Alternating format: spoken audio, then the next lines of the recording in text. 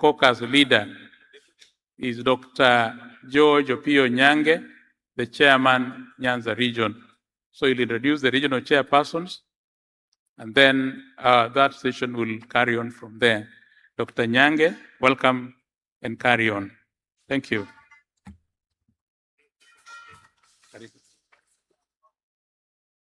Thank you, Vice Chair. I'm Dr. Opio Nyangwe, Regional Chair Nyanza. I also chair the caucus of regional chairs. So I will summarize my introduction. I want to take this opportunity to welcome them one by one. They will introduce themselves, introduce their county chairs, then can ask their delegates to wave. If they have anything, could be very brief because we have limited time here. So I will start with the chair host, because he's the one hosting us, to also welcome us here. So welcome, Bwana Ramadan. Asante, Daktari. Allow me to ride on the already established protocols. Good morning, colleagues. Ramadan Ali Mwakanga, the chairman, Coast Region. I want to take this opportunity to welcome you to Mombasa and Coast at large. Feel free and feel at home.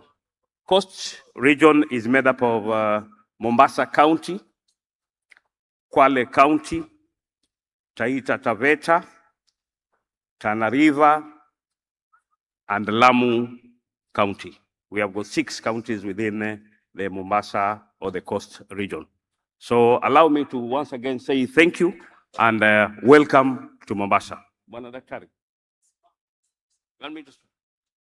Can I have my colleagues from the various counties stand? Bwana Makeo, Tana River. Bwana Munga, Kilifi.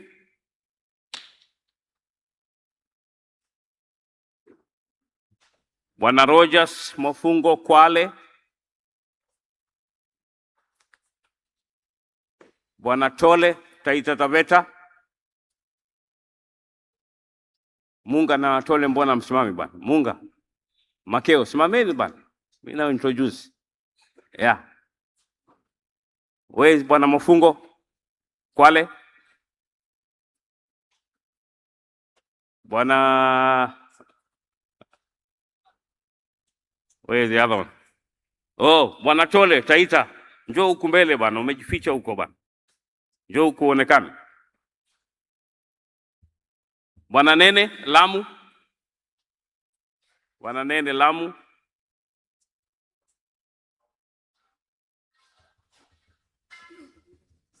And we also have a NEC member, NEC executive member.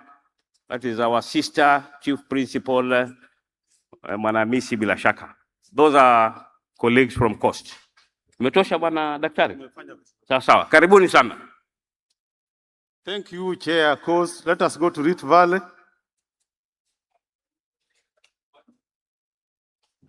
Thank you so much, our chair, our vice chair, my colleagues, the principals. Good morning. God is good.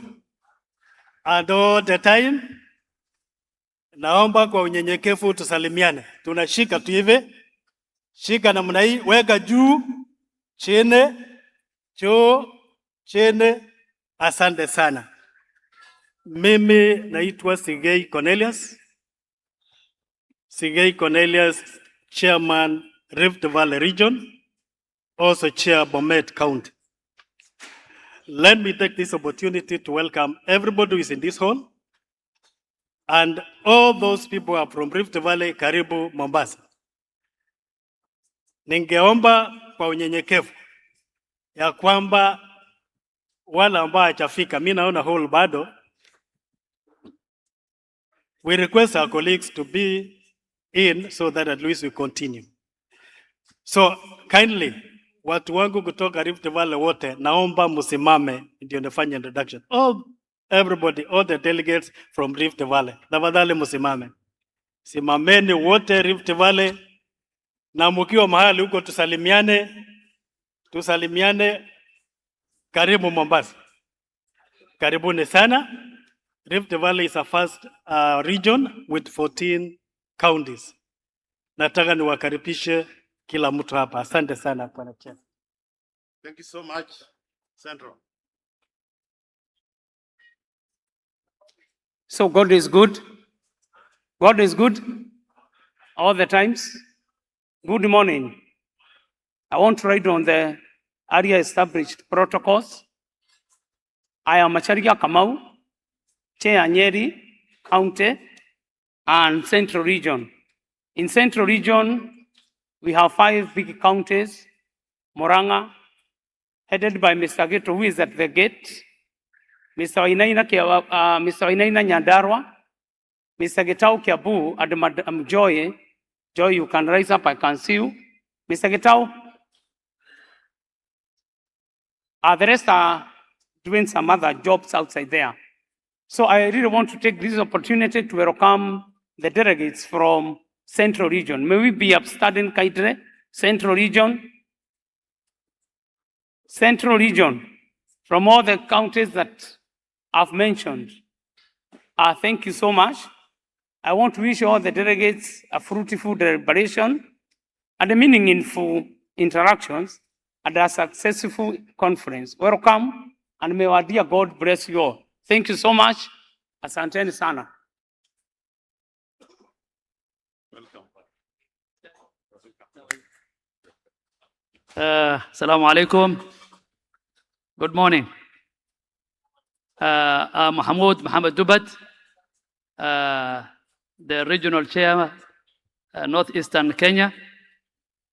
I know it's too early to introduce people. Watu unajua hapa ni Mombasa.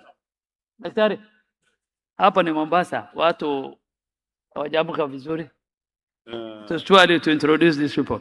So let me ask, in Northeastern region, we have 3 counties. That is Garissa, we have Wajir and Mandera. I know the chairman Wajir has been sick. Alikuwa amelazwa hospitali jana usiku. May Allah assist him to become better today. I know he will be coming soon. Where is Chairman Mandera?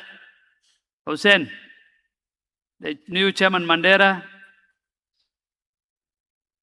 He must be around here, maybe Simone. Delegates from Northeastern Kenya. Please, if you are from Northeastern Kenya, wave to the crowd, please. Hared, I'm seeing you there. Yeah, I can see a group. Tafadhali msimame watu waone. I know some of them are coming from Mandera, which is more than 1,000 kilometers from here. So they may be on the way still.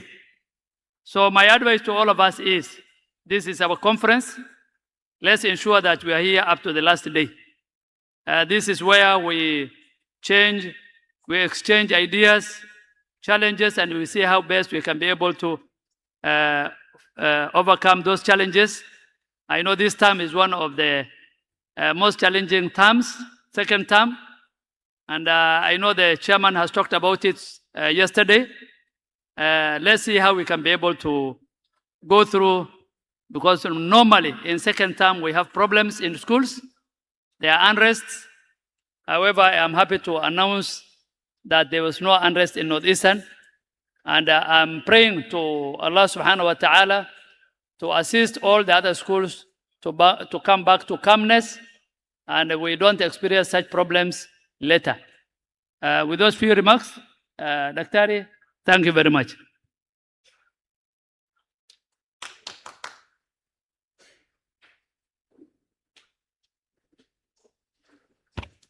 Bismillahirrahmanirrahim. Good morning. Good morning, my colleagues. God is good and all the time. Okay, my name is Hirbo Mude. I am the regional chair, Nairobi. Nairobi is unique in the sense that we don't have counties. We call ourselves sub-region. So we've got a region and sub-region. In this region, we've got about 114 schools only. And under this region, we've got the sub-region, the way I said. We've got Nairobi North, Nairobi East, and Nairobi West. A lot of schools in those sub-regions. For example, in the region of Nairobi West, in the sub-region of Nairobi West, we've got Kina Kenya High, Kina Moi Girls, we've got Upper Hill, those kind of schools. In the Nairobi East, where it covers the larger Embakasi, part of Injiru, for those of us who knows that place. We've got a number of schools also there. And then in the Nairobi North, we've got other kind of schools, Jamhuri High schools and so on and so forth. So us, we don't have counties. We've got sub-region. So Nairobi has got only one region. And that region, here is the chair. So we are good. I don't know whether some of my colleagues from the region are here. Are you around? Please just be upstanding and wave at me if you are here. I can see Margaret here. Okay, thank you. So, karibuni sana. Let us be united in this cause of listening to this voice of reason for this week, so that we can see what is good for us as principals. Asanteni sana.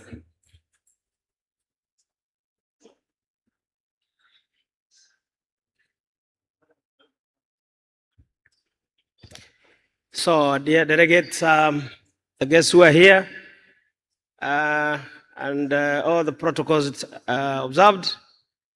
My name is Joe Ben, the chairman, Kenya Secondary School Hands Association, Embu, and Eastern. I want to take this opportunity to welcome all delegates from all over, and specifically welcome the delegates from Eastern Region. Eastern Region is an expansive region, comes all the way from the border of Ethiopia down close to the border with Tanzania. We have 8 counties, and most of the county chairs are here. I can even see some county directors who are already here. So for the chairman, we have 8 of them. From up there, we have Marsabit, the chair Marsabit. I think I saw her around. Then we have Isiolo. The Isiolo chair, please, you can stand so that you wave. The chair, Meru. Meru is also here. Tharaka Nithi is also part of us. Bananjage, I can see you. And then we have Embu, where I am the chairman. Then we have Machakos. I have seen the chair Machakos, Banakabuvu, he is on that side. Then we have Kitui. Kitui is part of us, a very big county. Madam Jacqueline Kusunza is the chair there.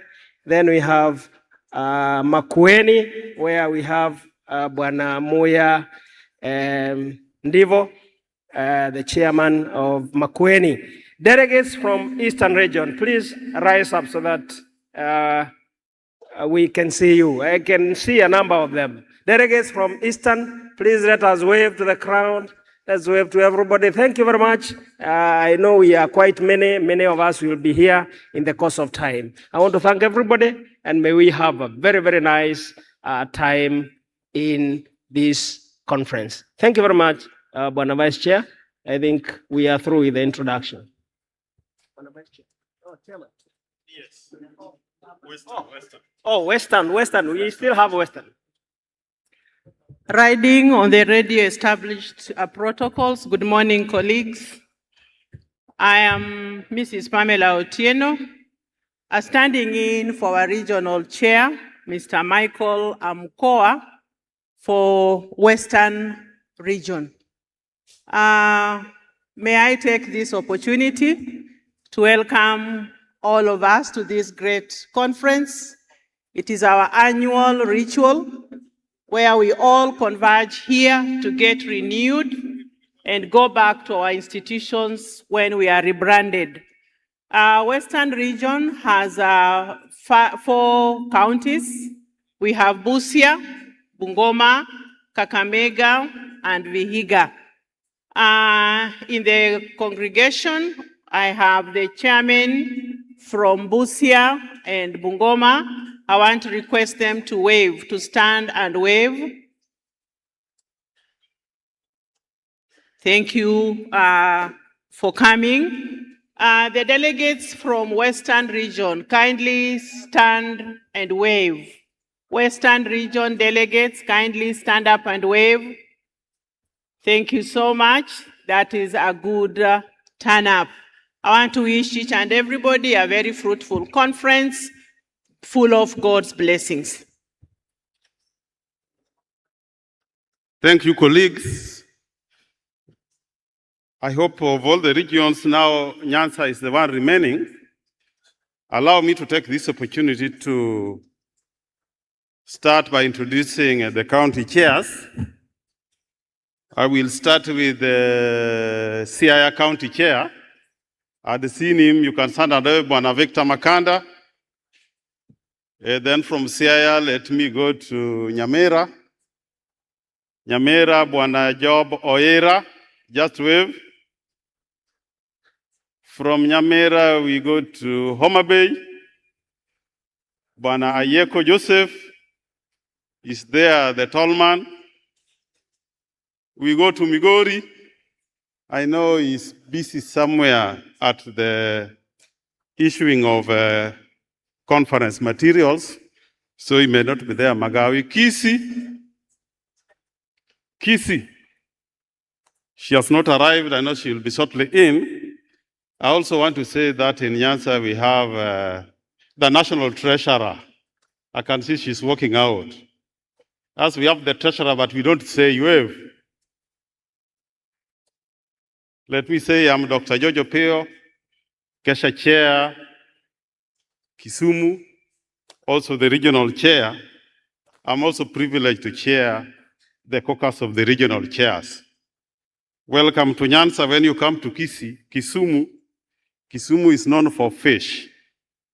Ask for fish. Just like right now we are here, when you are coming to coast, people will ask you, when you get back, come back with dera or nuts. When you go to Siaya, there's minimal fishing, but it is rich in cultural activities. That is Siaya, very rich in cultural activities. That is where the original ethnic group of Luos are. They are very original people. You go to Homa Bay, it is now the land of endless potential. You know what that means when we talk of endless potential. You go to Migori, there's a lot of sugarcane farming. That is where we have the Sony sugar. Come to Kisi, there's soapstone carving. There's soapstone carving and tea farming. Lastly, Nyamira produces high quality banana, different from bananas elsewhere. So you are all welcome to Nyanza and enjoy the good tidings which are there in Nyanza. Otherwise, I wish you very well. Let me ask the delegates from Nyanza who are already in the house. Can you stand up and wave? All the delegates from Nyanza. Yeah, it looks like they are the majority. Thank you for coming in good time. Thank you so much. Let me go back to our vice chair to continue with the program.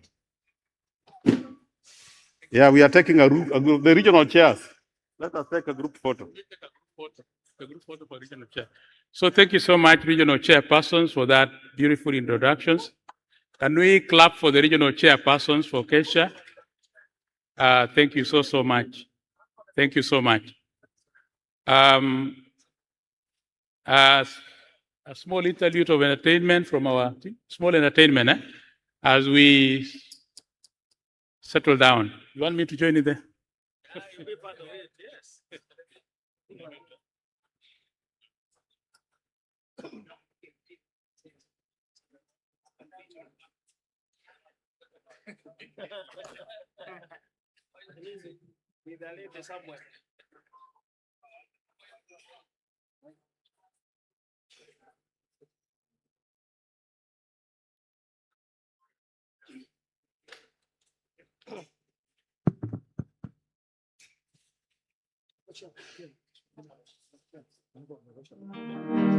Yeah, in fact, that's what we want to correct as we do the entertainment.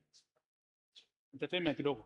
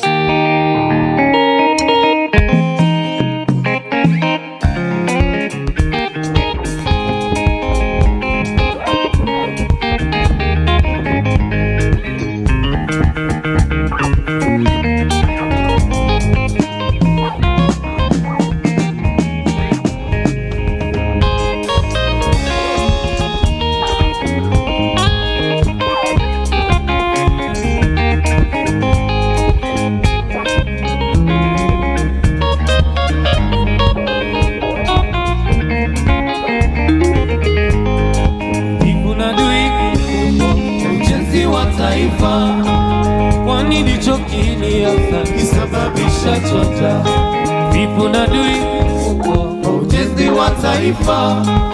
Kwa nini chokini hasa kisababisha chota? Ewe ndugu yangu, amka kumekucha, kamata jembe na panga mwende shamba. Ewe ndugu yangu, amka kumekucha, kamata jembe na panga mwende shamba.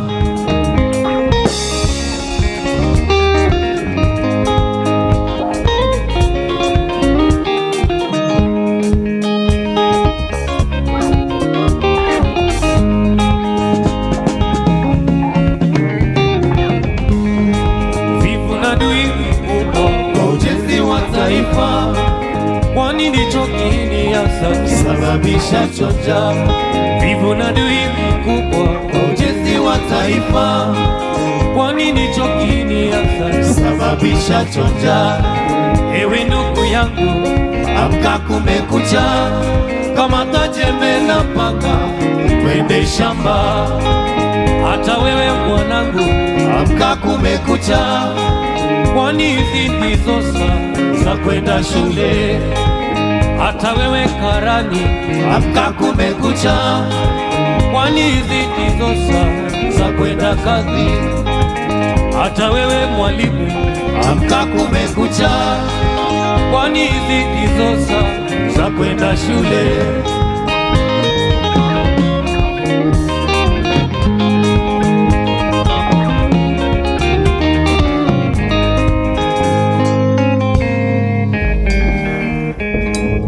Thank you so much, our band, for that entertainment. We acknowledge and recognize our directors who have come in. Karibuni sana. I've seen regional directors who are there. The seats are clearly designated. We have a section for the regional directors, county directors, teacher service, a commission, county directors, ministry, members of the governing council. All those seats are designated and we sit in our appropriate places. We want to welcome our sponsors. to share with us this morning. And I want to ask whether Oxford is in the room. Oxford University Press. Oxford, are you there? If Oxford is not there, Oxford, are you there? As Oxford comes forward, Moran Publishers. Moran Publishers, be somewhere. Oxford, come in, please. Welcome. Thank you so much. Thank you so much. Hamjambo walimu. Karibuni sana Mombasa. Tumefurahi kuwaona. Daisy from Oxford University Press. And I'm here accompanied by my team. And today we are very glad that we get another opportunity to be able to sponsor this year's KESSHA's 49th conference. If my slides could just come up so that I can just take you through what we do. So during this conference, we are not offering support to teachers through free teachers resources for senior school. And this is a resource that can be found directly from our website. So if you have teachers in your schools who still do not understand what CBE is, especially how to implement it in senior school, we have a free resource that teachers will be able to download from our website, as well as training that is available for all teachers across Kenya. And that is one of the options and opportunities you're also giving to teachers today. And we're asking you to please pass by our stand, get an opportunity to look at our grade 10 materials, as well as our other learning materials. Can move to the next session. So today, we are very happy that we'll be giving you a sneak preview of the Oxford 360 Atlas. And just to give you an idea of who we are, we've been here for over 72 years and pioneers in culturally resonant titles like the Kamusi, curriculum leaders in CBC rollout. In fact, when we started CBE, we were the first ones to be able to deliver a number of books to schools. When we empower teachers through training, we also advocate literacy across Kenya. And you can see from the board is that we have over 244,855 books have just been given within the last 5 years to schools so that we can support literacy. We invest in digital transformation and be able to see that. We are local experts in content development, as well as we have a purpose-driven team, and you'll be able to see that later. Move to the next slide, please. So today we are very happy because we are bringing you the first ever CBE aligned senior school atlas. This is the Oxford 360 Atlas.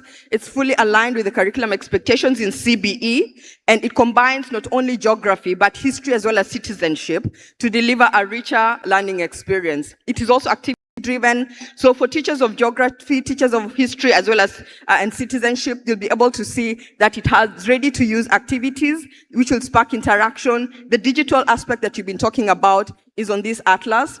We are also empowering teachers by enabling teachers to lead high-level, data-driven discussions in class that build critical thinking and insight, just as is expected in CBE. We have real-world relevance, so bridges classroom learning with real-life examples, so a learner will be able to see through scanning a QR code what we mean by volcanic eruption and what it means by when you're discussing about rocks. Everything is there and they'll be able to experience it. So that's what we talk about real world relevance, as well as complexity has been made simple. So it breaks down the challenging concepts through engaging digital content and immersive maps and real documentary footage. Next. For grade 10 teachers, we are very aware that some of you have not been able to receive grade 10 materials, but we are very happy to say that this time we are giving grade 10 materials at 25% discount, and all the books there are actually KICD approved. So if you're able to buy grade 10 learners books, the 12 pieces, you'll be able to get them at 10,915. But if you also include a piece of the teacher's guide for your teachers as a reference material, we'll be able to give it to you at 25 discount, 24 pieces for 22,980. So please visit our stand, get an opportunity to interact with this product, as well as our graded readers. 5 of them you'll be able to get at 2165, and the language reference materials, which you'll also be able to get at 1680, both for literature and oral skills, as well as for Fasihi and Simulizi for grade 10, 11, and 12. We haven't forgotten the 844 teachers. I know we still have learners in Form 3 and Form 4, so we have Text It and Fix It series, both the practicals as well as the the other examination titles, revision titles, and we're selling all of them plus the practical series for physics, biology, and chemistry at 11,425. Please don't miss this opportunity. We have made sure that your students are going to get the best materials from us, as well as the must-haves. We have Akamusi Maridhawa, walimu wa Kiswahili hoye, kwa chache lakini msijali, we have taken care of you. We have Akamusi, Akamusi for Methali, KKS for OLD, as well as a 360 Atlas, all at our stands. So walimu, you'll be able to get a number of readers, all at the Oxford stands at the 25% discount, just as you've seen it down there. Next. And you know, when Oxford comes, then every teacher is a winner. So if you go to your program, I hope all of you have an opportunity to get your program. You will see that there's a QR code at the back inner page where we have the Oxford Advanced Learners Dictionary, the 11th edition, which we'll be launching tomorrow. So please go on the back cover of your program. You'll get an opportunity to scan some information. So we'll kindly ask, please scan there, get an opportunity to interact with us. Whenever we have conferences, webinars for teachers, training, or even materials that you can use for your teachers, or you want samples for grade 11, as well as samples for even the 360 Atlas that we'll be launching today, then please fill in your details. We'll be able to send our team to come directly to your school. And you don't walk away. You give us your details, come to the Oxford stand, and automatically get your gift. We have amazing gifts for teachers. It's football season, so we'll be happy to be able to engage with you. And right now, I'd request if Mr. Cheriot would kindly join me. We want to launch the 360 Atlas, so if the videos can just run so that we can get ready to do the launch of our 360 Atlas.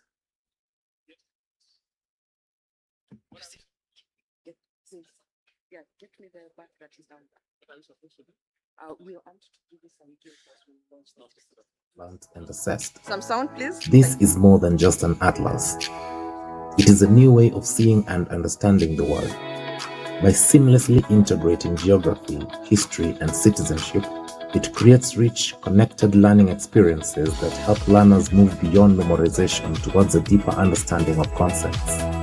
Each page invites engagement with ready-to-use activities that promote interaction, deepen critical thinking, and reinforce learning in meaningful ways. Even the most complex concepts become clear and accessible through immersive maps and dynamic digital content that bring learning to life. The Oxford 360 Degrees Atlas for Senior School bridges classroom knowledge with real-life application. It is fully aligned to curriculum expectations in response to the needs of today's learners. It empowers teachers to guide insightful discussions that nurture creativity, critical thinking, and problem-solving skills. Follow us on our social media platforms to stay updated on this and more.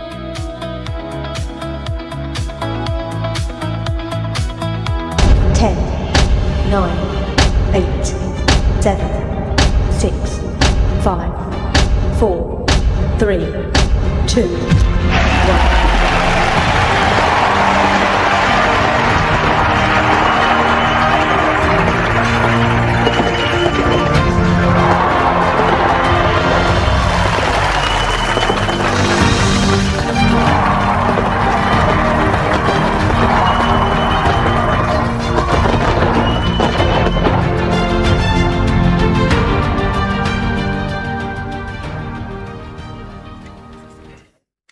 Thank you so much, Oxford, for this. I want to welcome Moran. Moran, publishers, kindly come forward. Moran is also one of our partners. Worked with us this journey. These 49 years, I've always worked with us. Karibu.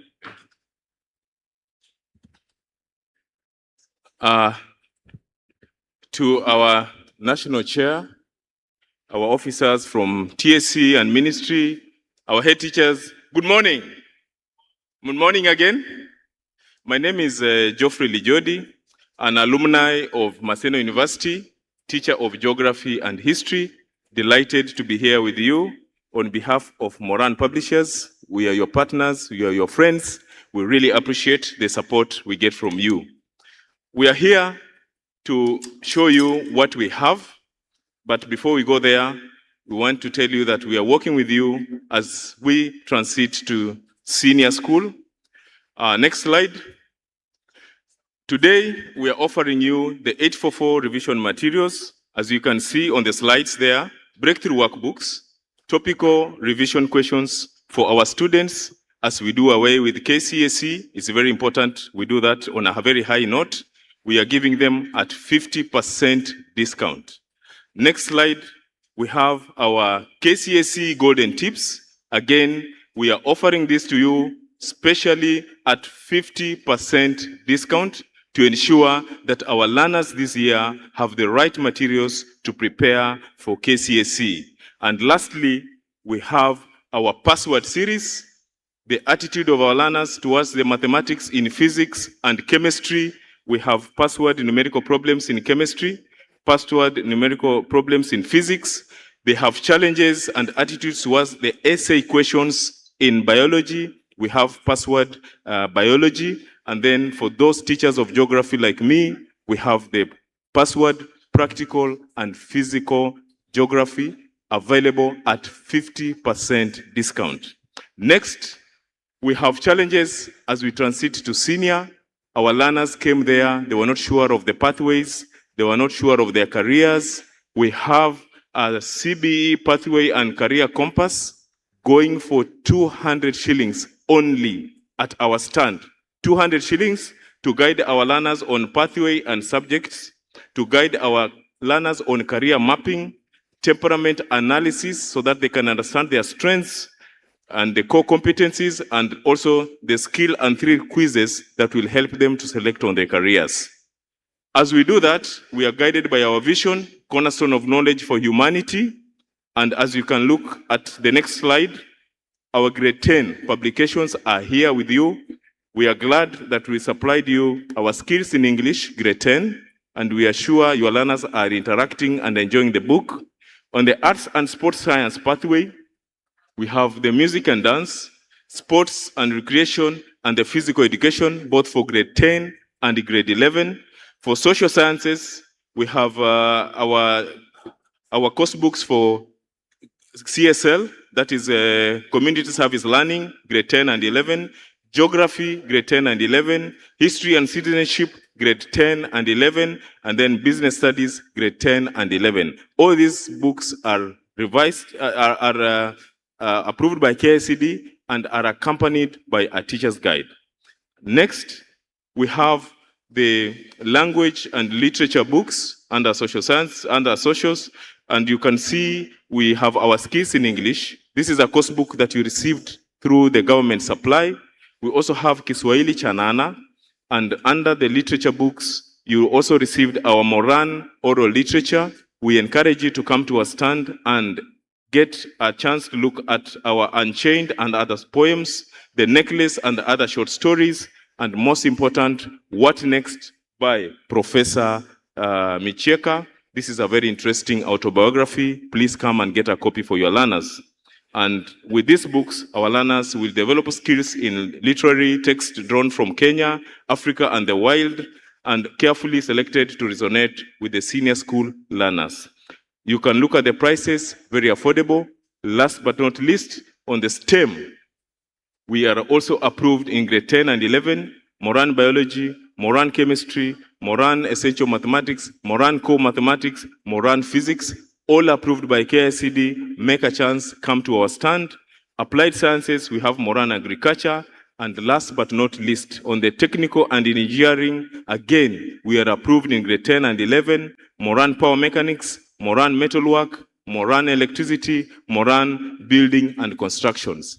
Colleagues, in the CBE, Moran Publishers, we are the leader. We are approved in all those learning areas by KICD. CBE has given us a chance to demonstrate the strength that we have. We are using your teachers in writing of these materials, and they have done a great job. Please come to our stand. We are located at the entrance, the second stand on your right. That is where we are. Come and purchase our materials, up to 50% discount. We have wall maps for those who teach geography. We have globes for those who teach geography. All these are at discounted prices. Back to you. Please make a chance. Tell a neighbor to come and purchase these products. My contacts are there, the National Sales and Marketing Manager with our teams across the country.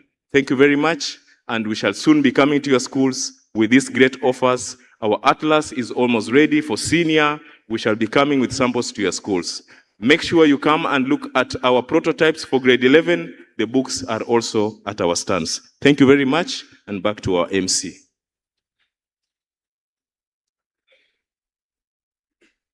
Thank you so much, Moran Publishers. As we usher in a group called Green Ventures Limited. Green Ventures Limited, are you there? Mr. Geoffrey Tanui, Deputy Team Leader, Teach Well Voices, Save Our Children, Save the Children. I want to allow, briefly, as we usher in Save Our Children, the other group that is coming. 2 minutes, 2 minutes, and then. Ladies and gentlemen, good morning. Principals, good morning. Wave at me.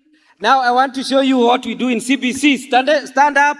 We go to exceeding expectation 1. Stand up, ladies and gentlemen. Mumekaa chini sana. Haya, semeni 1. Stand up. We, utaniambia shule na Minsko kama umeketi. Kama umeketi na kuja, wewe uko hapo. Wewe, wamesimama. Haya, now, ladies and gentlemen. DJ nipe mic ya kutembea bwana. Saidieni mic ya kutembea hapo. Semeni 1. Everybody 1 plus 1 equals 2. 2 plus 2 equals 4. Chini, wewe hujaenda chini. Mimi nawaona. Haya, 4 plus 4 equals 8. Turn to your neighbor. Tell your neighbor, you have a beautiful nose. Then sit down. Remind your neighbor as you sit down, you have a beautiful nose. And tell them but. Na unajua ukisema but kwa kizungu inamaanisha hiyo ulikuwa umesema mbele ni uongo. Tell them but if you don't clean your nose, you think everybody is smelling. Now, ladies and gentlemen, if you are a principal, welcome to Mombasa. Nataka kukuambia, if you want to know wewe ni muhenga na ni principal mkali sana, angalia. Between family gatherings na staff meeting, ni gani umefanya mingi? Staff meeting ama family gatherings? Wewe ni principal. Between school fees, printing paper, your temper, ni gani inaisha mbele? Ladies and gentlemen, I want to tell you that today is a good day the daughters have made, and I wish you all the best. Because I don't have a lot of time, ningependa kupatia chairman wenu zawadi ya kitabu nimeandika inaitwa How to Manage and Rest Fire Strikes in Senior School. Kila mtu anataka kujua how to manage that. Kufanya hiyo mambo ni free, lakini kumanage ni pesa. Shika zawadi. I also have another one I want to give him, inaitwa Career Exploration. Iko na nikupatie tena. Yukuje mbele. Haya, time inaisha. Shika. Haya, ingine inaitwa Career Exploration. Iko na university zile wanaenda na course na subjects combination zile wamekuja kufanya na wanaenda college gani. Imewekwa hapa. Na all the C1 schools they are here. Hii ni mzuri kwako. And then finally liko na bag, iko na vitu mingi, bag iko na mpaka poster ya role and responsibility. Kwa roles and responsibilities of a teacher, ile mnafurahia sana ni role number 5. And any other duty assigned by the head of institution. So ladies and gentlemen, God bless you. I'll be seeing you as we continue. Tuko na makaa inaitwa briquettes, makaa ambayo yanawaka bila moshi. Very economical ukikompea na kuni. Ladies, CBC maneno tuko mpaka na wigs zenyu. Tumetengeneza wholesome, mkuje kwa stand, mtaona mambo mengi na mtashangaa kwa sababu tunawapenda. Now turn to your neighbor and tell them, neighbor, how did you look when you are a little baby? You must be a beautiful baby. You must be a very beautiful baby when you are young. Can we clap for Mr. Wambugu? Wambugu, thank you so much. Now, ladies and gentlemen, I want to usher in a team from Save the Children, Linda and Nancy, to make a presentation from Save the Children. Welcome, Linda and Nancy.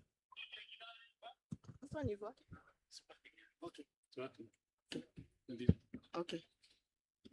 Good morning.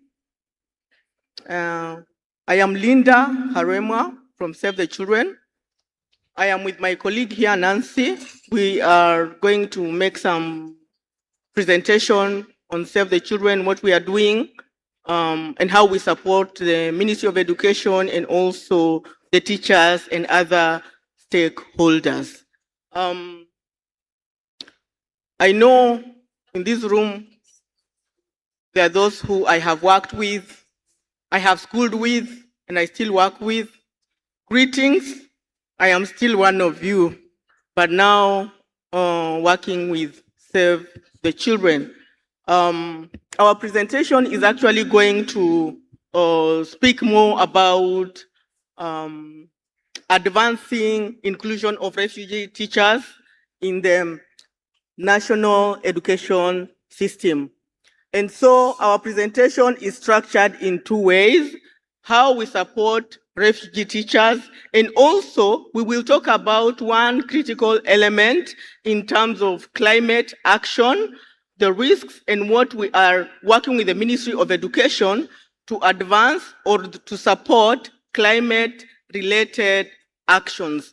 But going ahead, I would like to invite my colleague, Nancy, to make a presentation on how we are supporting inclusion of refugee teachers, and then I will wrap up with the climate action presentation. Welcome, Nancy. Thank you, Linda. My name is Nancy Njeru. I work at Save the Children. And as Linda mentioned, today we'll be talking about the inclusion of refugee teachers within the national education system. So to bring ourselves to speed about the context that we work in. So for the last 3 decades, Kenya has hosted refugees within the camps of Dadaab, Kakuma, and Kalobeyei. And this amounts to over 850,000 refugees, of which 52% are children. These are aged below 17 years. And that tells you this is the school-age population. In these refugee camps, in the classrooms, we have an alarming pupil-to-teacher ratio of, at pre-primary level, 116 learners per teacher. In primary, we have 78 learners per teacher. So that already tells you how overcrowded these classrooms are, how resilient these teachers are to support the learning journey of these children. And also surprisingly, we have only 30% of these teachers being female. One of the biggest challenges that the qualified refugee teachers face is the lack of recognition by the Teacher Service Commission. And we understand that if a teacher is not registered, accessing the continuous professional development becomes a challenge for them. And when professional development for the teachers does not happen, you can guess what happens to the quality of instruction in the classroom. So why do refugee teachers matter? A refugee teacher, beyond being a teacher, they meet the educational, emotional, and social needs of the displaced children. These are children who fled their country, not because it was their wish, but because there was war, there was conflict, and along the way there were so many challenges. Some of them lost their parents. So you can imagine this is a learner who is undergoing a lot of trauma, and they need to be supported to settle, learn, and also thrive within the education. Certification for the refugee teachers is a big challenge. And as I mentioned, when the teacher is not certified, accessing professional development becomes a challenge. And that translates to demotivation for the teachers and also them not being able to support the learners as required. And finally, the vision of attaining the Sustainable Development Goal number 4 of achieving inclusive education, and especially for this population, becomes a challenge. Because if a teacher is not supported, then in the classroom, they are not able to lead, inspire, and motivate the learner. So Save the Children is implementing a project called Teacher Voices, whereby we work closely with the Ministry of Education, Teacher Service Commission, and other sagas, alongside the education stakeholders, to ensure that we amplify the voices of the teachers so that they are part and parcel of the policy reforms that are happening in our country. But beyond that, we generate evidence so that we are informing the policies that are being developed to address the specific needs of the refugee teachers and the children. So we really appreciate the efforts that the government of Kenya has made towards supporting the inclusion and access of education to the refugee learners. I may not go through all this, but to quickly mention is currently progressively the learners, the refugee learners in all the schools are being registered in NEMIS.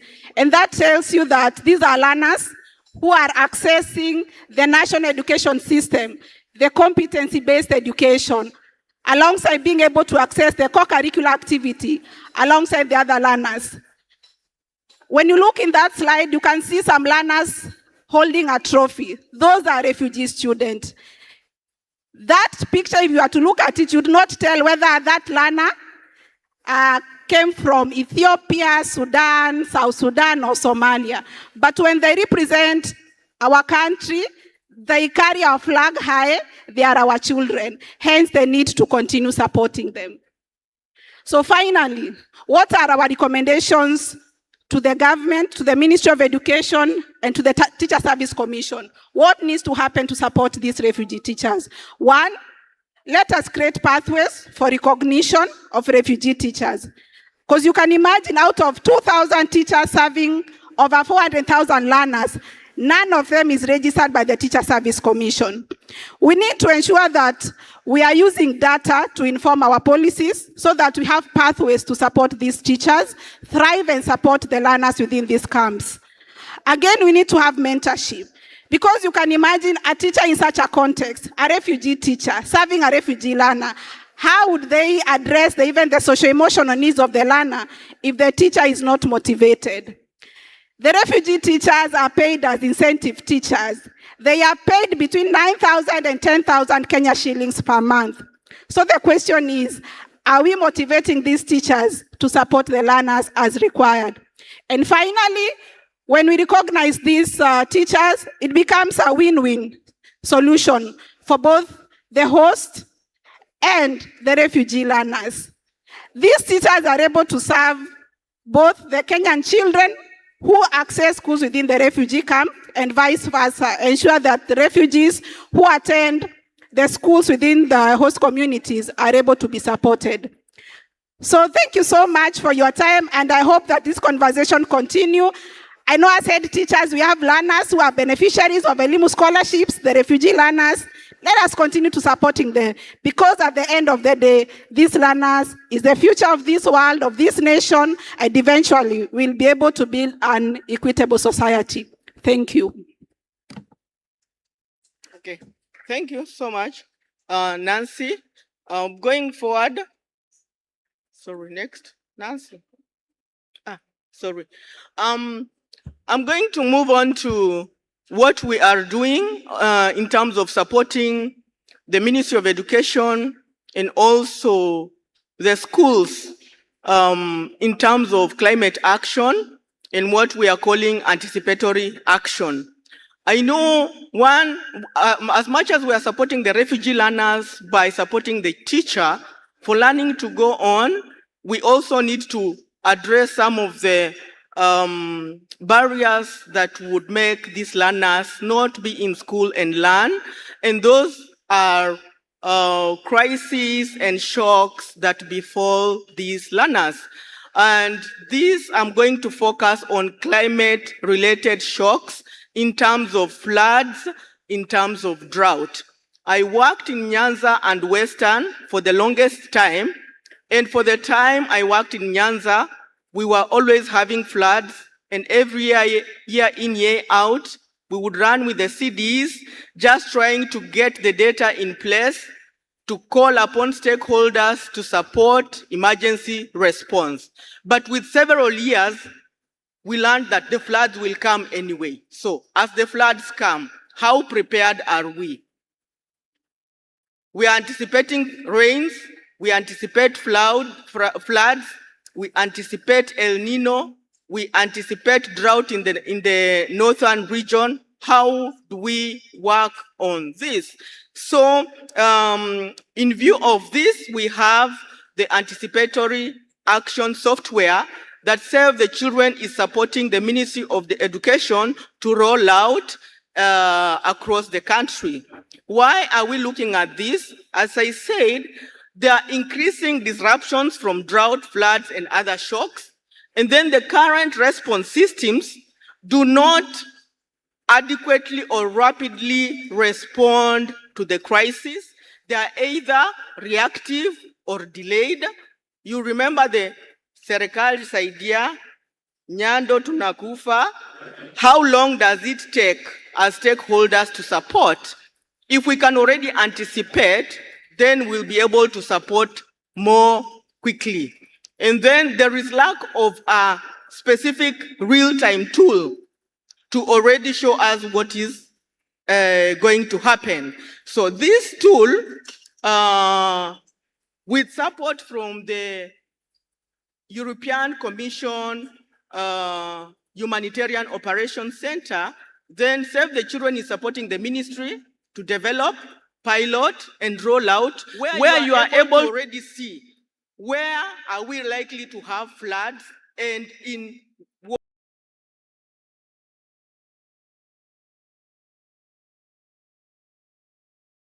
should we do. And so, looking at this software,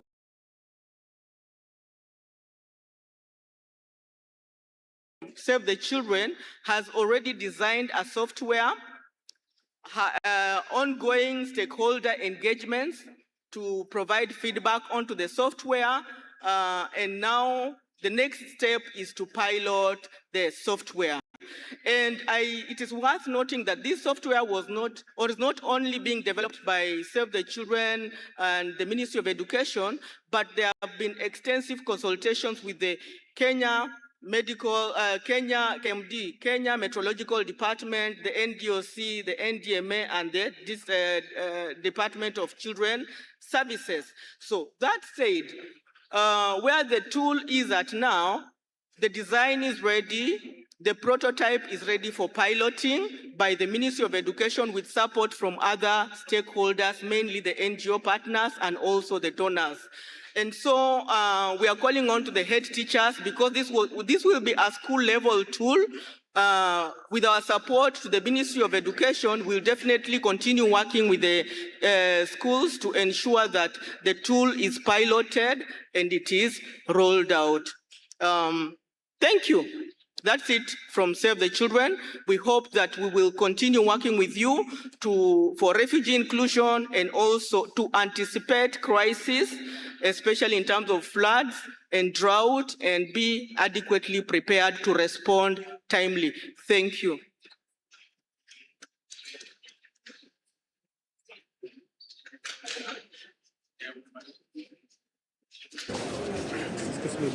Thank you so much, Save the Children, for this presentation.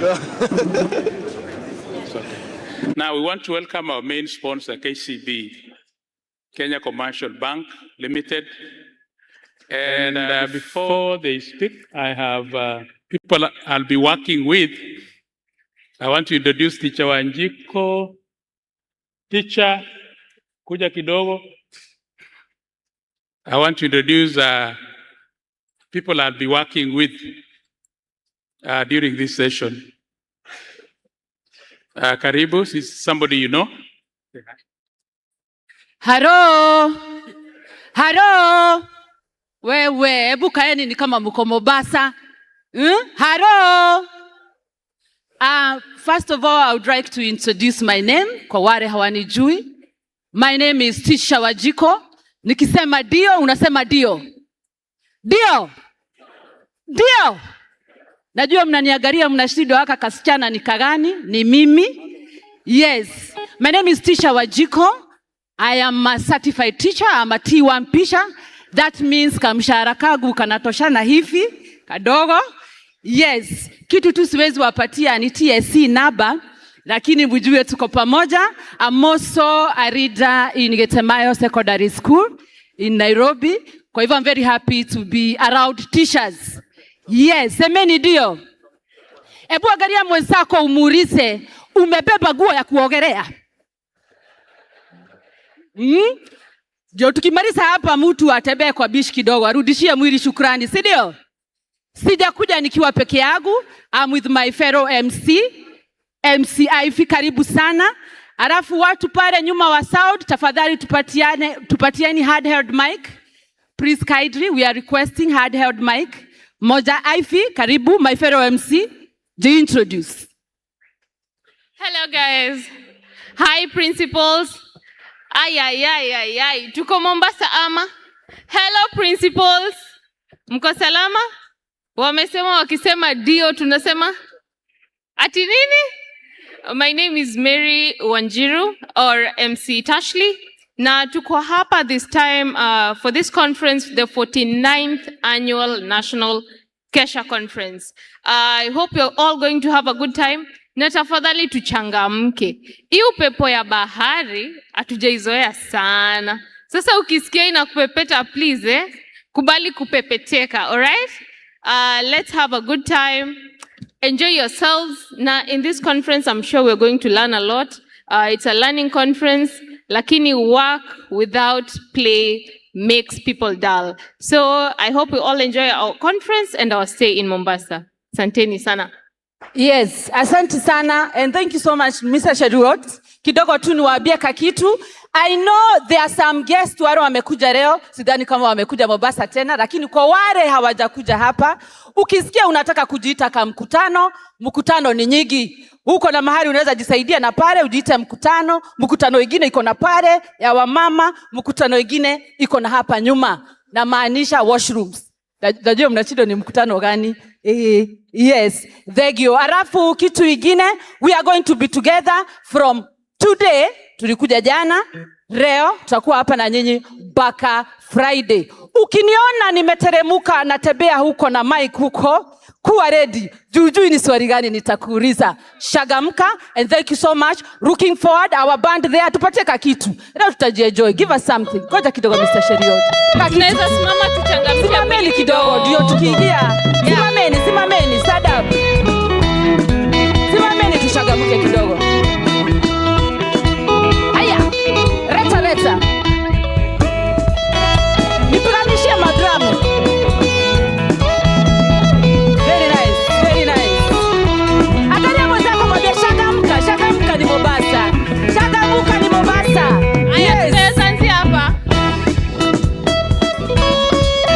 Tingisha mwili kidogo. Mbona mmepoeka wazi? Haya.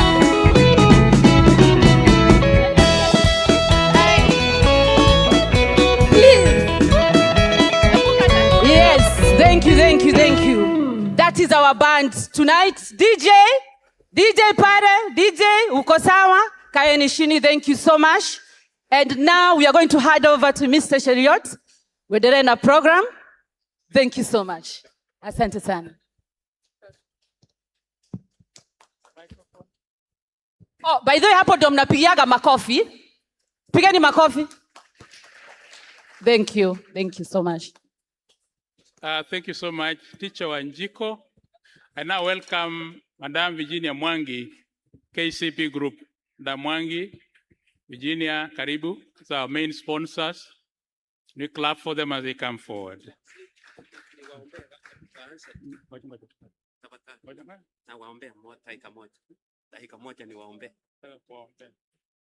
Good morning. I'm Pastor Osindi with a book called The Journey to Mastering and Succeeding in Senior Schools under the Competence-Based Education.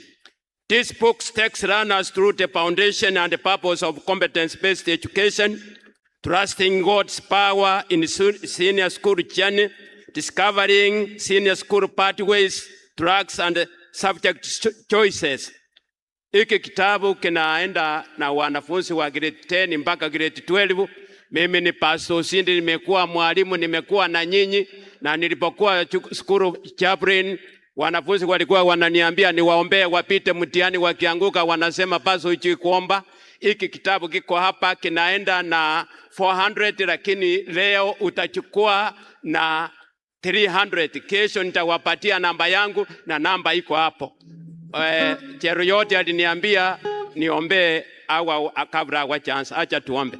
Our Heavenly Father, we want to thank you because you gave us much chance from our homes, and as we are here, we ask for your grace. Bless this conference, bless the KCB as they stand here. We pray this in the name of Jesus Christ. Hiyo kitabu utakipata mahali popote. Mungu awabariki. KCB, welcome. Thank you. Thank you so much. Good morning, ladies and gentlemen. Welcome, our dear principals. We are so happy to see you again. Another year which we should be thankful for. I know there's a lot going on, lakini Mungu yuko. We pray for you every day. So, my name is Virginia Mwangi. I sit in KCB, Sustainable Finance. We are happy to be here. KCB, we've walked the journey with KESSHA for very many years. And I can see we are going to 50 years. I know it'll be such a big celebration. And I was just telling our deputy chairman that we need to start planning ahead for the 50th.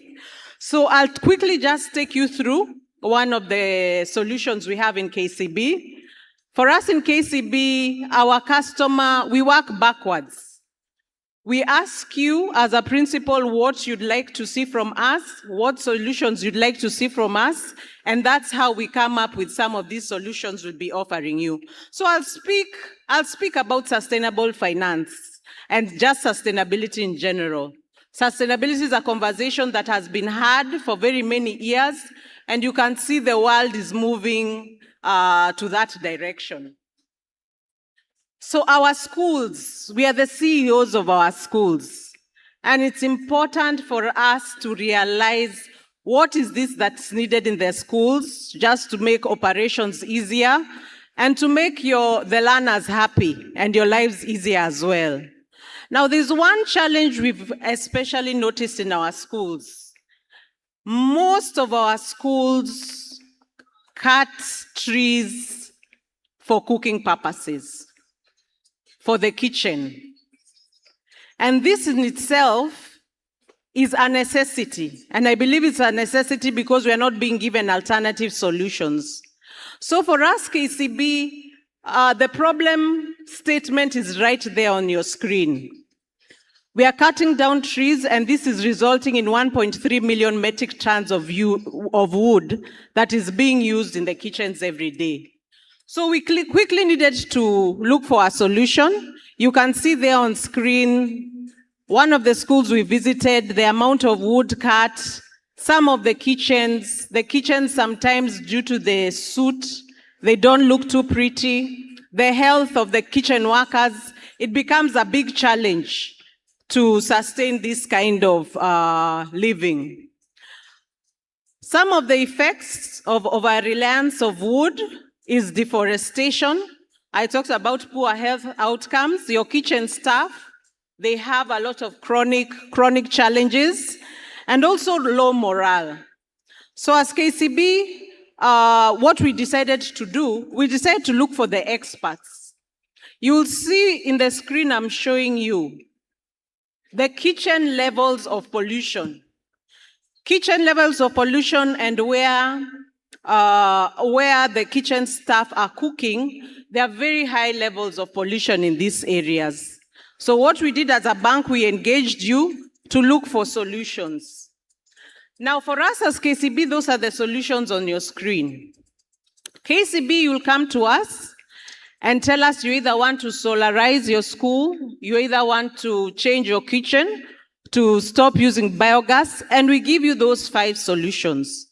The first one is solar for powering. A lot of our customers have really appreciated this solution because it helps, especially there was a principal who was telling me during exam time, that is when our dear KPLC comes to cut kuzima stima.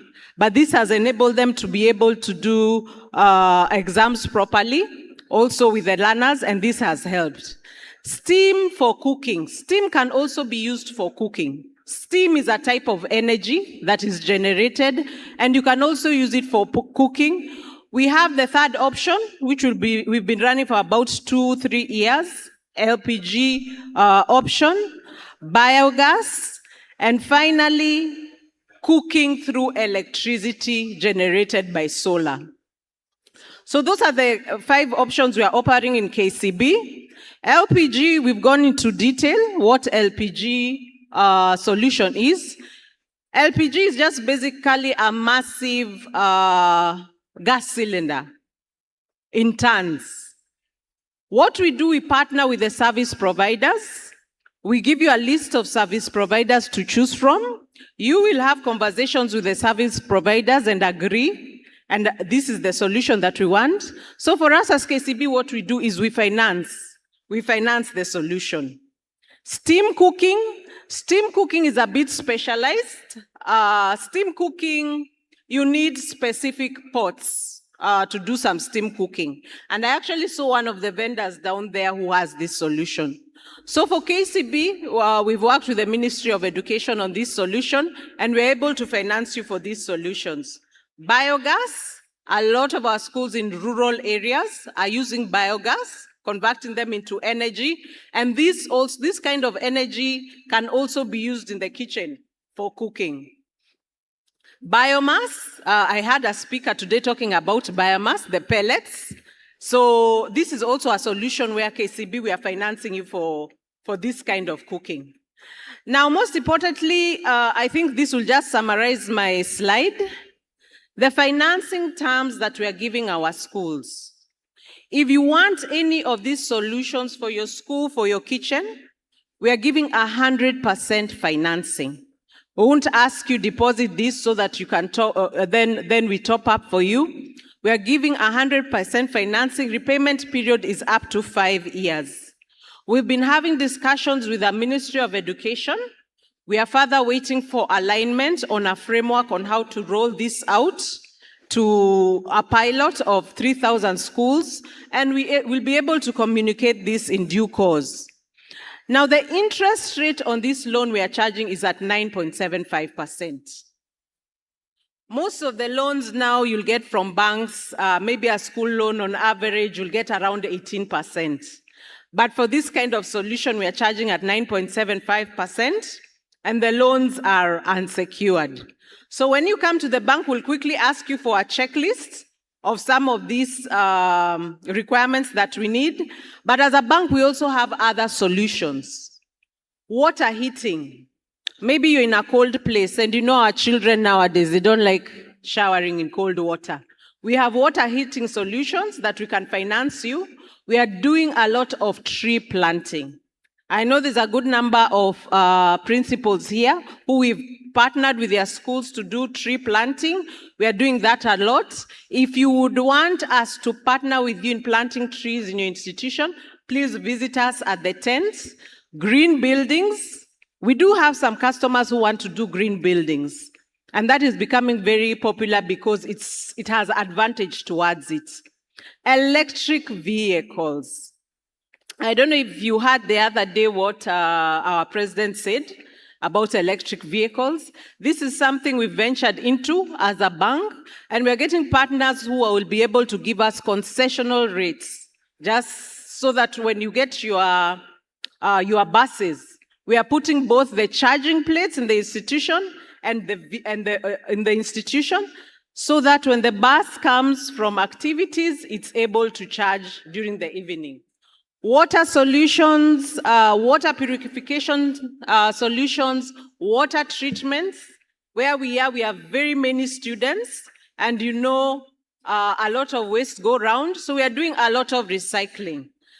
A lot of other solutions will be getting to within the course of the week. So please come and see us at the tent. Please come to KCB. Let us know what it is you need so that we can be able to customize your products so that at least life can be easy for you as you take care of our learners.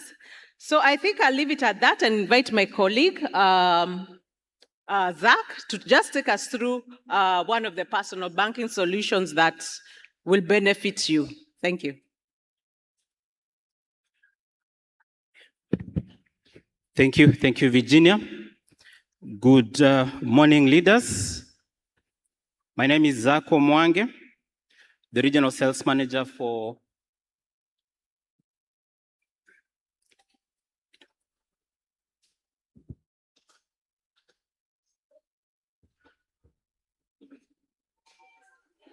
All right, my name is Zako Mwange, the Regional Sales Manager for Coast Region, and I'm delighted to be here this morning, and I want to talk to us. Virginia's talked to us about how your institutions can benefit from the products and solutions that we've made specifically to meet your diverse needs. But as teachers, again, we also have our own personal needs. So as a bank, we don't just celebrate your presence, we celebrate your purpose. We don't just sponsor this conference, we salute your impact. KCB stands ready to support this transformation with practical financial solutions that can enhance productivity, wellness, and well-performance. Now, as you nurture dreams, shape character, and build future leaders, every national achievement, either in business, government, or industry, started in the classroom. KCB celebrates your resilience, excellence, and impact. KCB supports your growth both personally, professionally, and most importantly, financially. Together we shape future leaders and transform communities. That's why as a bank we say, when teachers lead well, the future learns well. The journey with teachers did not start yesterday. We started this conversation with TSC in the year 2003, when no any other financial institution could dare to do it. We believed in teachers first, and we continue to invest in your success. Why teachers should choose KCB and they continue choosing us is because when you need finance, we are here to support you. Access is readily available. We can adjust the repayment period to meet your needs and to make you comfortable. You are transparent, we don't hide any charges. And most importantly, what we agree on is what you repay over the period that we've agreed on. Further, we can consolidate multiple facilities if you have, so that you can have one bullet payment, so that you can manage, you can get to know how your balances are running, and it can be easy to plan yourself in future. We've extended affordability because of government regulations and so many other things that come into our pay slips. We've been able to counter that by extending the duration to 132 months. And again, we are looking at a third of your salary to remain as your net, and we enforce that religiously. So then we empower you to manage your finances without default. The facilities that we give are truly unsecured. All you need to bring is your pay slip, and we process it within a duration of 2 to 3 days. For your support staff, which is a critical component of the school ecosystem, we're also able to support them from a minimum of 20,000 to a maximum of 3 million. The loan repayment is from 6 months to 48 months, but note, as we look at a third of your basic, for them, we look at a third of their gross pay. That's where the differentiator is. And again, they don't benefit the rates that we give to teachers, which is preferential rates. We give them at the market rate prevailing at the time, as at the time that they come to visit us. Again, you can be in a position to access your salary advance if you have the new mobile app, which I'll talk to in a few slides to come. From 1.5 times your net, from a minimum of 3,000, and access is real time. So then you can meet your needs without necessarily, worrying on how to go and explain yourself to any bank officer. Finally, we launched the new mobile banking app, which has several capabilities. You can be able to, open and save, you can open an account and save within the app. You want to get into money markets, there's an option for you to get into, you can open an account and save directly and monitor how it works. So if you have an old app, please, I request that you go to your Play Store, Google Store, and download the new app and interact with that engine. Is the best that there is around this side of the universe. Lastly, if you were to travel, the first thing that you do is go to the bank and look for Kenyan shillings account, withdraw, convert them to the currency of wherever you want to go. And when you come back, it's vice versa. In the process, there's what we call exchange loss. May I request us to go to the nearest KCB bank and request for a prepaid card that is multi-currency. What it does, it has 18 currencies. So you can fund any wallet from the 18 recognized major currencies through the counter, subject to you letting us know where you are traveling to so that you can whitelist that particular wallet that you've opened. Thank you very much for your time, and we thank you for giving us this opportunity and banking with us. And if you're not banking with us, we welcome you to come and bank with us. Thank you.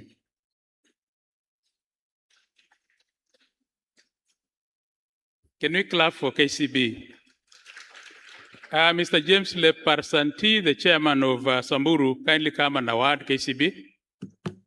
James Leparsanti of Samburu, award the team.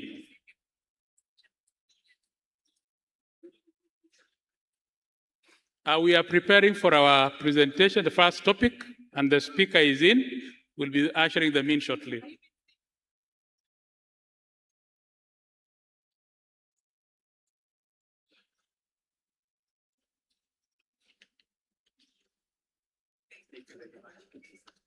Thank you so much. Can we clap for the team as they leave the stage?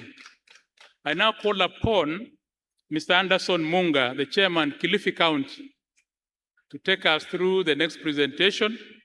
Chairman Kilifi, Mr. Munga, step forward and chair the first session, the first topic, first presentation.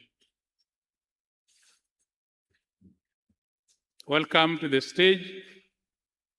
This is our first topic, our first presentation for this conference. And the chair of the session is Mr. Anderson Munga, who is the chair, KESSHA, Kilifi County. Mr. Munga, kindly take over.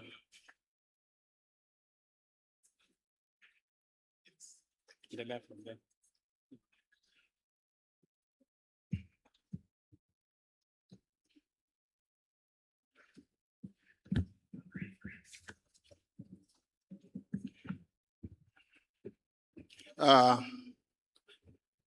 I write on the protocol already established. My name is Anderson Munga. By grace of God, I am the KESSHA chair, Kilifi County. And first and foremost, I want to take this opportunity to welcome you to the Coast region, because that is where Kilifi is. Our topic today is leading schools in a changing world, adapting to competence-based education and training. And our speaker for this session is Professor John Okumu, the Vice Chancellor, Kenyatta University.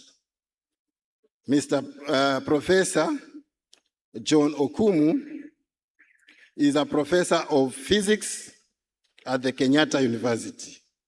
Before that, he was the Deputy Vice Chancellor, Academic Affairs. For 10 years, he has been holding that position. Ladies and gentlemen, there can be no other qualified speaker to this session than Professor John Okumu. At this juncture, therefore, I would like you to join me to welcome Professor John Okumu to take us through this topic. Let's give a hand clap.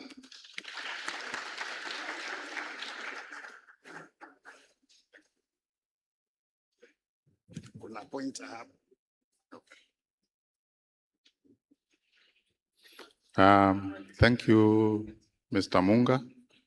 Let me take this opportunity, first of all, to thank the leadership of KESSHA for the invitation to participate in this conference.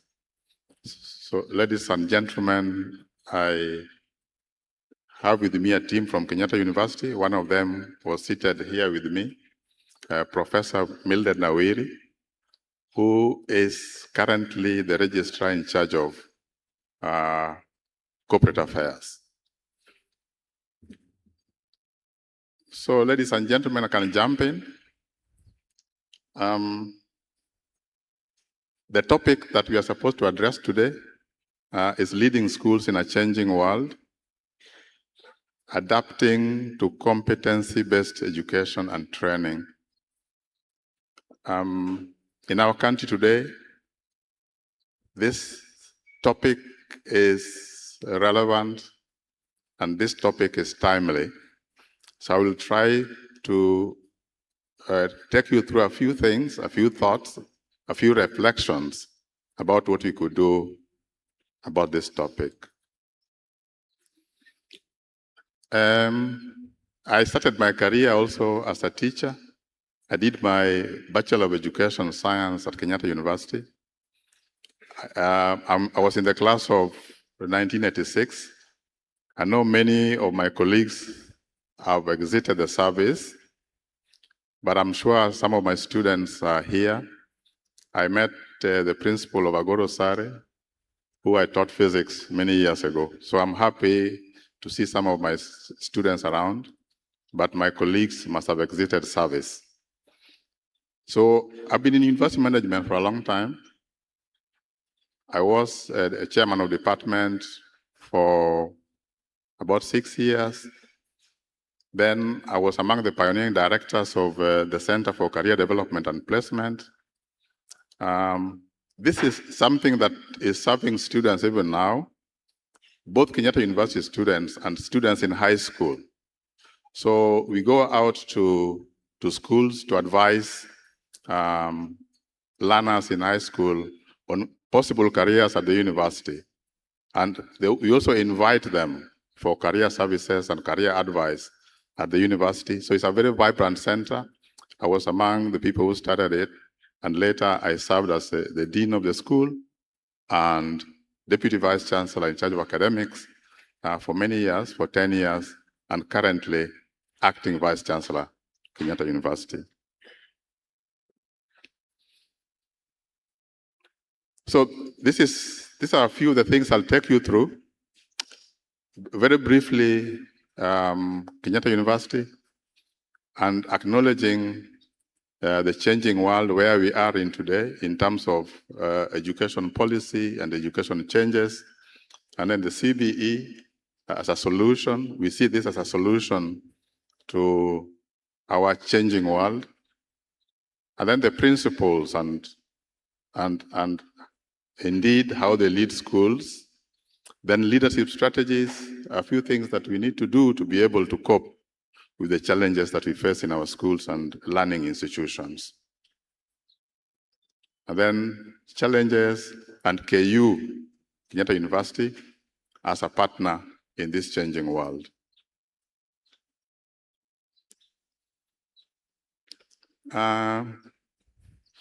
Briefly, Kenyatta University was formerly a barrack, the Templar Barracks, and the Templar barracks were handed over to the Kenya government in 1965.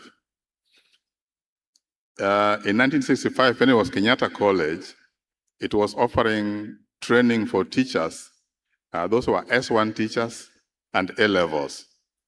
So in 1975, it transited to Kenyatta University College, where we started with about 3 faculties: Faculty of Science, Faculty of Education, and Humanities. So in 1985, Kenyatta University was awarded its charter, and it became a university that we know today.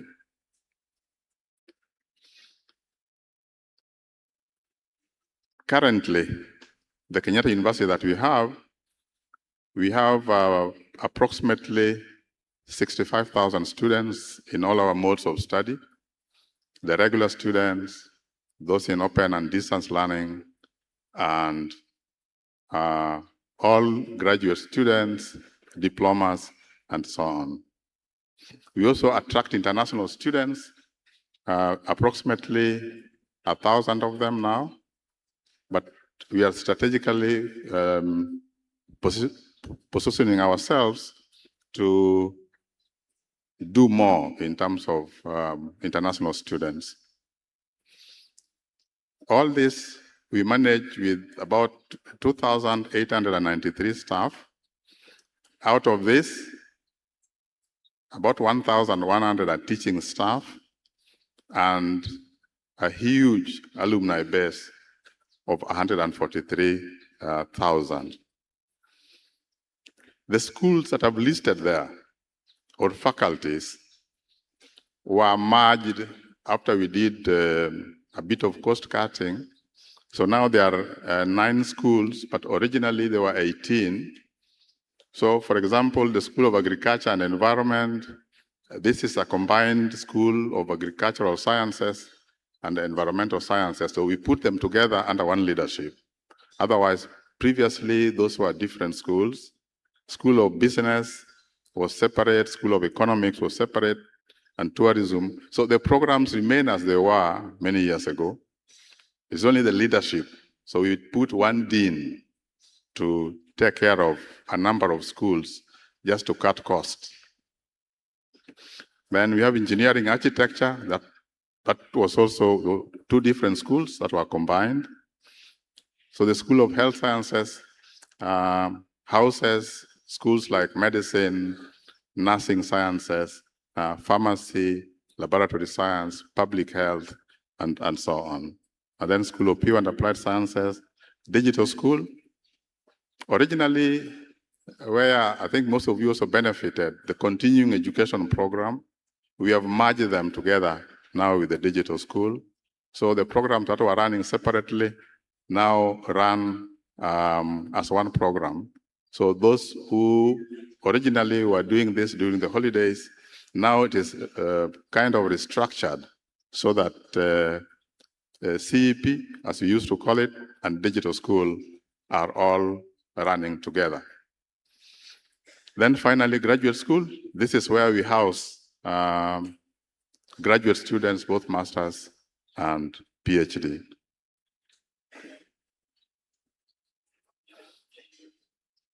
So Kenyatta University, I've put there, is the leading university in Kenya. It depends. You might also see University of Nairobi saying they're #1 in some ranking models. So Kenyatta University is #1 in the last 2 years in the Times Higher Education ranking. So if you see University of Nairobi also claiming they're #1 in another ranking, another ranking body, don't think they're also lying or anything, but there are many ranking bodies. So in one of them, we've been ranking #1 in Kenya 2 consecutive years.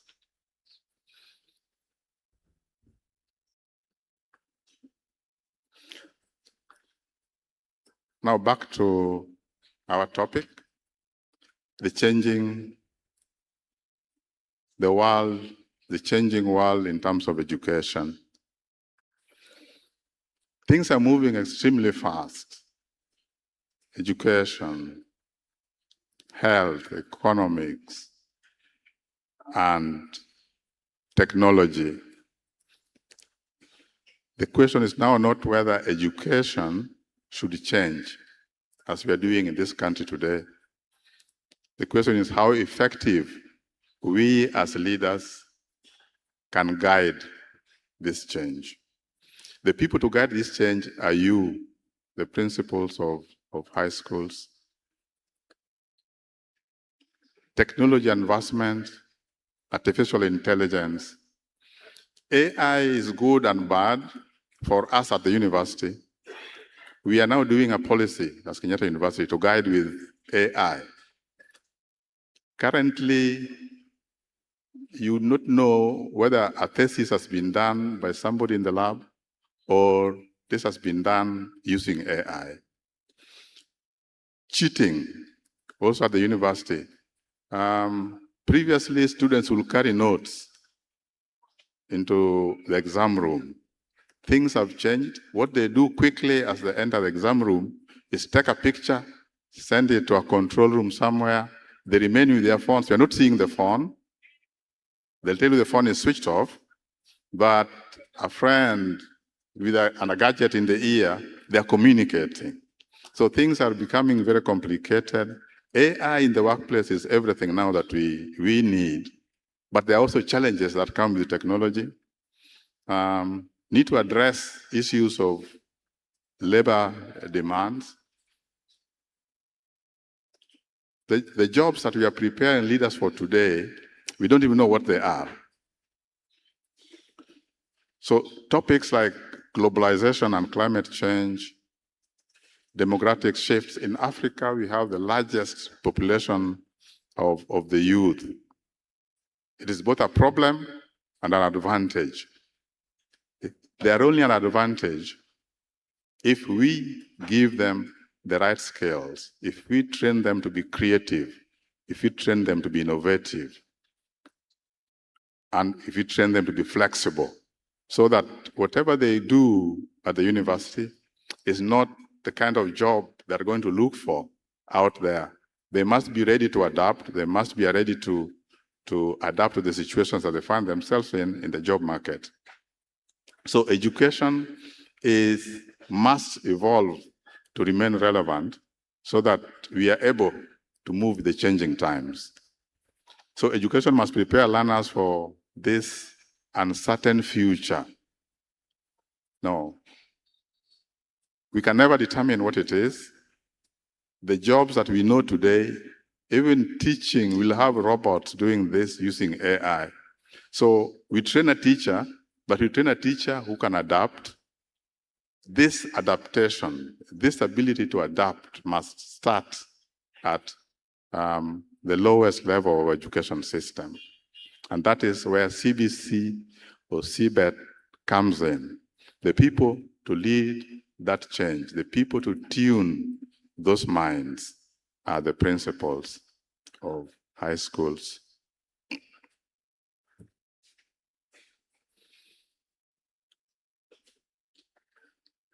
Where everybody sits, it is competence-based education that is going to offer solutions. So we are moving away from what we have been used to, teacher-centered, people memorizing notes, exam focused, but shifting people from what they've been doing for years. Many of you are trained to do exactly what you are doing, grilling and training them for exams. You are the center of things. To change the mindset, to change the way you do things, it's not going to be easy. To change your teachers to think differently. It requires leadership. And for example, Kenyatta University, we, just like Toyota, every year recalled some of their cars. In the year 2025, I think they recalled almost 3 million cars to repurpose, redesign, to fix a few things. Kenyatta University, we are also going to recall our graduates for retooling. we are designing a program.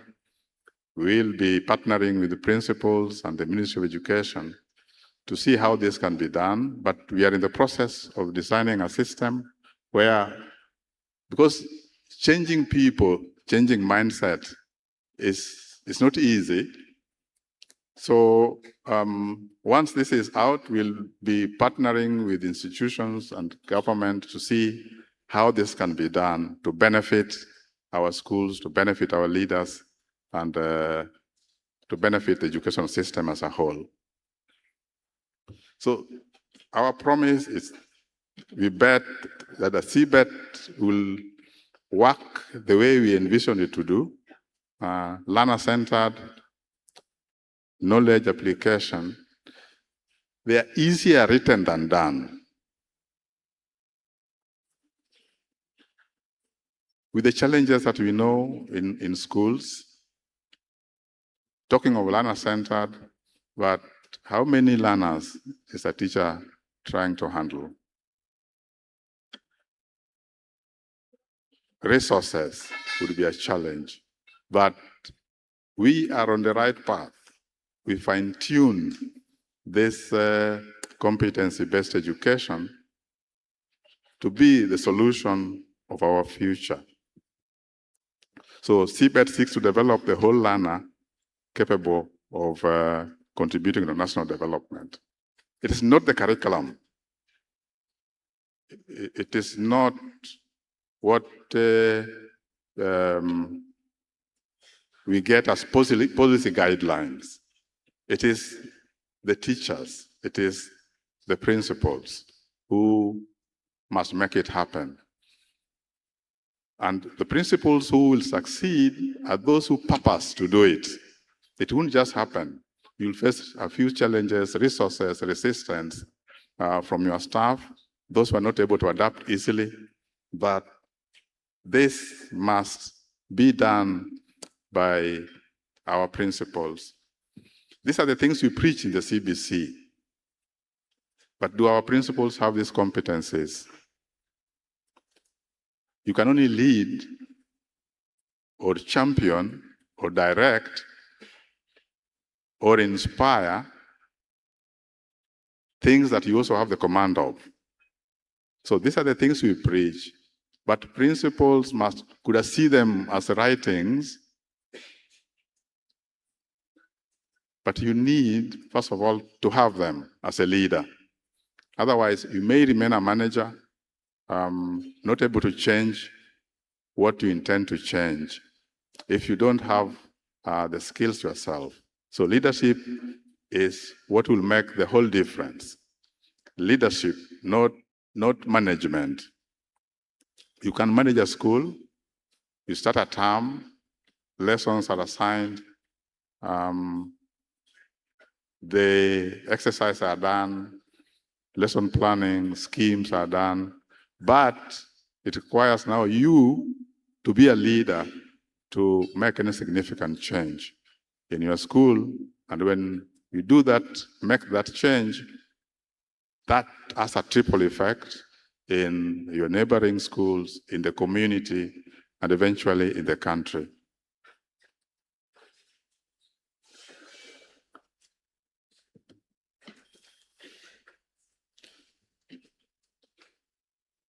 So principals must be the change managers. Instructional leaders. For anything to happen, for any meaningful change to happen, it starts with the principals. If you do it right, everybody will benefit. Universities and colleges will benefit from your efforts.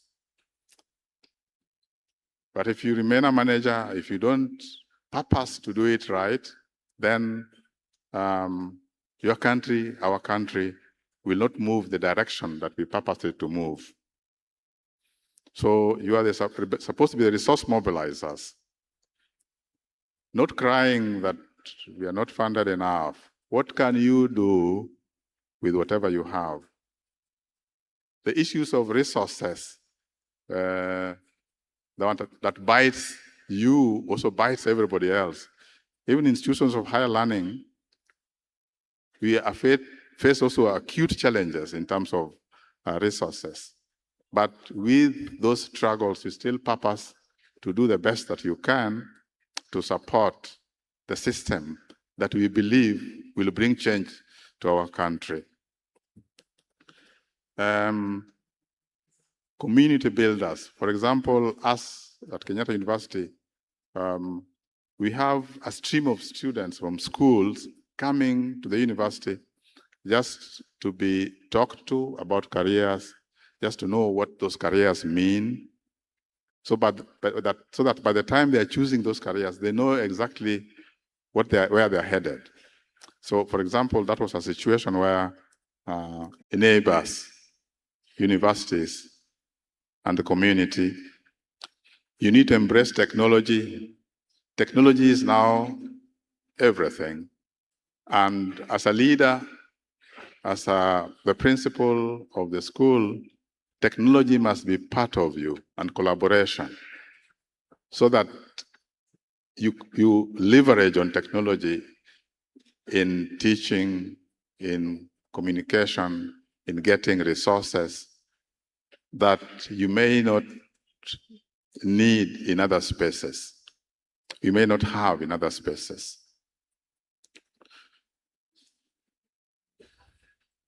So build a shared vision. If the principal does not take leadership in this, then we lose it. If you have a clear vision of where you want to go, if you have a clear vision of where you want to take the school and education in this country, then you must communicate that purpose.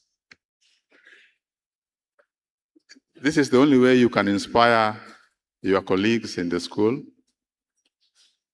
so that they also see your vision. Build a stakeholder ownership. Inspire teachers and learners. And of course, as you do all this, you are aware that there'll be resistance. People have been used to doing certain things a particular way. And for you to be able to change them, it requires a lot of energy to change thinking of people, to change attitude. And you'll not fight them. So you must be strategic in the way you are going to achieve your objectives in changing people so that you can reap the benefits of CBET.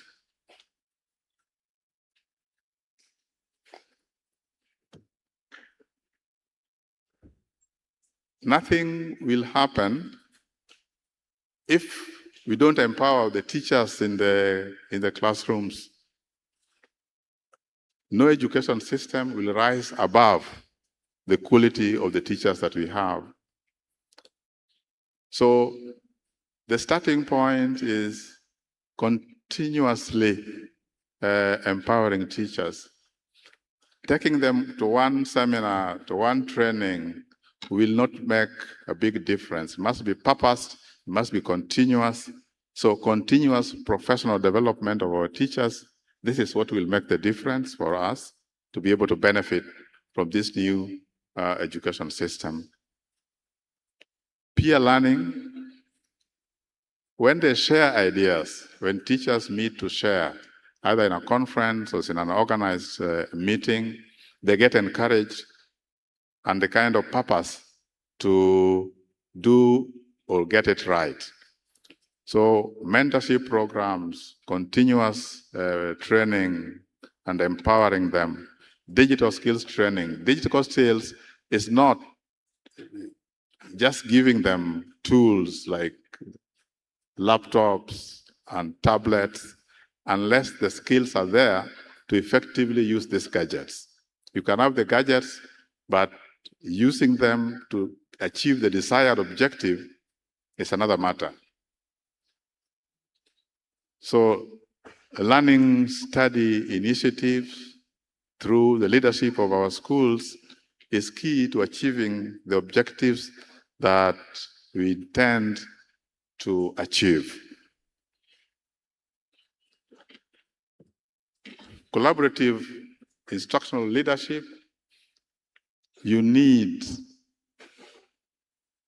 teacher participation, and you need to onboard them. So, and until and unless they are part of you, and until unless they see your vision, then you are likely not to achieve what you intend to achieve. Parent engagement, student voices, and school partnerships. You can't do it alone. You must share, you must borrow, you must learn, you must benchmark.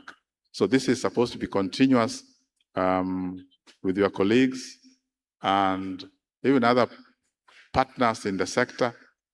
You keep learning and you keep improving to the benefit of our country.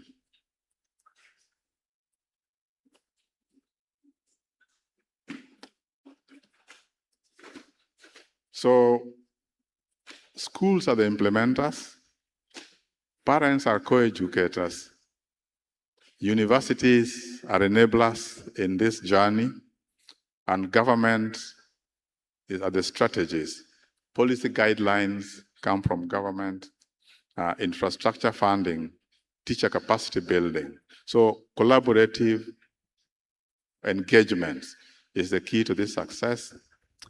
The pedagogical shift in schools, the continuous assessment, resources are all key in the school for them to be able to implement the policies that have been designed by government. How do you build the capacity of parents, more so in lower learning institutions? Material and moral support.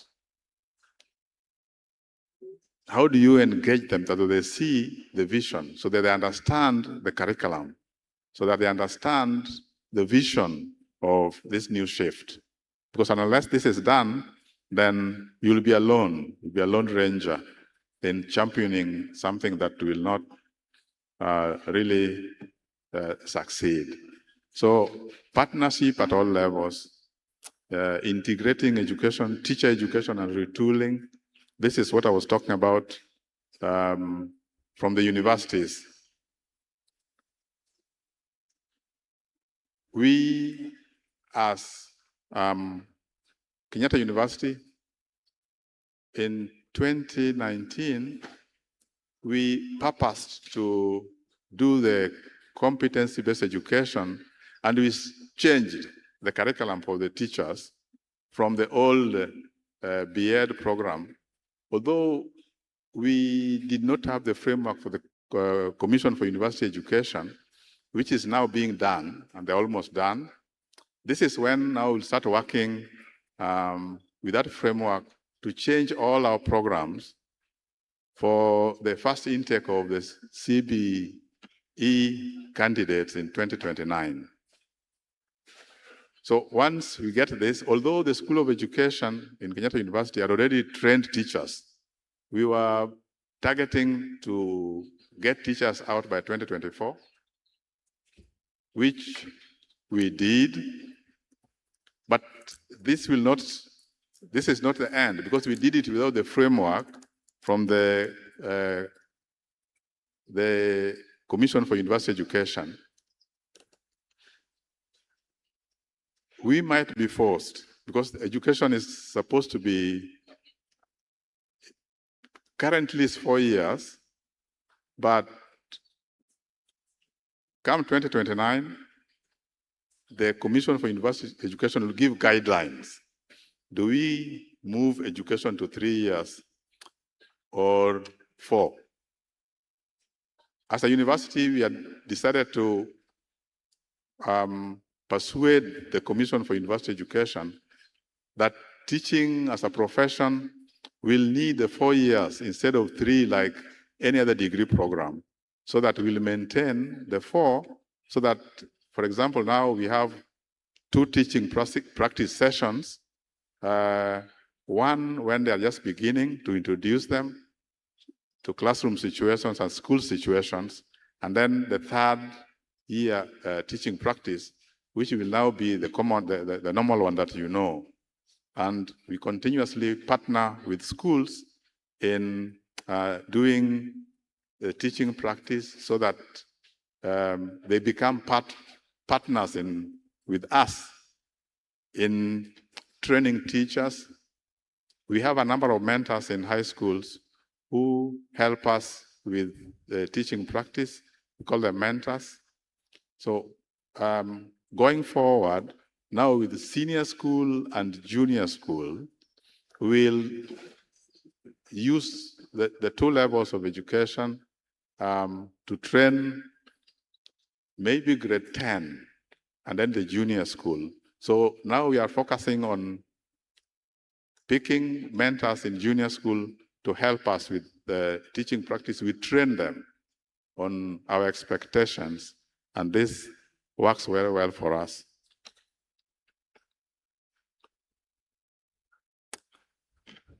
So let's use technology.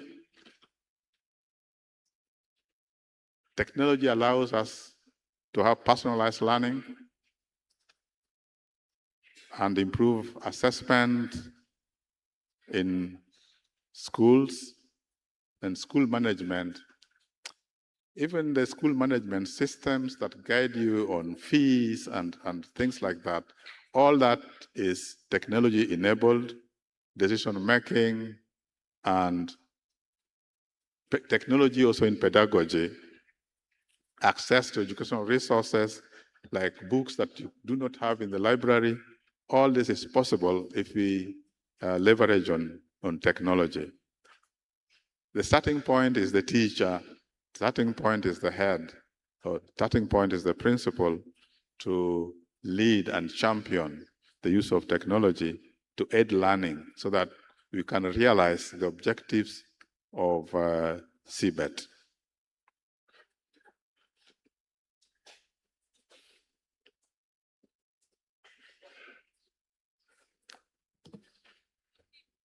We collaborate. This was Nicholas Bore, the CEO I've met him here, but he came to pay a courtesy call, a few things that we want to do together, KESSHA and Kenyatta University. So collaboration is at every level. Parents, university to university, KESSHA, KEPSHA, KICD. For us to succeed in this venture, in this new education system, we need to work together. We need to share. We need to compare. We need to benchmark for us to be able to make progress in this. We need government agencies. We need communities to understand. Because unless they buy in, then we'll be lone rangers and development partners to make it happen.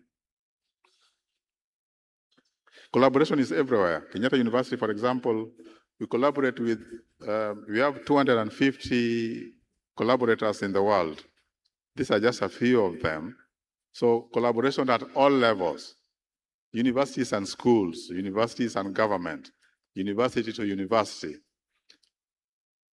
When we collaborate generally with university to university, this is our scope, joint research projects, student and staff exchange, joint grant applications, international seminars, and global and local development challenges.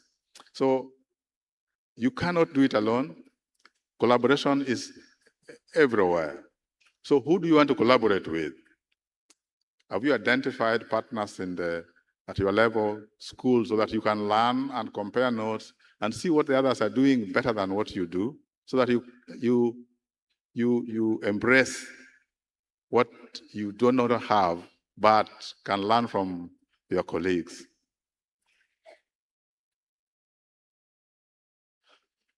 We also build capacity of our learners. It's continuously training them.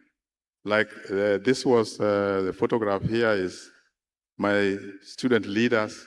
We capacity build them all the time in readiness as leaders. This was, I think, Nakuru. The tall guy on my left is the president of Kenyatta University Students Association, and the one on the left is the Secretary General. So we continuously, at our level, build capacity of our learners. Principals can do the same. Leadership starts at that level. So it's not instructions, build their capacity. You think they will know, you think they know, you think they understand, but to change values and to change culture of your students and in your community and in your school, it must be purposed. You must deliberately look for opportunities to do this. So values, integrity, character, they're easier said than done. How do you get it right with respect, empathy, the normal soft skills in schools? Because if you don't do it there, if it's not done at a lower level, if it is not done at high school, then everywhere along the chain, something will be broken. We do not expect them to have values and integrity only when they are at the top. You also collaborate with the junior school colleagues so that the system, the belt flows as we would expect. So all these things we talk about, they don't just happen, but we must purpose to do them so that we can realize the objectives that we set out to get. Challenges are everywhere. You can decide to sit somewhere and complain. I'm a principal, but my school is small. I don't have resources. My school is in a remote area. I don't have classrooms. But face the challenges. Look at this teacher here. This is not South Sudan, this is Kenya. And she's not bothered by the challenges that she's facing as a teacher. She's facing it. She's doing it. She's looking at the resources she has in our environment and in our circumstances and in our situation to deliver our objectives.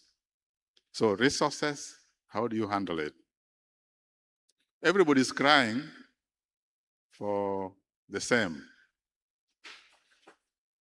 The university's funding model is supposed to work well, but the source is the same.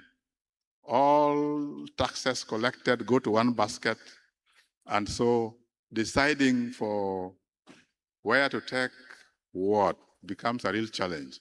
On paper, for example, universities, you see them on the paper quite a bit,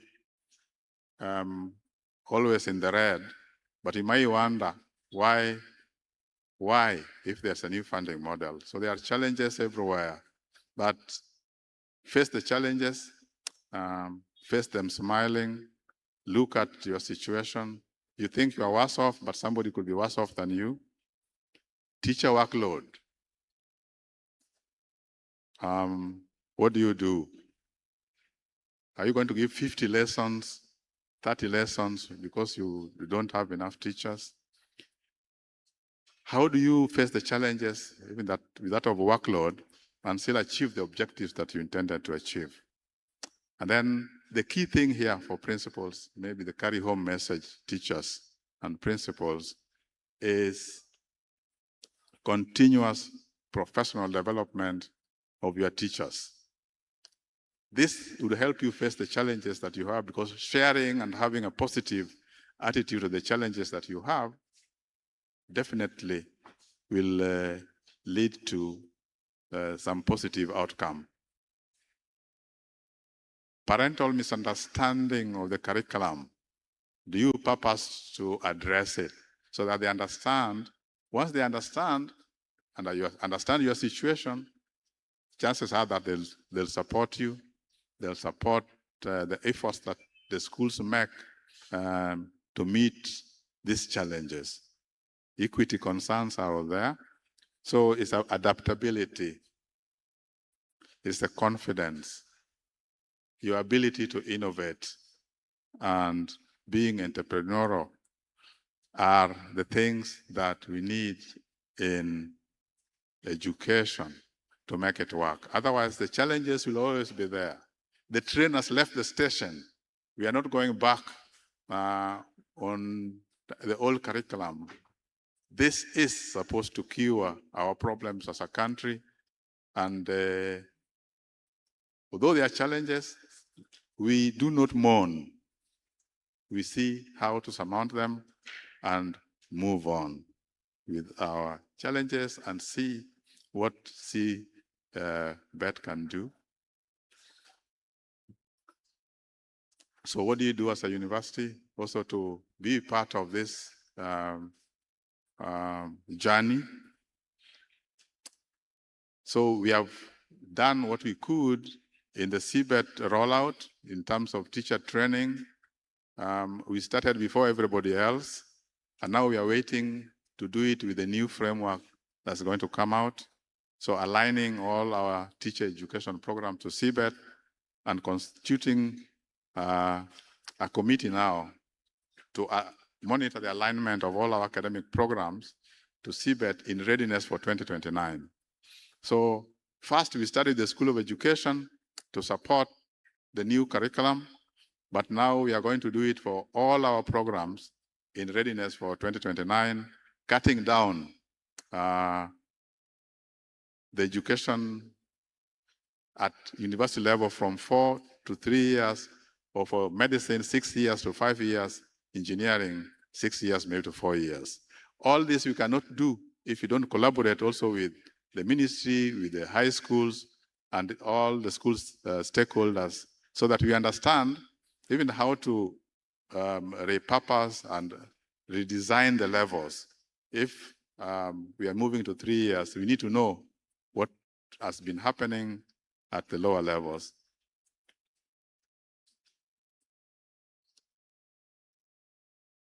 So teacher mentorship, research in education, career fairs. The career fairs, we find them extremely useful. And we have a special day for high schools where we discuss and inform them of the programs that we have and what they mean and how they can get into them. So this is a continuous thing that we do. And every week we get very many schools coming to visit Kenyatta University so that we share and take the learners through and inform them, give them information on the programs that we are aligned to. We also have CBE, CBET. We have excelled in some of these areas. Recently, the ministry was asking us what we would, whether we will be in sciences or humanities or sports and arts, but we are doing all the 3 pathways. For example, music, nobody is competing with us, we are alone. We have been best in Kenya for 15 years running. So arts and performing arts, sports. On that particular day, on my left screen, we received so many trophies in sports. So Kenyatta University responded to the ministry by saying, we are in all the 3 pathways come 2029. So that is what we want to do. Please visit our exhibition tent. There's a tea making machine, an innovation from our students and the schools. It can be a useful thing for schools because it can serve tea extremely fast during the break time and so on. This is done by our students from the School of Engineering. So kindly visit our tents. Thank you, ladies and gentlemen, for your attention.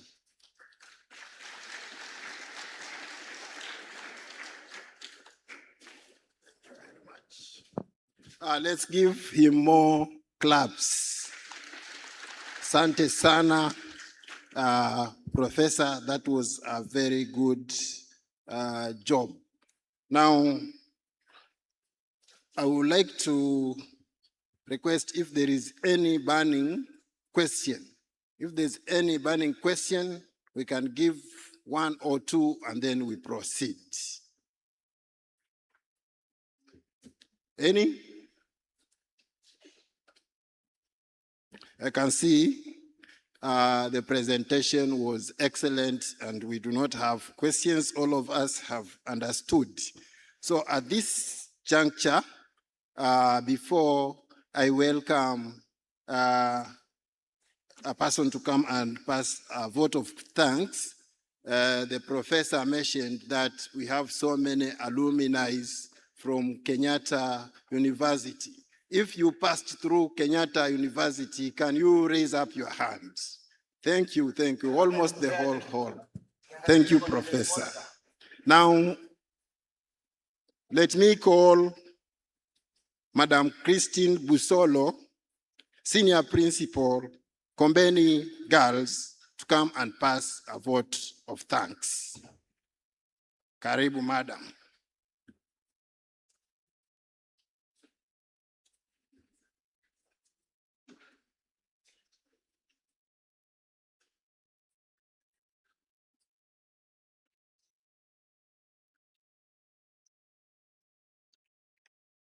Riding on all the protocol already established, colleague principals, our directors, and our guests, good morning.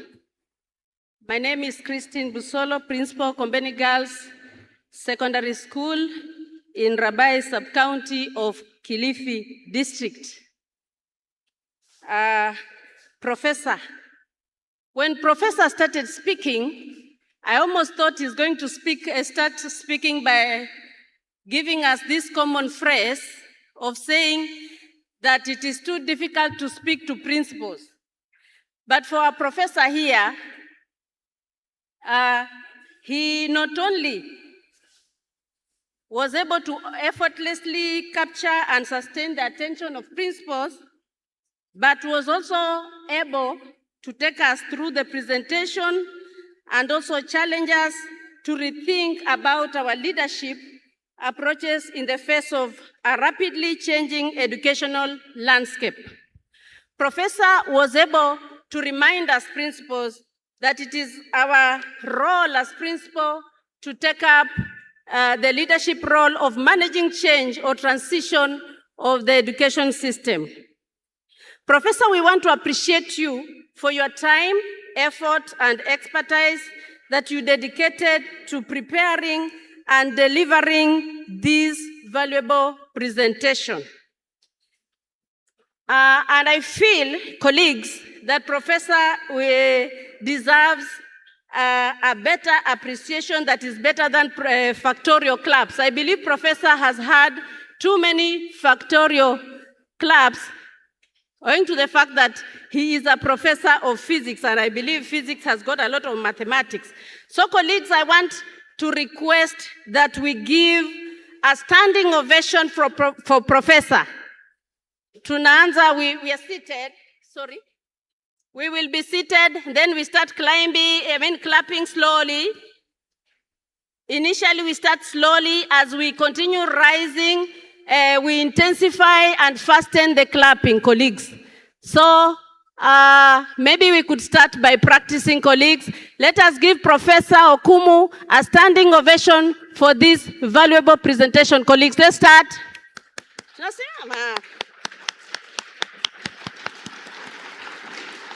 Thank you. That was practice for Professor, because Professor has taken a very long time in education. Now, can we give Professor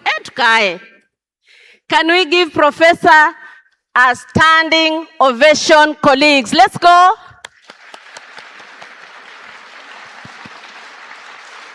Thank you, Professor.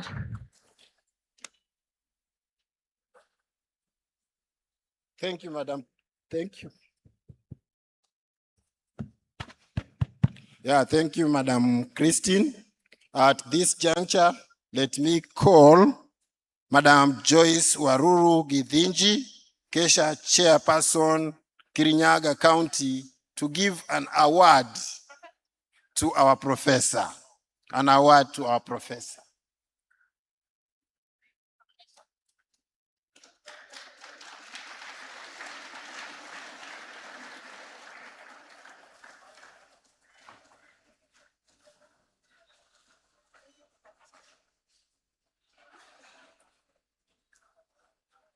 As the professor leaves, I hand over the program to the vice chairman. Thank you very much.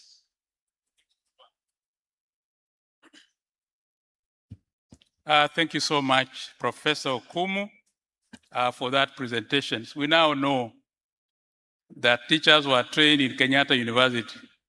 The rest of us who did not go to Kenyatta, I don't know what degree we got. But most importantly, a big number of us went to KU, the home of teachers. Thank you, Prof, for that. Now, ladies and gentlemen, we want to welcome NTSA to make an announcement. National Transport and Safety Authority to make a small announcement. NTSA, National Transport and Safety Authority, they have an announcement to make. We are giving them 2 minutes on overspeeding. Carry over.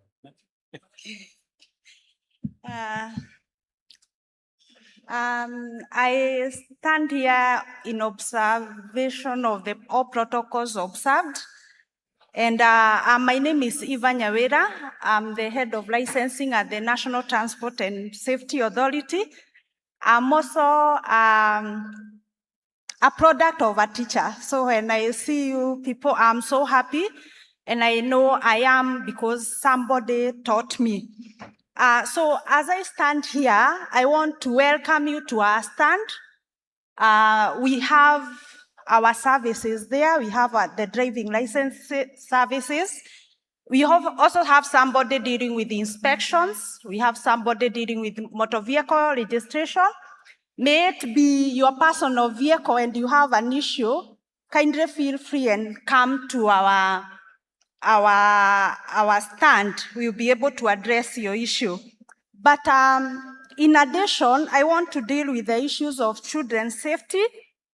And I know there are some regulations that are supposed to be rolled out in July, but there are some certain issues that are coming in, which we are addressing as an authority. And I want to appreciate you, principals, and also acknowledge your contribution toward the safety of children. And every day, thousands of learners entrust their safety to school transport systems. So the journey to school and back, very important. And as principals, we have a responsibility to ensure that these children get to school and back, and not just the travel, but also they do it safely. So the message is, watoto wafike salama, let our children arrive safely. So from our statistics, 30% of all the crashes that you observe on our roads involve children under the age of 18. So that's a big number. And as educators, we really need to handle this number. 30% of 5,000 is a big number. And that is something that we can contribute to the education system to ensure that these children don't lose their lives on the road. So school children are amongst the most vulnerable road users. And therefore, the rules that we've come up with, we've introduced them so that we can enhance learners' safety, also have a reduction on the road crashes involving school vehicles, also standardize the school transport operations, and hold school and transport providers accountable for compliance. So as principals, you are not only educators, but also custodians of children welfare during transportation. So what are the provisions under this regulation? So the number one provision is on school vehicles. I know most of you, you have school vehicles.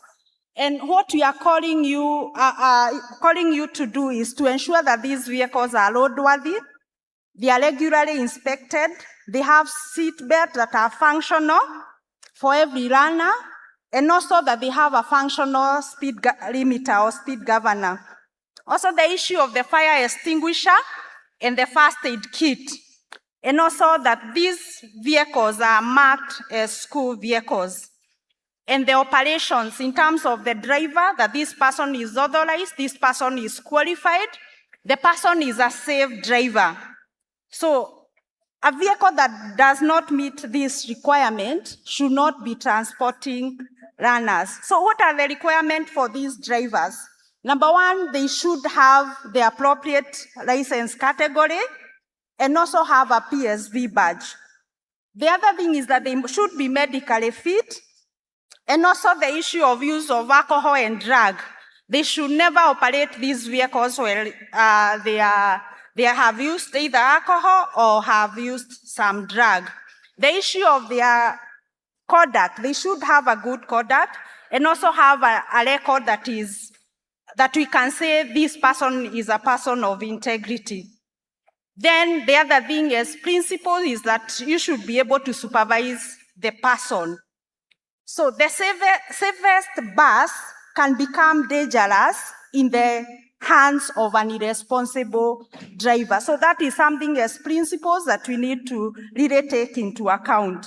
So the principal's responsibility that is provided under the regulation. So your responsibility is on the vehicle maintenance, ensuring that these vehicles are inspected, and not only inspected, but also the servicing.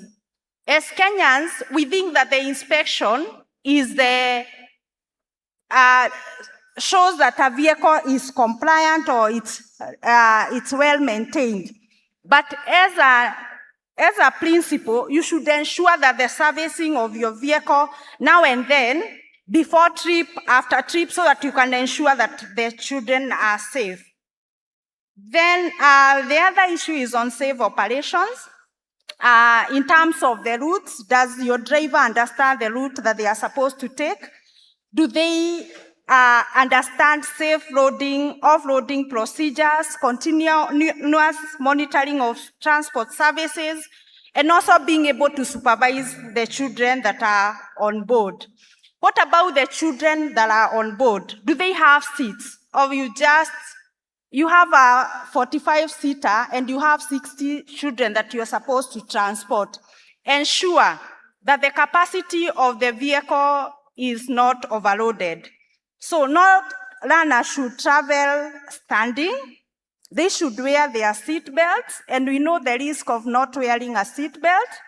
And also the pickup and the drop-off points are safe.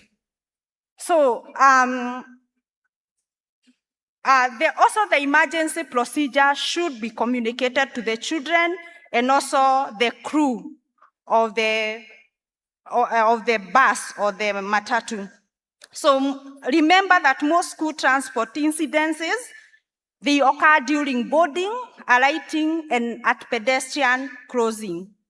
So we really need to have restrictions in terms of travel times. I know the rules have provided for the restrictions in terms of at what time that the school transport should be used, and that is from 6 to 10 p.m. in the evening. But we've also provided for cases where there are delays in finalizing whatever you're supposed to do, and you can travel beyond those times as long as there are safety protocols that are being observed. So issues of speed compliance, it's very important. This should be communicated to the drivers. They should ensure that they use safe speeds so that we can ensure that our children are safe. So for our call for action, as principles, let us commit for zero tolerance for unsafe vehicles, zero tolerance for reckless driving, strict compliance with NTSA regulations, continuous transport safety audits, and prioritizing children's lives above operational convenience. So my closing message is every learner who boards a school bus is someone's child and someone's future. Our responsibility is not only to merely educate them, but ensure that they arrive safe at school and also return home safe. Thank you so much. Watoto wafike salama every trip, every day. Thank you so much. But I still call upon you, a driving license, I'll make sure that you get it by tomorrow or the other day. Kindly come to our stand and we are there to serve you. We are waiting on you. Talk about speed. Yes, speed, please. I'm being told to talk about speed. It's okay. And also for personal vehicles. Don't just check on the drivers, the school drivers, also check on your vehicles. Ensure that you drive at safe speeds. Thank you. Thank you so much. Can we clap for NTSA? Thank you so much for keeping us safe on our roads. There's a communication to all people who are above 40. Any person above 40, there is communication here. Listen, and listen well. Faster. Good morning. All protocol observed. My name is Joyce Zamalu. I am a pharmacognosist. Pharmacognosist ni wale munaita herbalists. Lakini akisoma anaitwa pharmacognosist. I'm an alumna of Kenyatta University, took Bachelor of Science, and I went to do pharmacognosy. Pharmacognosy is a study of herbs. Apart from the herbs, we deal with crude herbs. But apart from that, we develop programs to build capacity in the community. One of the programs I've been talking about on this platform is Life After 40. How many of us are 40 and above? Everybody, good. You are candidates. Now, Life After 40 is about hormonal changes that happen when we reach 40 years, for both men and women. For women, we are going through premenopause and menopause. The signs, the symptoms that come with that, forgetfulness, forgetting things when you have them, hot flashes, it's called personal weather. Then there's joint pain, low libido, and all that. There are 40 signs after 40. For men, main challenge is your testosterone goes low, and it affects the prostate gland because it makes the body to produce another hormone called dihydrotestosterone, DHT, which triggers the epithelial cells in the prostate gland to start multiplying, squeezing the urethra. Now, the signs are all here in this book. I've written a book on Life After 40. All the 40 signs, every time I stand here, I talk about 6 or 7 signs, but there are 40 signs after 40. They are all in this book. And in every sign, I've described what herbs you can take, what supplements you can take, what diet you can take. And for the men, the same. I've given you the non-painful signs when the prostate is enlarging. By the way, prostate cancer is the leading cancer in men right now.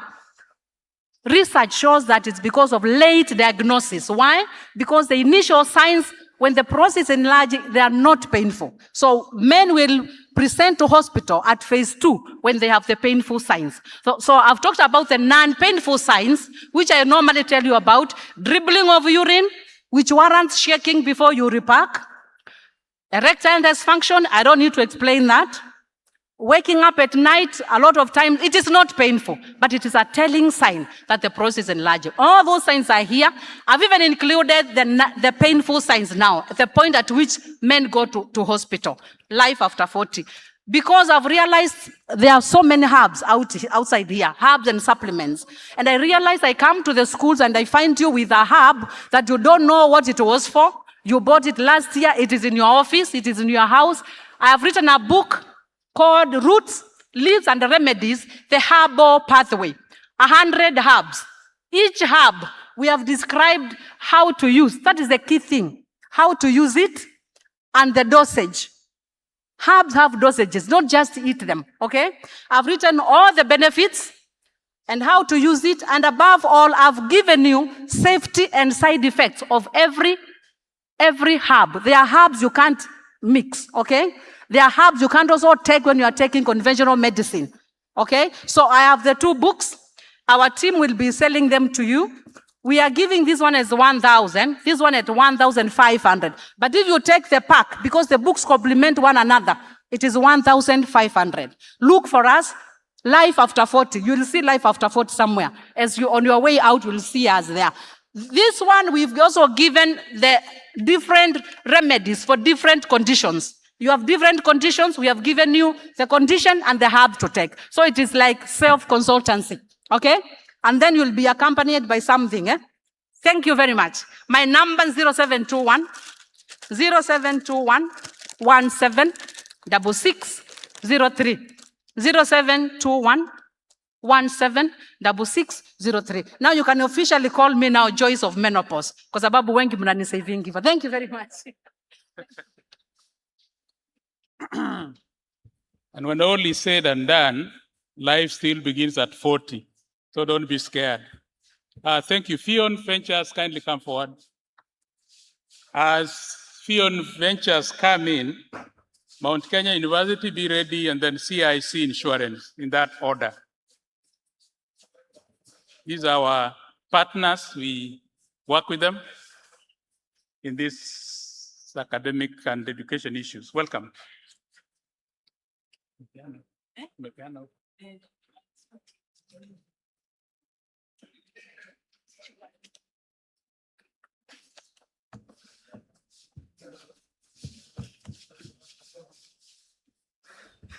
So, good morning.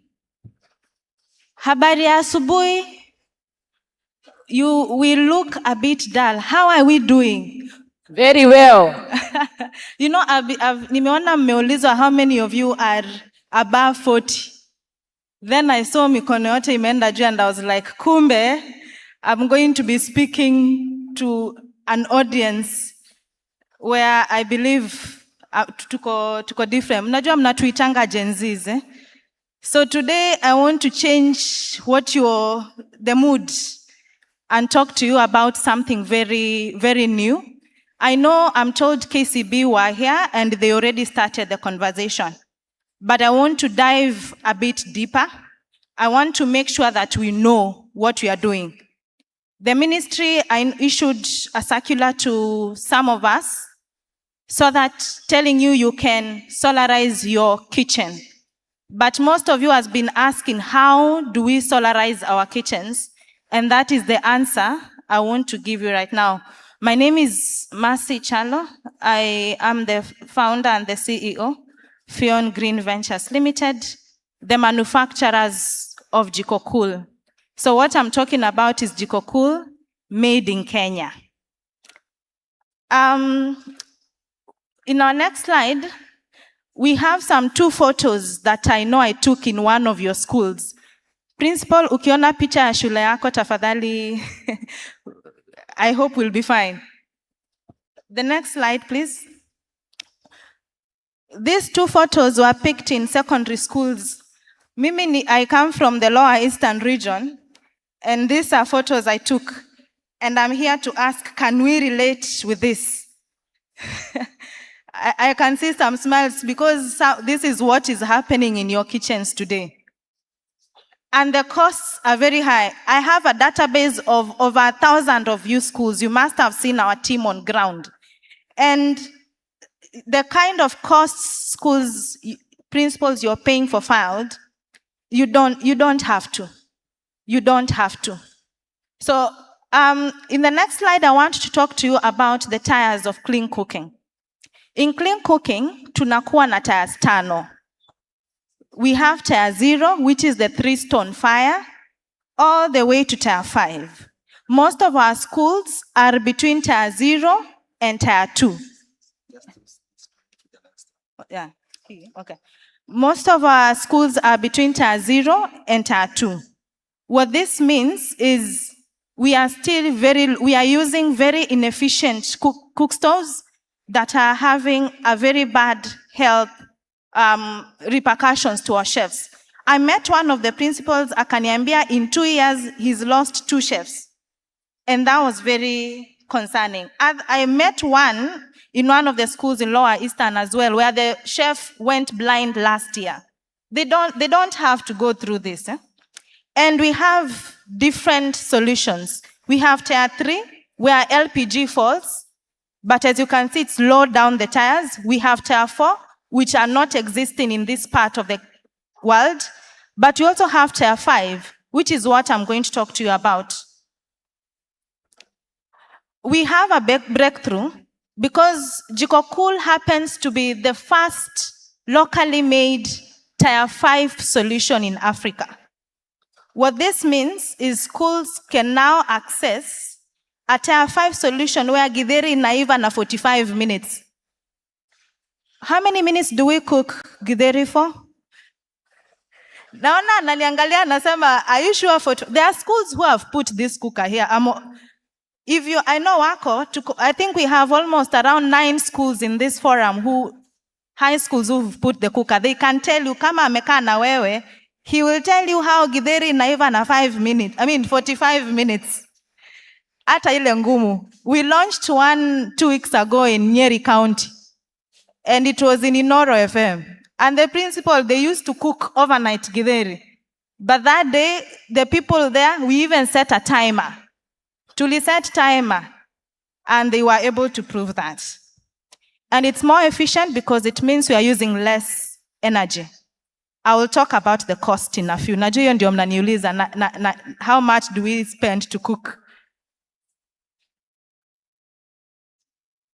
So what I'll tell you is Jikokool can run on both solar and grid. We have small capacities and big capacities. There is a school in this forum that I know has ordered a 600 liter, which is our biggest capacity right now. Now imagine 600 can serve up to 2,000 students. Na tunapika na 45 minutes. It has smart metering because we are able to give you a meter, na iko kwa simu yako, you're able to track the consumption. Nikikwambia ni 6 units in an hour of cooking, I mean it's 6 units because you'll be able to see it on your phone.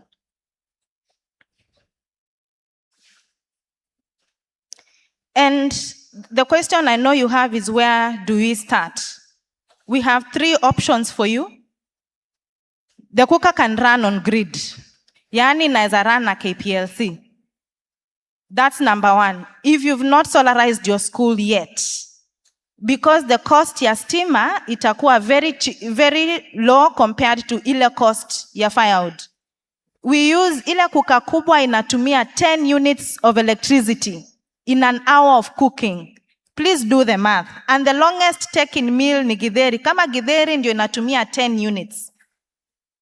Rice is we took 15 minutes in Nyeri. So you can imagine these other meals will be taking 1 or 2 units. It's very affordable. Please come and let's talk to you about how you'll do that. You can do a balanced path where we do a grid-tied connection, and you can go full solar. I'm happy for those schools in this forum that have already transitioned and done it on full solar. We appreciate, and we call upon the other school to go through that as well. I have so many questions here that already some of you have asked in our tent. What happens when power goes off? If you have solar, you're sorted. If you don't have solar, the existing cook stoves become your backup. We will show you how you do that. And then whether the school is small, we have a small capacity on the tent, a 50 liter. Let's talk to you about that 50 liter if your school is small. And the issue of it being expensive, come, let's do your math for your own school. Nitakufanyia hesabu and I will model it for you. And then, can we manage the upfront cost? Yes, we've partnered with KCB. If you want an arrangement with Fion Green Ventures, we are good to partner with you as well. So, with that, I'd like to call upon all of us. Our tent is just next to KCB. Utaona kuka tatu hapo za pressure. Please come and talk to our team. And let's see how you're going to transition your school to electric cooking this term, because that's what I want. We want that schools stop using firewood. You join the Jikokool community, and then you can hold me to my word. Eric, you will tell the team, I said the first 50 schools Zaleo from this event, I was told to give a discount by most of you. I will. Kama jina yako itaingia kwa visitors book within these 3 days, allow us to give you a 20% discount. Please ask for it because I mentioned it, because we want your school to transition. Thank you so much.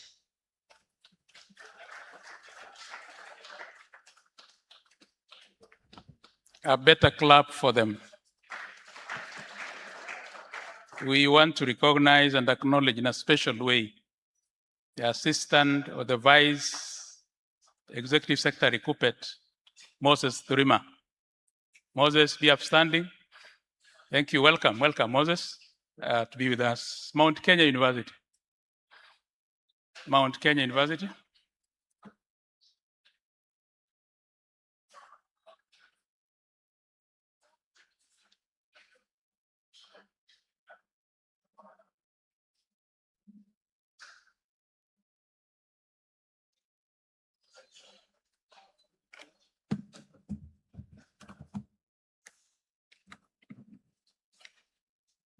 Good afternoon. No, still morning. Good morning. Allow me to ride on the protocols already established. My name is Dr. Agnes Kalenywa from Mount Kenya University.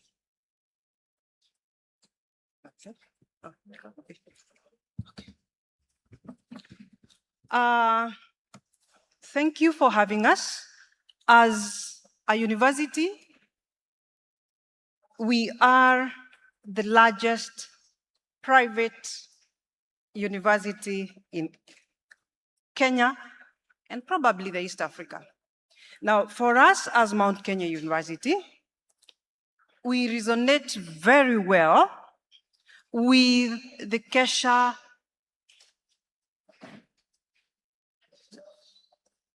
conference in this year. Strong schools and collaborative leadership for promoting the CBE. CBE, as our professor earlier said, is here to stay. And therefore, it is for us to prepare the ground for the future generation. And as a university, transitioning to the CBE curricula presents the most significance of our time, probably, of our time, education reforms in Kenya.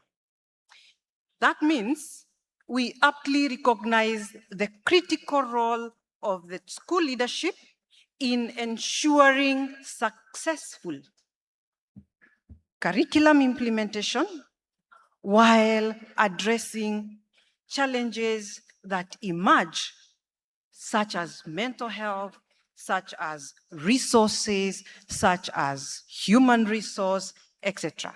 So when we look at it this way, we tell ourselves, and we borrow from Kyle Case, you are not, or we are not, I adapt it a bit, we are not on the wrong path, we are simply on the path.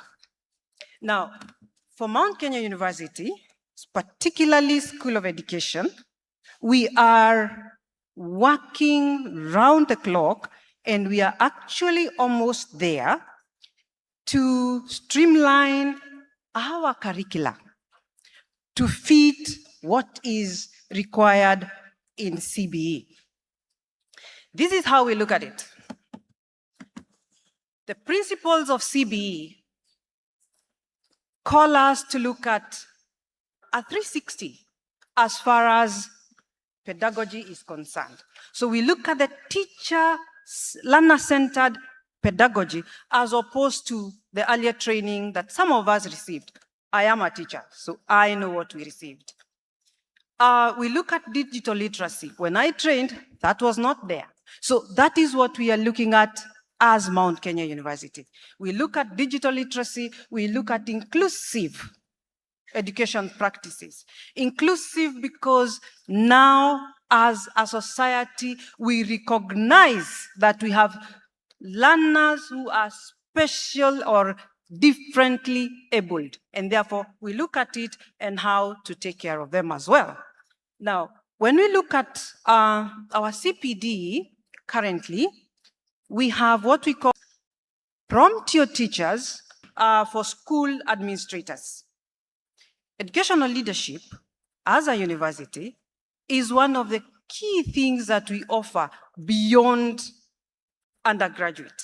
We also offer it still at undergraduate on a smaller scale, but we offer it large at postgraduate. Of course, as a university, one of the things we are involved in is research, innovation research, to enable us source, understand, to work with what is working and improve on what we think is not working as teaching methodologies are concerned. So as MKU, we are strategically focusing on enhancing CBE as far as teacher education is concerned, expanding leadership development opportunities. We have several courses that are designed for that, strengthening school-university partnership. That is through our teaching practices. We have schools that come to visit us and we have career guidance for them. And I'm almost positive that a number of you here are hosting our students in your school. Those are the partnerships we are looking for and looking forward to strengthening them as time goes by. Now, MKU generally has several schools. It is not just School of Education. We have College of Health Sciences that houses the medical school, public health, clinical medicine, nursing, and pharmacy. And then we have College of Graduate School, that is for postgraduates, where we house our research institute.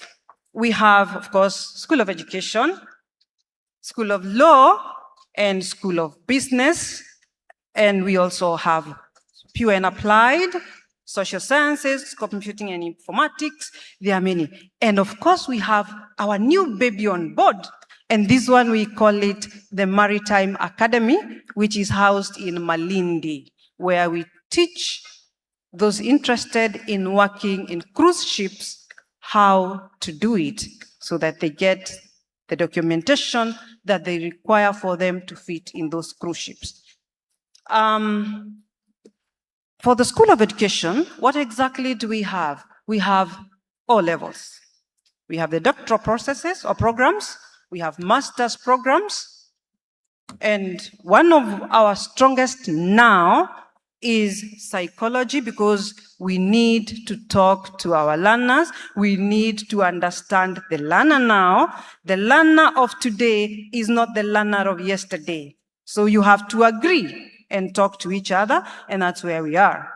Of course, we have our master's programs in special needs, early childhood, and of course, we have our bachelor's programs, which cut across all the programs that are available. When we look at Mount Kenya University, we have over 170 accredited programs by the Commission of University Education. But in School of Education, we have what we call the DBEL. We allow the distance institution-based and electronic learning, where we allow those who are already teaching and wish to upgrade, then can join that program. We have the open and electronic learning, the ODEL. It is fully accredited. It's quite flexible and convenient, as well as pocket-friendly. It's a mode that caters and covers for all, wherever you are. We have, of course, the full-time programs. That is one we refer to as regular or day. And we have the part-time. This covers the weekend and the evening programs. Why Mount Kenya University? We are literally available for you in various counties. We are in Kisumu County. We are in Lamu County. No, Kilifi County. We are in Mombasa County. We are in Meru County. We are now in Machakos, the latest addition. We are in Machakos and Embu. And we are also in Kitale, Kakamega, Nakuru, Eldoret, Kisii, and Kericho. So welcome to our university where we are flexible and ready to accommodate all of us. One of the things that Mount Kenya is proud of is the completion duration. We complete in record time. We allow you to complete in record time. If you work, we are there with you. And therefore, we are happy to engage with you. Welcome and talk to us. We are everywhere that we can be able to accommodate your desires. And when we look at what we have as far as Mount Kenya University is concerned, we will say this. When you're with us, you will love it with us because we are an open university. We talk to you, we listen to you, we hear, and we do, and we work with you, we walk the journey with you. And for that, allow me to welcome my colleague from the School of Law. Judy, please. Thank you. Good morning, principals, head teachers, our chief guests, all protocols observed. My name is Judy Ngayo, and I work at the School of Law, but in particular, the Institute of International and Development Law, which is the professional development arm in anything legal related for Mount Kenya University. You've heard from Dr. Agnes, who is a teacher by profession like yourselves, and you can hear how a teacher talks. I am not a teacher, but my father is an alumni of Kenyatta University and was in the first graduating class at Kenyatta University in education. So I am a product of, I am a daughter of a teacher. He ended up becoming a headmaster at Nyeri High School. He became a deputy headmaster, sorry, I have promoted him already. He became a headmaster at Enderasha High School, which is where he met my beautiful mother, and that is where I was born. And eventually he became the principal of Mangu High School. So I have always lived in high schools, and I am, as you see me here, if you have a child, this is how we look after we have gone through your dictatorship. Because you're difficult parents. I really want to thank you so much for allowing Mount Kenya to talk to you today. And I want at the end of this, if you are proud of your daughter, to just give one clap. I want to talk about thank you so much. I want to talk about mediation. We offer the mediation training. We have been so surprised at the tent, which is S5, just here, that many of you have come and actually know about mediation, but also some don't. Mediation is a new way of solving disputes away from the court. And it is you, anyone who is proficient in English, anyone who is proficient in math, and as long as you're a head teacher, you'd qualify. As a peer, should be able to listen to disputes of parties who are in a conflict, and you should be able to help these individuals come to an agreement.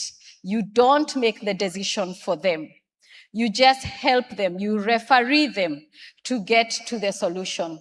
I know this is something that you do daily in your daily lives, but now we want to just assist you to formalize that training. that engagement. It's only a 5-day training. We offer it hybrid, so if you're in Nairobi, you can join us in Parklands. 2 days on Monday and Tuesday are physical. Wednesday, Thursday are online, and Friday is physical. Or if you are outside of Nairobi, you can attend it purely virtually. And so 40 hours, no exam. I know for head teachers, that's not an issue, but there are no exams, but there is a lot of role play, And at the end of it, we have a graduation and we give you a certificate. Once you become a mediator, you can listen to any cases. But for Mount Kenya University, we take it a step further, which is where my colleague is going to come in and talk about, because we offer workshops, a workshop that helps you start earning money, learning how to earn money, and we also have mentors who walk you through real life cases to ensure that by the end of you being with us, umeiva. And on top of that, we have a role of mediators. Once you have graduated on the 5th day, we have a role of mediators in our association. When people come to us, parties come to us looking for mediators, you are the only ones that we refer. Allow me to welcome Mr. Moyomba to take you through the next step. Asanteni sana, my parents. Asante sana, Principal. I'll go straight to the point as you can. First of all, I want to address Professor from Kenyatta University. This message is uniquely designed for you. Why am I asking Professor to undertake this course? These are the reasons. Number one, we are all aware about the current unrest in school. And we are saying some of these challenges can be resolved through high skills learning in conflict management. And the most professional course you can undertake in conflict management is professional mediation training, which we are offering. Now, the 5-day course that our principal has talked about, I'm here to give you a discount. All you need to do is come to our tent and pick this brochure, and 3,000 will be credited to your account. 3,000 shillings will be credited to your account if you register with just 3,000 shillings, so that later on when you recoup back your credit, you are able to get to save much more money by paying just 42,000 because you are a teacher. The edition we are offering this week, we are calling it the Mwalimu Special Edition. What about the role of the judiciary? Our gracious judiciary is partnering with you, the teachers and other professionals, to help resolve the conflicts which are being brought to court if you train as a mediator. And it's for that reason that we are seeking your indulgence for anybody who is interested to partake this course this week, with the information that as soon as you complete the 5-day course, you qualify to undertake the next course, which we call the National and International Mediation Training course, to give you the skills to practice internationally. Now, unlike other professions, mediation does not retire. The skill of mediation, you do not retire. For that reason, you can practice both at the judiciary and the private sector for as long as you can. And finally, we provide a 6-month mentorship course, which is paid for by the university for you to do the mentorship at court to help you get the skills required to practice mediation in court. In conclusion, what is the fees? One, training is 45,000. The 2-day workshop is 25,000. The 6-month mentorship is 15,000. And as I've said today, if you come to our tent and pick this flyer, you get some special discounts. Who are our partners in conclusion? FIDA Kenya, for those of you who could wish to engage NGOs, FIDA Kenya is our partner.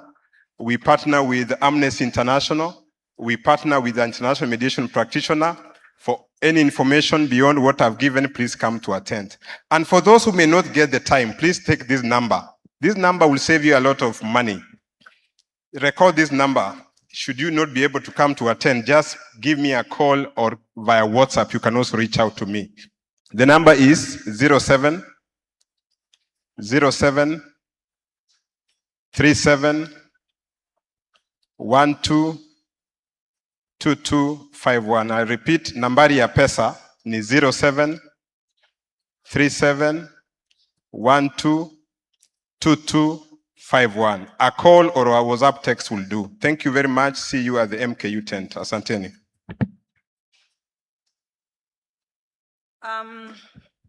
We say life begins at 40. I heard it this morning. Yeah? So as life is beginning at 40, please join us at the Mount Kenya University tent. You will find our health college practitioners for a wellness check. Karibuni sana. And for us teachers, we say, strong schools are built by empowered teachers, supported by leaders, and collaborative communities working together to nurture a competent future. Thank you very much. Gracias.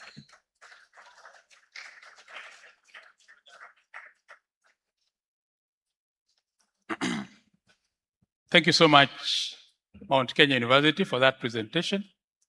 We are preparing for the next presentation on the cost of education in Kenya.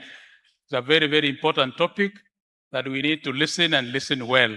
So I want to ask the entertainment team to set us for that presentation. Teacher Wanjiko, take over as we prepare for that presentation. Teacher Wanjiko. Yes. Haro. Hapana. Haro. Semeni ndio. Now, if you are a man and you're seated next to a woman, muagarie, mwambie, you look nice.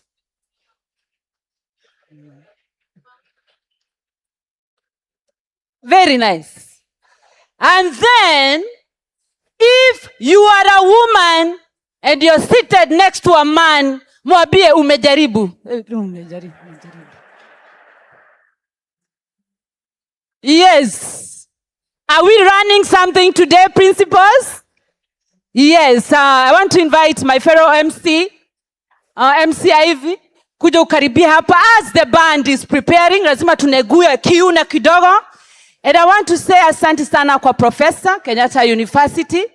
I'm also, nasikia watu wengi wamepitia Kenyatta. Hebu nione tena ni wangapi wamepitia Kenyatta? Kenyatta University?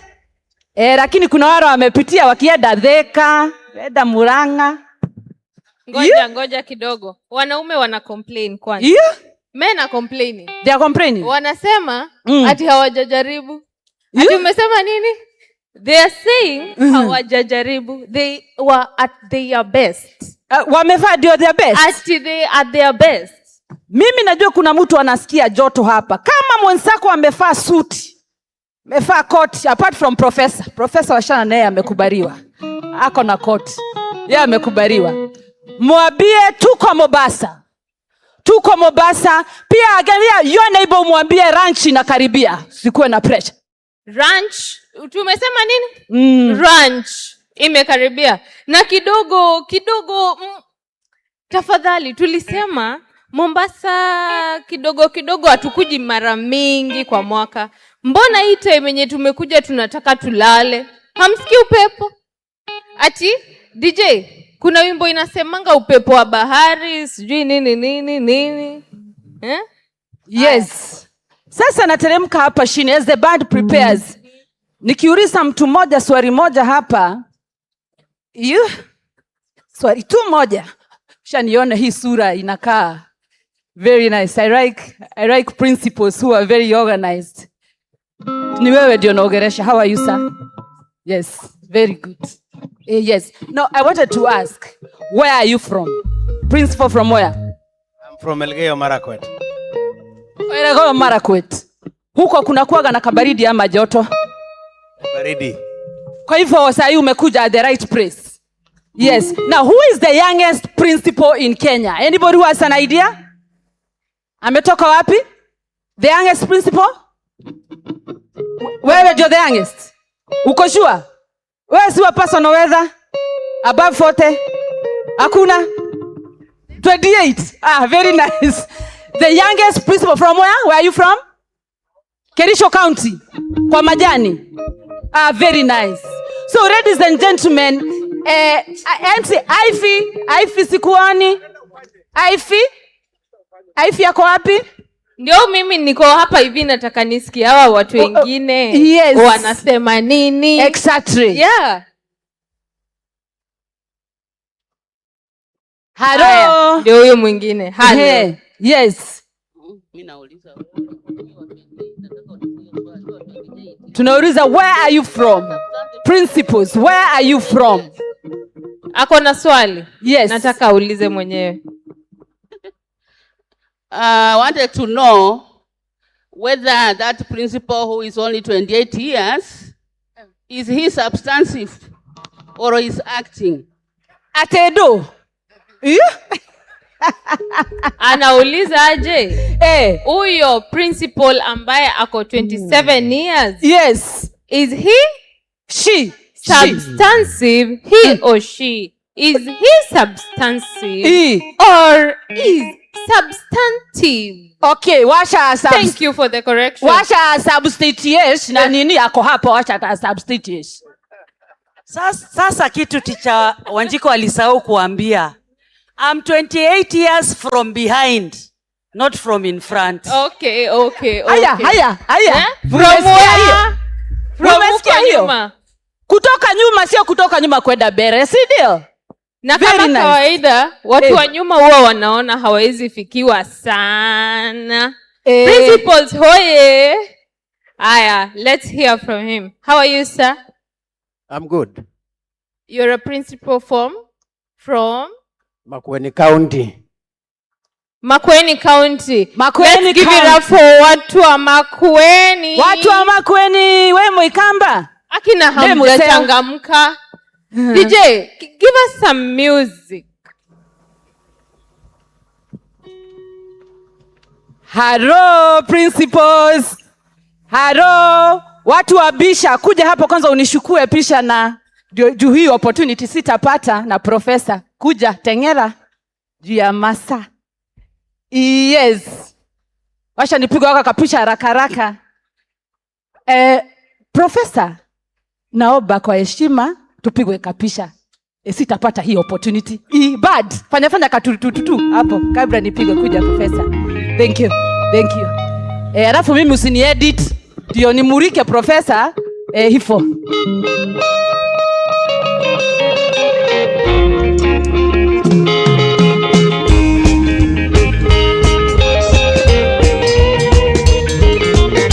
Tunaweza simama kidogo. Tusimameni kidogo, simameni kabla tuendelee sana. Let's stand up and feel a little bit. Jiachirie. Yes. Mabega. Hello. Nataka kuona watu alinadiki nifike Jumamosi, nami sitaki kuvunja promisi.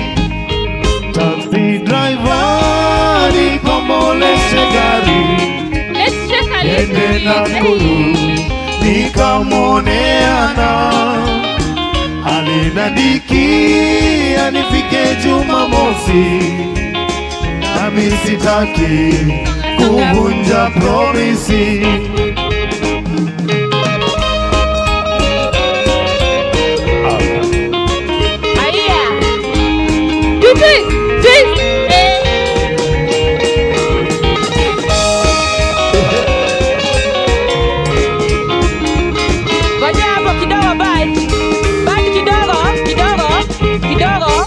Tupeleke hata kama ni Kisumu mahali. Tupatie kamwoteo kadogo.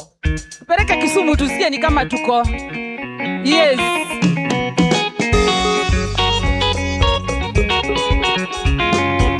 Very, very nice.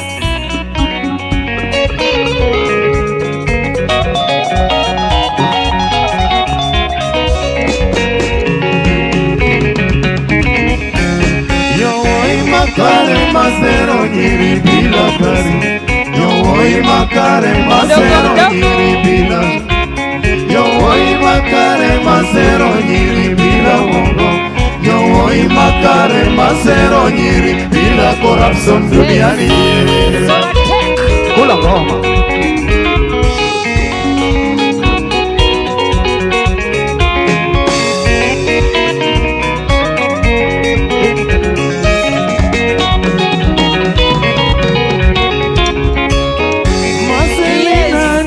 TV kubwa sana. Marcelina niko na Range Rover 3. Marcelina niko na Mercedes mbili. Uongo. Leo naenda Mombasa, kesho narudi Kisumu we. Yowoi makare masero nyiri bila gari. Yowoi makare masero nyiri bila wongo. Yowoi makare masero nyiri bila shamba. Yowoi makare masero nyiri bila corruption duniani.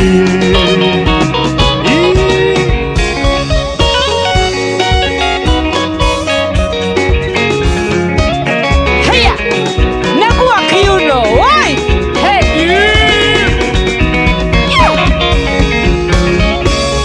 Nilikimbia Mombasa mama. Sikuoni. Nilikimbia Bamburi mama. Sikuoni. Nilikimbia Kisumu mama. Sikuoni. Bad. Tupeleke kwingine, tupeleke.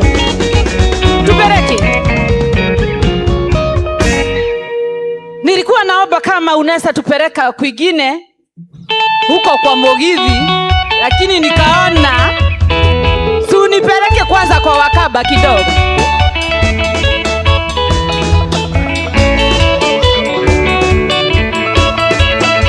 Yes. Welcome to KESSHA 2026.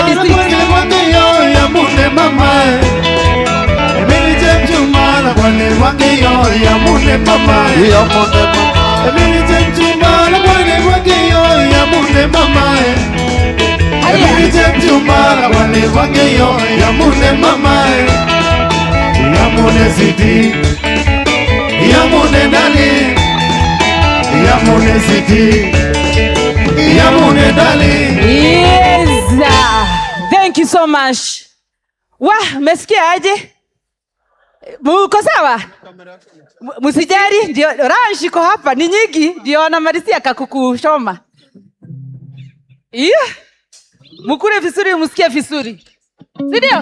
Ni siku ya gapi tuko huku Mombasa? Ni siku ya gapi? Kwanza, KESSHA, Kenya Senior School Heads Association of Principals. First of all, we want to really appreciate you guys. Kwanza, unajua, wanatuambianga nini? The key to success is what? Is what? Is education. And we want to appreciate each and every one of you here for, by the way, tuanze na kusema kukuwa mwalimu si rahisi. Sio rahisi. Sio rahisi hata kidogo, lakini all of you take your time to guide each and every student to their success, giving them the keys to success. Ndio tukitoka huku nje, tunangangana kidogo, si ndio? And even us here, we are as a result of you guys. Na tunawa appreciate sana. So, tuko na vendors huko nje. We have our very able sponsors, which is KCB. Na mkiuliza theme iko wapi, you are well represented. Kuna green, ukiangalia kidogo kuna white. Ama ni aje mwalimu? Kabisa. And then also I wanted to appreciate the people who are outside. Najua mnatuonea mko kwa tent huko, mnatuonea kwa runiga, mnatupata. So we want to appreciate you guys outside there. And of course the sponsors today, the ones also who have made it happen. We have a couple of them, as you can see. Kila mtu wako hapa. And of course I've seen my friends from CIC. Of course TSC, asanteni sana. Thank you so much for this support. And of course every year we have to do this.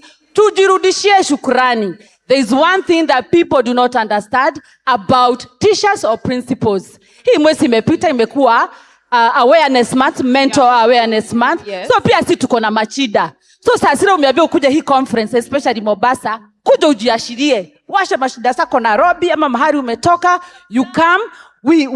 Tumeambia kitu moja ya collaboration. We know each other. Alafu tujue vile tunaweza collaborate. So I appreciate you teachers and I say asante sana for what you've been doing to us. Now one thing nimependa sana about this conference is the support that we have for CBE 844. Ilikuwa natupatia pressure kidogo lakini CBE imekuja pressure imeisha. Imekuja kurahisisha maneno. So as we invite Mr. Cheriot back again on stage, tunasema asante sana, bado tuko pamoja. Kubuka, it is from today mpaka Friday tutakuwa na nyinyi mpaka tamati. Friday ndio tunaingia pale mweje wao pale kwa bish. Yes, Mr. Cheriot, karibu tena. Thank you. Wapi makofi ya Mr. Cheriot? Thank you. Can we clap for them in a better manner? They have made us happy. We want to go to the next presentation. And okay, I'm being guided. Want to allow the Assistant Executive Secretary, KUPPET, Mr. Moses Durima, to come and share with us. He's one of our sponsors. Mr. Durima, welcome to the stage. Mr. Durima, apart from being a teacher of English and literature, is also a lawyer. I don't know whether you've been admitted into the bar, Bwana Durima. Oh, yeah, an advocate. An advocate of the High Court. Yes. Karib. Can we clap for him as he takes the stage? Karib.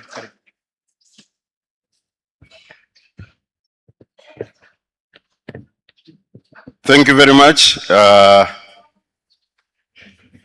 My brother, the principal, the national chair,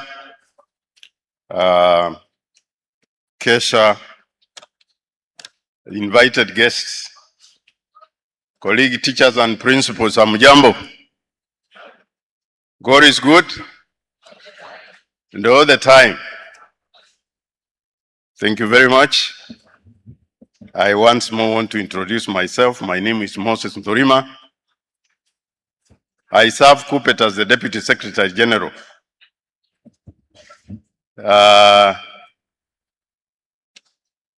I am now been here for the last 20 years. So when the young people say that we need to exit, I think they have, it is their time to say that. I want to take this opportunity to say that this is one of the biggest professional body in Kenya, where matters regarding education are canvassed. And we want to appreciate the fact that we are always invited. We have over the years partnered with the KESSHA to drive the policies in education, and particularly what pertains to the teaching profession. I am here on behalf of the Secretary General, who is having other duties elsewhere, but he has promised to be here tomorrow. So before I read the speech that he has given me, I want to introduce some of the officials who are among the principals. Those who are serving KUPPET, and they are also principals. I don't know. There are a number of principals who are officials of KUPPET. Can you raise up your hand and wave? Thank you very much. I was accompanied by one of the national officials in the title of the National Secretary in charge of gender, and referred to as Gender 1, kindly come here and greet the principals. She was one of you, and she serves as the principal of Pate Girls before she was elected at the national office. She's called Madam Eza Mwanje. She's the new entrant in Kupet. Previously, we didn't have a buibui in the national office. Today we have one. Let her greet you. All protocol observed. Assalamu alaikum. Hamjambo. Kwa majina kama mlivyoambiwa anaitwa KESSHA Idza Mwanje. I am the first assistant gender 1 at the national. I was the principal Pate Girls Secondary School in Lamu East, in Lamu County. So I know what it takes to be a principal. Nimekuwa principal kwa miaka mitatu. So I know and I've served as a principal. Karibuni sana. A clap, please, for this young girl who has come to the leadership of Kupet. Tomorrow you see many more who have come up, the young leaders who have joined the national office, so that they can take the mantle when our time for retirement comes. Our distinguished guests, chairperson and the entire board of KESSHA principals, ministry officials, TSA officials, sponsors, and fellow educators. It is an honor to address this 49th annual conference under the timely theme, Strong Schools and Collaborative Leadership for Promoting Competence-Based Education. True strength in our schools will only emerge when we build systems that support teachers, empower school leaders, and address the practical challenges that hinders effective teaching and learning. Kupet remains committed to this collaborative spirit. Ladies and gentlemen, this month we have not done a number of things that are worthy of noting in the areas of teacher representation. One of them is the review of career progression guidelines. You remember in 2005 and 2009 CBA, we did agree with the Teacher Service Commission that we shall review the career progression that had blocked teachers' mobility for a long time since 2018. So last week, we didn't sign an agreement and made a raft of changes regarding the career progression. We commend the recent review of career progression guidelines as significant milestones for the teaching fraternity. The introduction of dual pathways, administrative and classrooms. As you are aware, we used to have only one pathway of promotions, and that one was pegged on the spaces in our schools. But last week, we did agree that you can grow to the highest echelon of teaching when you're in class, but you can also choose to be through administrative structures. Those pathways have not been there before, and for that reason, this is a major inroads with regards to the progression of teachers. We believe this one is going to cure the stagnation that had bogged down the teachers' growth for a long time. Together with the provision for crossover and greater mobility, will greatly reduce stagnation that has frustrated many dedicated teachers for years. The merging of certain job grades further opens genuine opportunity for upward movements. We made a recommendation that C4 and C5 are merged, but also D4 and D5 would be merged, but that one was supposed to be subjected for the advice to the SRC, because moving forward, we are also going to engage the Teachers Service Commission and the SRC on job evaluation. That is what we engage, and for that reason, we have recommended that a number of job groups are merged to ensure that teachers take a shorter time to attain the highest attainment in their teaching. In this one, there is also the polarity of movement between junior school and the senior school. Teachers can move now from junior school to teacher school to senior schools with ease, because that is the agreement that we made with the Teachers Service Commission. While these reforms are welcome, KUPPET continuously engage the employer and the ministry to ensure that transition from one job grade to the next becomes automatic after 5 years satisfactory service. Some of the questions that we were asking is that what is the ceiling? Supposing you don't get the first promotion, the second promotion, the third promotion, and the fifth, what is going to happen? We are aware that a number of teachers have been attending interviews over the years, and yet they have never been promoted. So we have made a recommendation, which will further be subjected to SRC, that after 5 years, we shall have to consider exiting teachers from that job group to the next. There is a bit of resistance, but we believe that with a little push, we shall attain this one.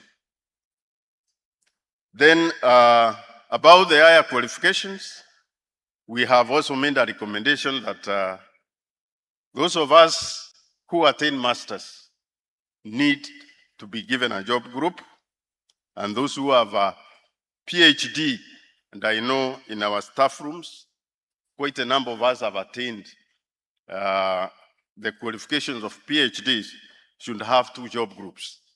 This one, in principle, we agreed to subject it to the SRC as we do the job evaluation, because at the TSC, they recognize masters. They also recognize PhD. So teachers have been discriminated for a long time. And for that reason, we are not going to relent to ensure that when you attain higher qualifications, there is a monetary benefits. The other issue that we measured on was about affirmative action. The affirmative action in terms of promotions was retained. And then we also recommended that in populous counties, promotions are prorated when the TSC is apportioning this. So affirmative action is retained. Then acting capacities. For the acting capacities, there is currently a bill in Parliament that is purely addressing the cure for acting capacities. Those people who take acting capacities should not go beyond 6 months. But also, if you don't qualify in the position you're acting, you'll attract a special allowance. But if you qualify for those 6 months, you attract the acting allowance. That's a recommendation. And this bill was brought to Parliament by a member of Parliament called Abdul Aro, which is at the 3rd reading now. And we expect that in the fullness of time, it will become a law so that nobody changes it at will. The other elephant in the house is about medical service to teachers. You remember when we went to State House,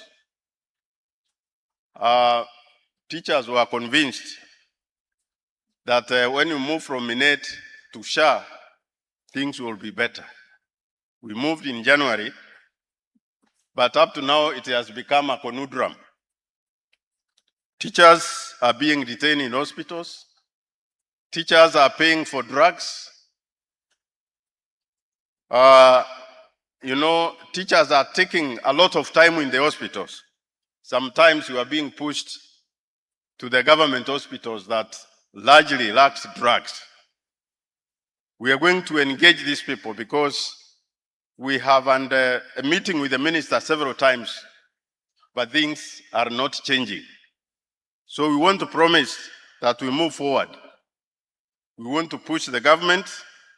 If it becomes impossible, because we have paid for medical services, we have paid. So we are not begging anybody to provide medical service. We are just using our money and we need value for our money. So we are still engaging them to ensure that teachers get services and very prompt ones. We urge the government to increase ex gratia allocation to the TSC. We have been intervening on those teachers who have been detained in the hospitals for the TSC to provide ex gratia. But they have told us the allocation is very small. But when you go to other ministries and departments, they have enough of this. I don't know why the teachers are being discriminated, but we are still getting into the bottom of this to ensure that we also have ex gratia at the TSC. Should you exhaust the cover, the TSC can come in and ensure that you are released from the hospitals and you are treated with dignity. Because retaining a teacher in the hospital flies in the face of dignity.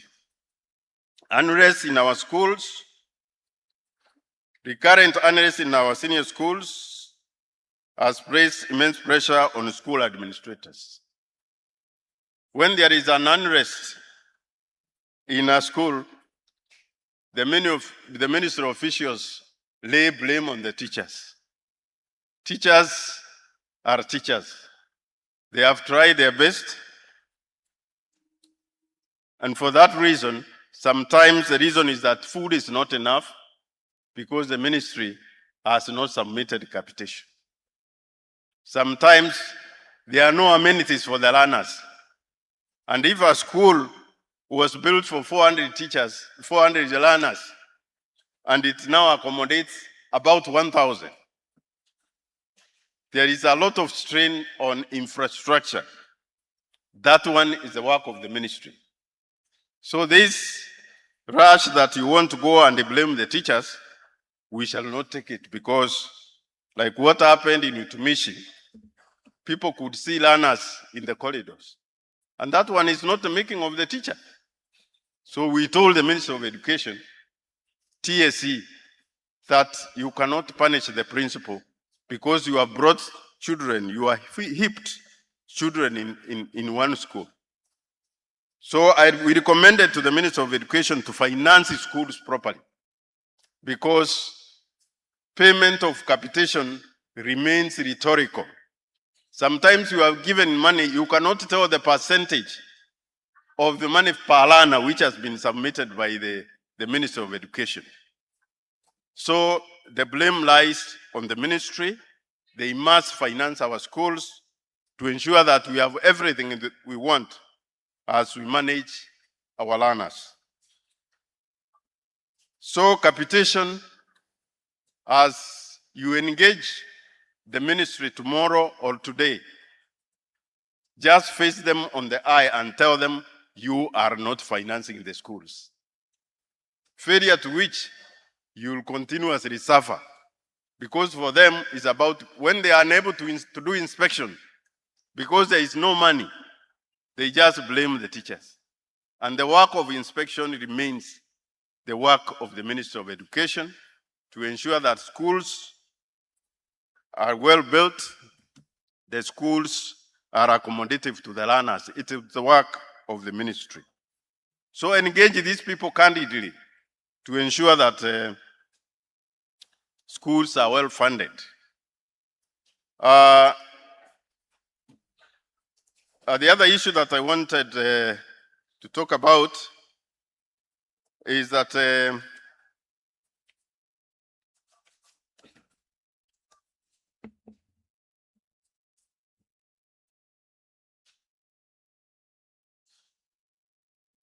yes, I think I've said most of the things I wanted to go through.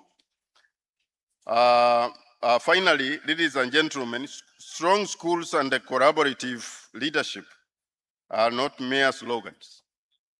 They require deliberate, honest partnership between the ministry, Teacher Service Commission, school administrators, teachers union. KUPPET stands ready to work together with all stakeholders to resolve these issues so that teachers can focus on delivering quality competency-based education that prepares our learners for the future. Let us leave this conference with a renewed commitment to genuine collaboration that puts the interests of our learners and teachers first. I think those are my last words. Say that and engage candidly with these people so that we see the direction which the education is facing. Because when there is a lot of strain in our infrastructure, the quality of education will go down. In Africa, many governments are pushing schools towards privatization and commercialization. Under the Education International, we are fighting this because once learners go to the private schools, there will be no employment of teachers. Because once quality dies in our public schools, then employment of teachers is there, and education as a public good will have been lost. Otherwise, thank you very much, and may God bless you.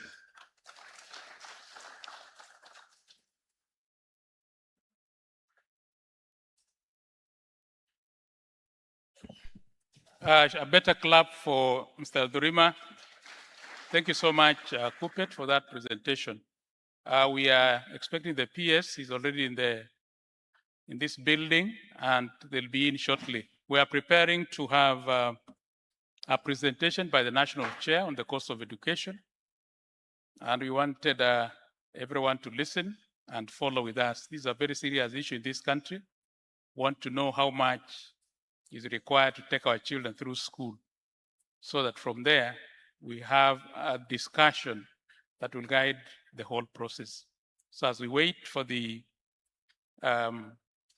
director, the PS, I want to really appreciate our directors who are here. We have the regional directors, both from Ministry of Education and those from Teacher Service Commission. We have our county directors, both Teacher Service Commission and Ministry of Education. We even have our sub-county directors and officers from the quality assurance. All of them are in the house. We had given specific seats for our officers. We may not be able to accommodate everybody, but we have tried to ensure that our officers sit comfortably. Our PS is walking in. Can we be upstanding to receive our PS basic education? Karibu sana Bwana PS. Welcome, sir. Karibu sana. Welcome to the 49th Annual KESSHA Conference here in Mombasa. We are very, very happy to receive you here. Thank you very much, colleagues. Let us be seated.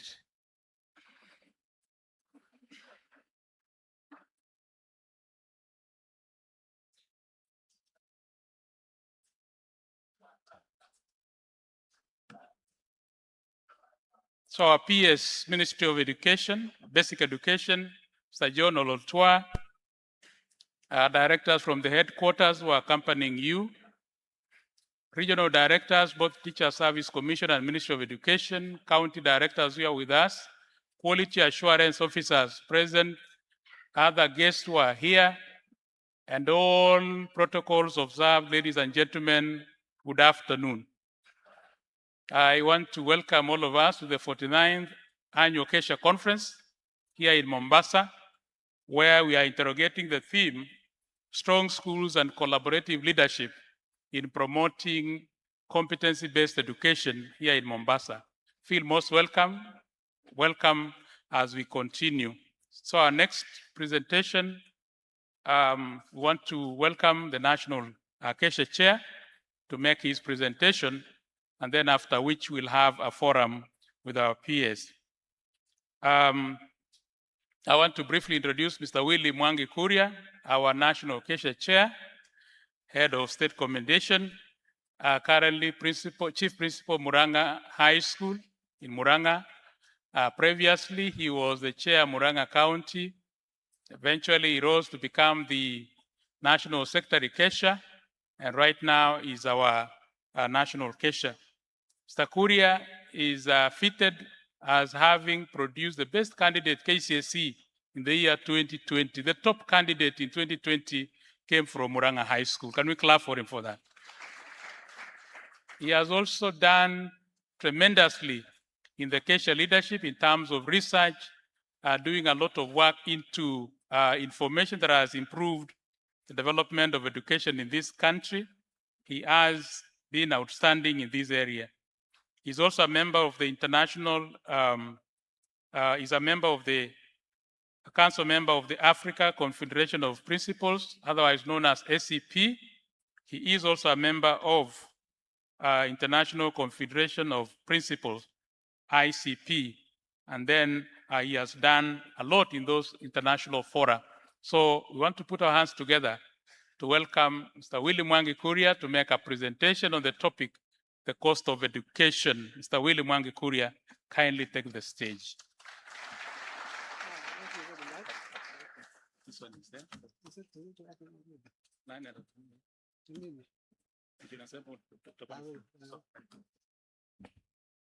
Thank you very much, Vice Chair, who is also the Director of Program. Had I known that he had a profile, I would not have come that fast. But now I did not know. So thank you very much for that. I want to welcome the delegates. Of course, we are happy that we are joined by the Principal Secretary, Mr. Orotua, and the directors from the Ministry of Education. The session that is coming will be under the PS. And so it's good time that we are here so that we can hear or we can be able to share with the directors and the PS. I want to read a brief introduction here.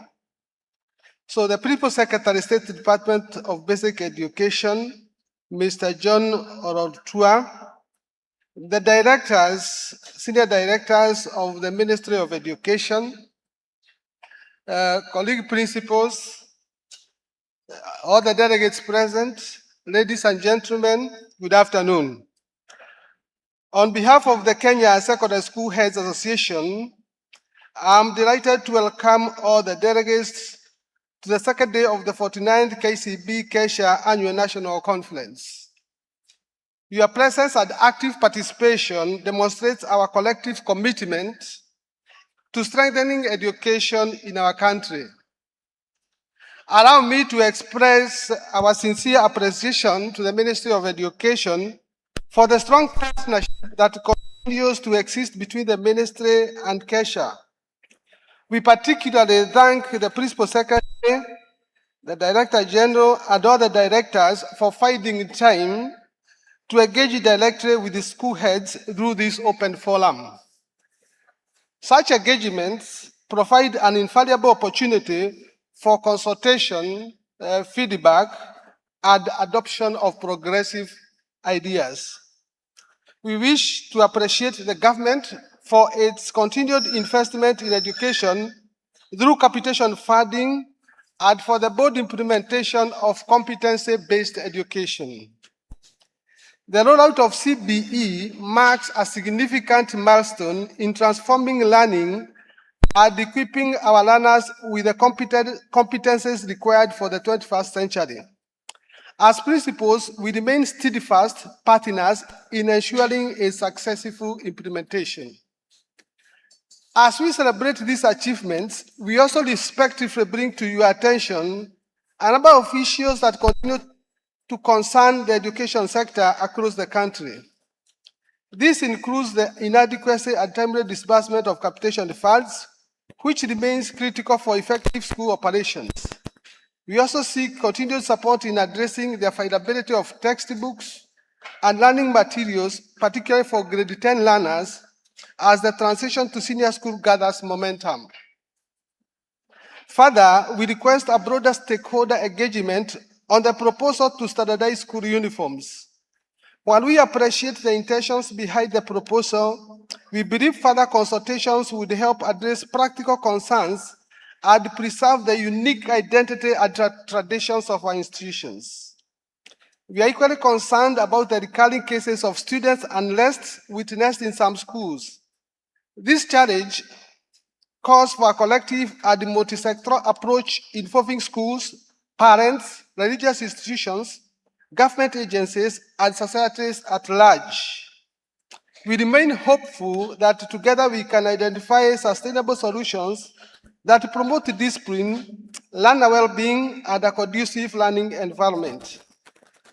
As we deliberate under this year's theme, Strong Schools and Collaborative Leadership for Promoting Competency-Based Education, we are reminded that the success of our education reforms will depend on our genuine partnership, open dialogue, and shared responsibility among all stakeholders.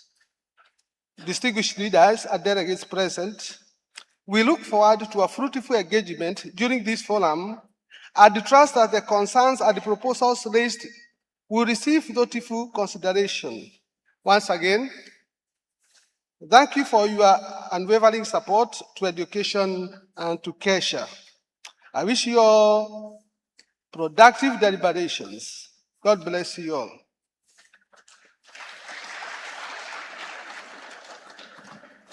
And after welcoming you now, I want to raise a few of our concerns or what we'd like maybe the minister and the education sector to consider because of the times that are there in our schools. The topic that I'm handling today is the cost of education. And when we come to the cost of education, what we look at is actually how much should a student pay to be in school for 1 year. And of course, this is done in two forms, in form of school fees and capitation. But now we don't want to say this capitation, this is fees. We want just to look at how much is a student or can a student pay to sustain a school for 1 year. And I think I should be able to highlight. We remember that the current fee that is charged in high school, senior schools, was set in 2015. 2015, this year, this will be about 11 years from that time. So a child who was born at that time is joining junior school. Those are very many years. And therefore we find that it is not possible. I needed to move about. It is not possible that the fees that was there then is the same one that would be there today.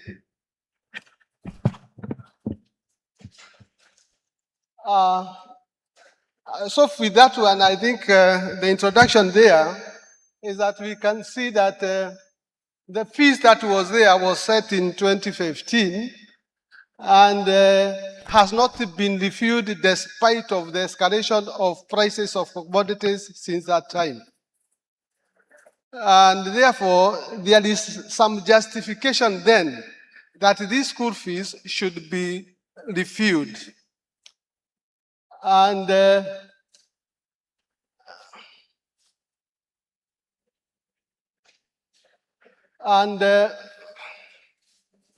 this justification, somebody is moving so fast. First is that we find that the value of the Kenya shilling against the dollar has actually depreciated. I'm not able to talk from there.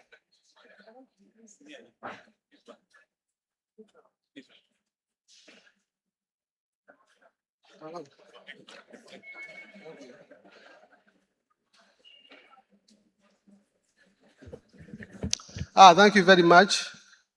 I was saying that there are things that should justify the review of school fees. The first is the movement in the price index of goods and services between 2015 and 2016. The prices of commodities for those 11 years have changed. Secondly, there is the depreciation of the shilling as compared with the dollar over the same period of time. Then there is the unit cost approach. And this approach considers the cost of maintaining a student per day in school, which of course includes accommodation, tuition, learning resources, and other operational expenses. The other one is, of course, the Kenya budget, the national budget. Because we find that the budget that was presented in Kenya in 2015 was 2.2 trillion. The budget presented this year is coming to 4.8 trillion. So the question we are asking, how comes that all these things have moved, but the fees remain static? Is it possible?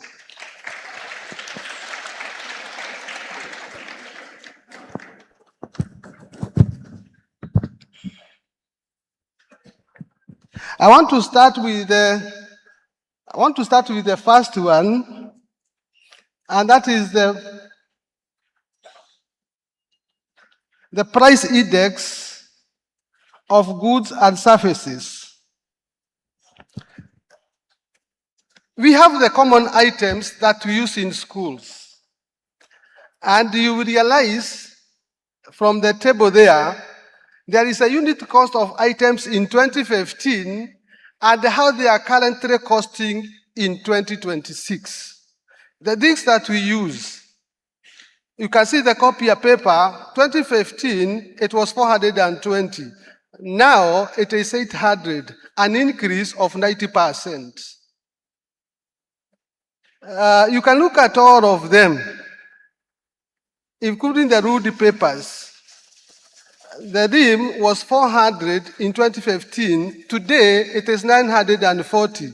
A difference of 540, an increase of 135%. And I think it goes on the entire table. Even you look at even things like I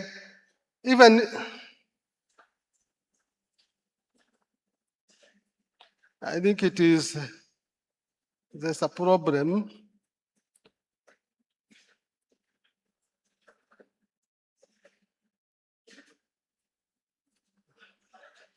Somebody is interfering with it. Or who is it?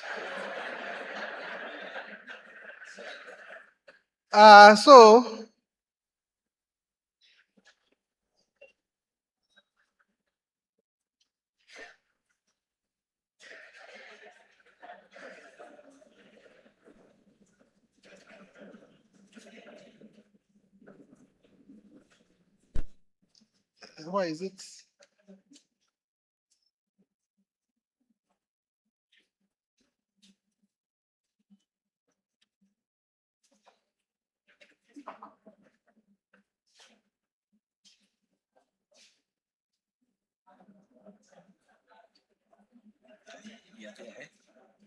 Yeah.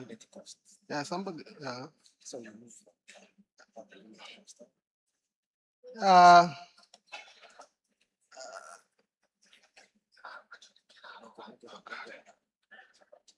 So from the table then we realize that the prices of goods in 2015 compared to now, there is an increase of 65.3%. What they were costing in 2015 and how they are costing today. So from that perspective, if you are to use that perspective, you'd realize that for a C2, C3 school, whose fees was put at 40,535 in 2015, at the C1, whose fees was put up to 53,554 in 2015, then if you are to look at that consideration, then the fees for C1 schools today should be 67,000 plus, and the C1 should be 88,364. If that was the only perspective we are considering. Then there is also the comparison of the dollar exchange rate against the shilling from 2015 to 2016, to 2026 rather. Because in 2015, it was at 90.5. Today, it is 130.29. And that's a difference of 39.79, a percentage increase of 43%. So, if that was the one, if I choose that perspective too, we would then find that the schools C1 and C2, C2 and C3 would then be charging 57,965, and the C1 schools would be charging 76,582. Then, the other perspective is the cost of keeping a student in school for 1 day. And the formula shows the cost of keeping a student in school for a day, in which the figures are arrived at after considering all the 40 heads, and then dividing by the average number of days that a student is supposed to be in school, which is 252 days in a year. Because there is term 1, term 2, and all making 36 weeks. 36 weeks is coming to 252 days. So from the average cost of keeping a student in school in a day, we get the average cost of maintaining a student in a year, and from there we derive the total fees payable per student per year. And then we can only now look at the various 40 heads in the school, and one of them is the BES, the boarding equipment at the stores. And this 40 head caters for a number of things, as you can see there, all the way from food stuff, disinfectants, and many others. So when we look at the unit cost of a meal in a public school, you see when the students wake up in the morning, he takes breakfast. This breakfast, we have calculated a mug of tea to be 20 shillings. A quarter loaf of bread, 16 shillings and 25 cents. So the breakfast, that first meal, comes to 36 shillings and 25 cents. Then we go to 10 o'clock tea. There again we have tea and an egg. Some schools may not give an egg, they may repeat maybe another quarter. But then, again, a mug of tea is 20 shillings, and an egg is 18 shillings, making it 38 shillings. Then we come to lunch. Lunch, on a very modest tray, one student will consume 125 grams of rice. 125 grams of rice is put at a cost of 19 shillings and 50. Then the same students in the same meal will consume 150 grams of cabbage, which is put at 6 shillings and 50 cents. In the same meal, there are beans, 112.5 grams, which is costing 13 shillings. There is potato, which is 102 grams. And I think you should show us these items so that we see this rice ni kiasi gani, hii cabbage ni kiasi gani. We went to the far of kununua, tumemuletea what you give the students. Please, can I up? So,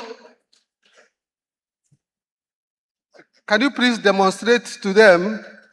Do you have a mug of tea? Oh, he said he has lunch at supper. Please let us start with lunch. Can you give us 125 grams of rice?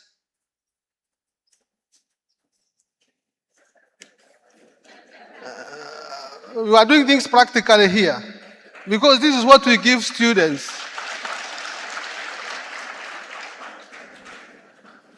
Shika vizuri. That is rice. That is rice. That is 125 grams. That is what we give the student. Hiyo ni ya mtu mmoja. But it is not ready. So it is to be cooked. Don't think that there is lunch after this. It is, we are going to prepare after this. So that is rice. That is 125 grams. Then we have cabbage. Please show us cabbage, 150 grams. Shika vizuri. That is cabbage, one student, 150 grams. We checked these things. The way we went to the lab, kupima hii vitu, because there is no other scale that could have been able to get this now rightly. Then we went to beans, 112.5 grams, beans. That's are the beans that we give the students, the same. The beans are costing 13 shillings. Then the potatoes, 102 grams. Potato. That is 8 shillings and 15. Actually, it is only one. Lakini hata ni kubwa hii. It could be above 102 grams. Nyote mnajua mnawapea moja. Inakuwa 102 grams. And it is 8 shillings and 15 cents. Then we go to onions, 5 grams, which is 75 cents. This meat for one student. That is the onion for one student.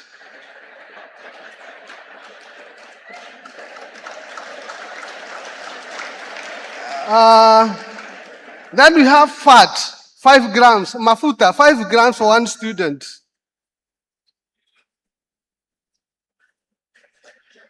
That is for one student, 5 grams, and it is 4 shillings. This is 4 shillings. Much as you may not even see it. I cannot actually see it. Maybe I don't know whether I can be able to see it properly. That is 4 shillings.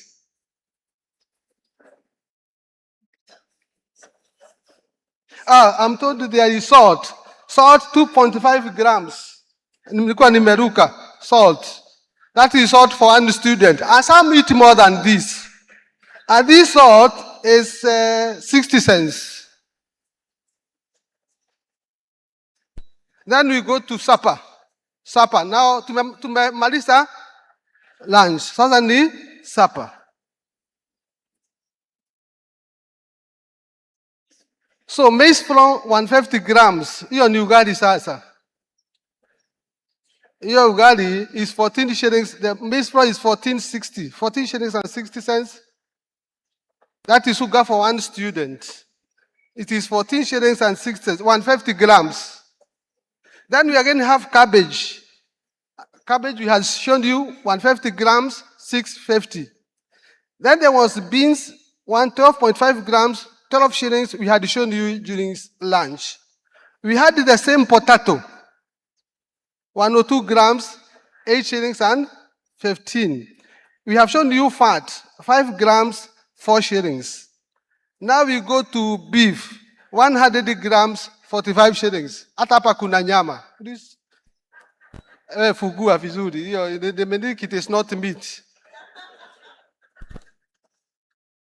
We went to buy Uko Coast. We could not come, it would be rotten. So we bought today, this morning, 45 shillings. That is for one student, 45 shillings. Then, in supper we have a fruit. Usually it is one piece of banana.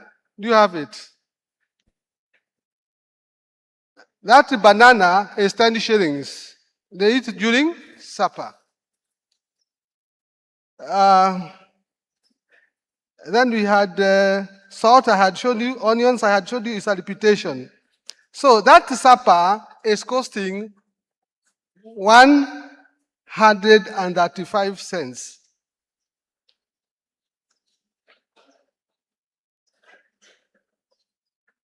So the unit cost for meals per student in school, breakfast is 36 shillings and 25 cents, 10 o'clock tea is 38 shillings, lunch is 52 shillings and 50 cents, supper is 135, and they have to be cooked. Cooking is the miscellaneous, water, gas, those kind of firewood, whatever. We are giving it at 15 shillings. So a meal one day for a student in a senior school is 242 shillings and 10 cents.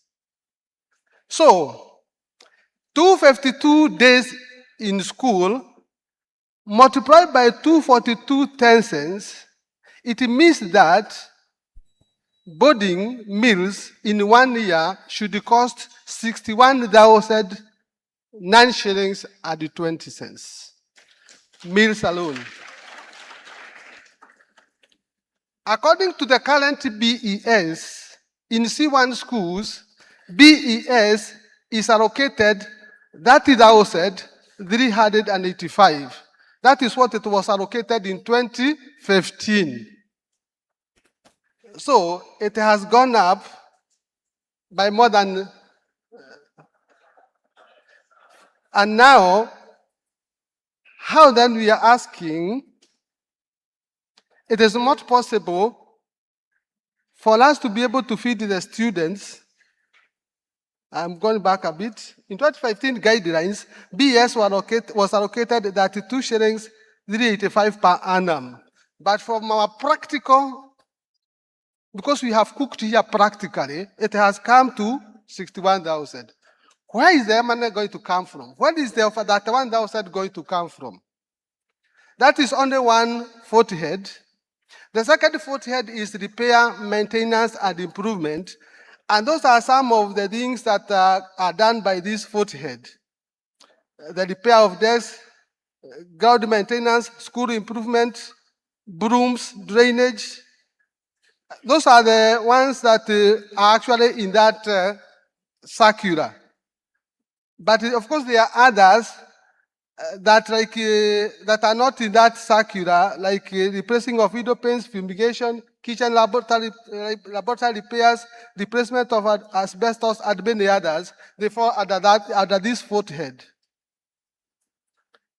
Then I want to say that under this fourth head, the major repairs and improvements of existing infrastructure and the capital development cannot be funded by this fourth head. This one only takes care of minor repairs. It cannot maybe undertake a major repair. Maybe you want to roof a classroom again, or you want to build a new classroom. This fourth head cannot be able to do that because of the cost of materials and also the labor cost. And therefore, we are finding that in case there is school development project, then the parents, the board of management, and the parents should sit together and decide on the amount to be paid by parents or to be contributed for such. Otherwise, this is for the minor repairs that go to school on a daily basis.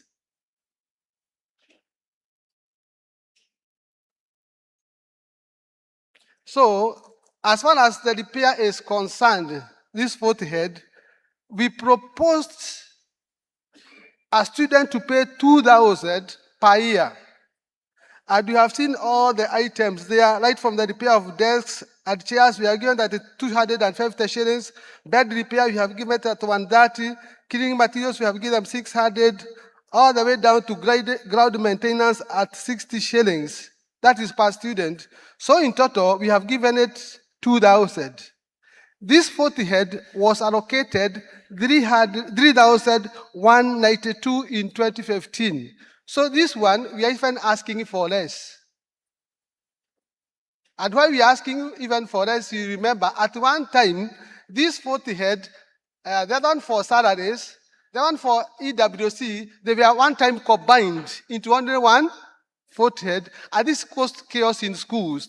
So this one now we are doing it the way it was in 2015 circular, because the 2015 circular was able to bring them one by one. They did not combine them. When they were combined, it is much later, and this brought a lot of hazards in school. So this is 2000. We thought it would suffice or it would do some good work instead of the 3,102 that was allocated in 2015.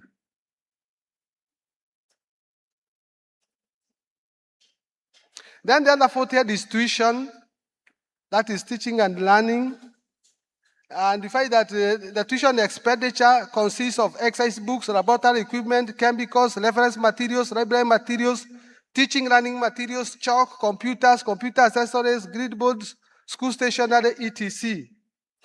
And we find that with the transition to CBE, the introduction of subjects not in the curriculum before, majority of C1 and 2 schools have expanded their curriculum by offering other examinable subjects such as French, music, dance, sports, education, electricity. All that has made this 40 head now to demand more funds. So the funds, then I want to say that in order for these schools to sustain and teach the above subject effectively, more resources are required. Most schools lack relevant equipment to effectively teach technical subjects, and where this equipment exists, they are hardly enough or in poor condition. Rapid growth of technology has also made some of the resources obsolete, e.g., old model computers that are outdated, and replacing them is almost inevitable. The funds allocated for laboratory equipment and chemicals is hardly enough for practical lessons and the final exams. The government continues to fund some schools with TIG for construction of new classrooms and laboratories. However, no grants are given to equip the constructed rooms.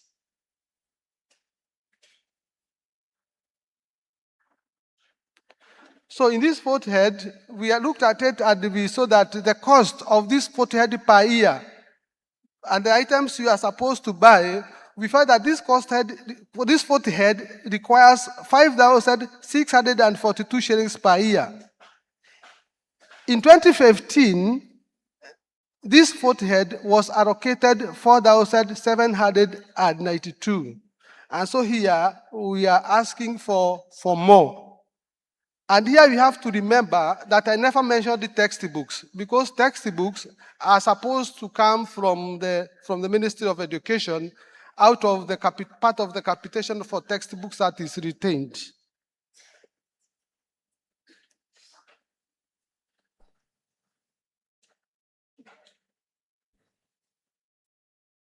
Then there is the LT&T.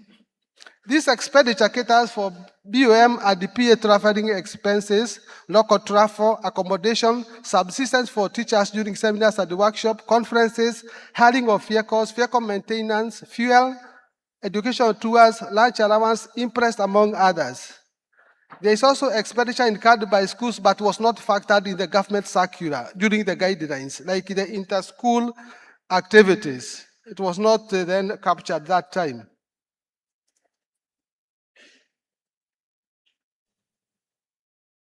Others is repainting of school vehicles, comprehensive school insurance cover. All those ones were not captured, but now it is the 40 head is used for all these things. So a proposal here is for the C1 and C2 schools to charge 6,330 and the 4,249 for C4 schools.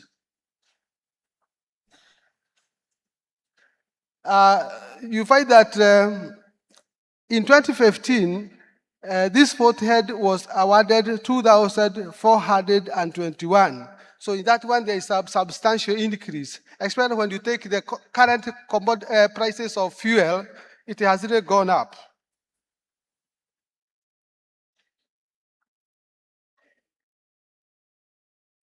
Then there is the administration costs.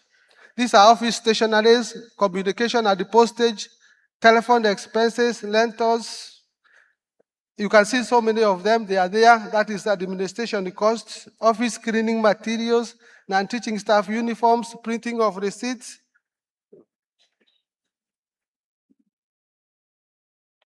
The other expenditures that were not included in the guidelines that are in this fourth head, like office equipment and furniture, security systems, installation and maintenance, insurance of school property and workers, fire extinguishers, prayer days and academic clinics, cost of CCTV, all these are now being used for the same and were not captured then. So in that fourth head, again in C1 schools, we are finding that 7,400 will do something, 5,400 for C2 and C3, and 2,600 for C59 for C4 schools. In 2015, this fourth head was allocated 3,316 per year. Then there is electricity, water, and the conservancies. You can see all the things that this one-fourth is able to do. So in this fourth head, we are asking an allocation of 7,590 for C1, 7051 for C2, and 2151 for C4. The allocation for 2017 guidelines was 7,802 for boarding and 3,151 for day schools. So you find that one, you find that we are a bit lower than what was allocated in 2015. And I'm explaining it is because we have disengaged the fourth heads. We have not combined them the way they were combined after the 2015 circular.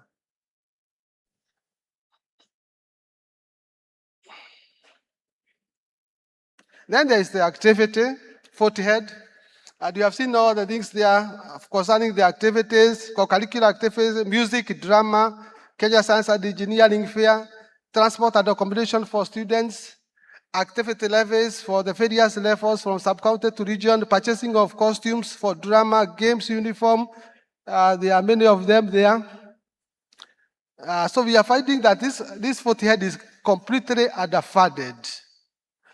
And so from this then, we have seen that a proposal is therefore made to enhance funding to provide sufficient space for participation to meet the required standards.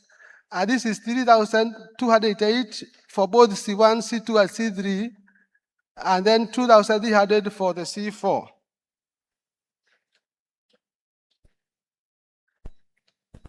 Allocation for this fourth head was 1,308 per annum per year in 2015. So that one should actually go up. Then there is the personal emolument.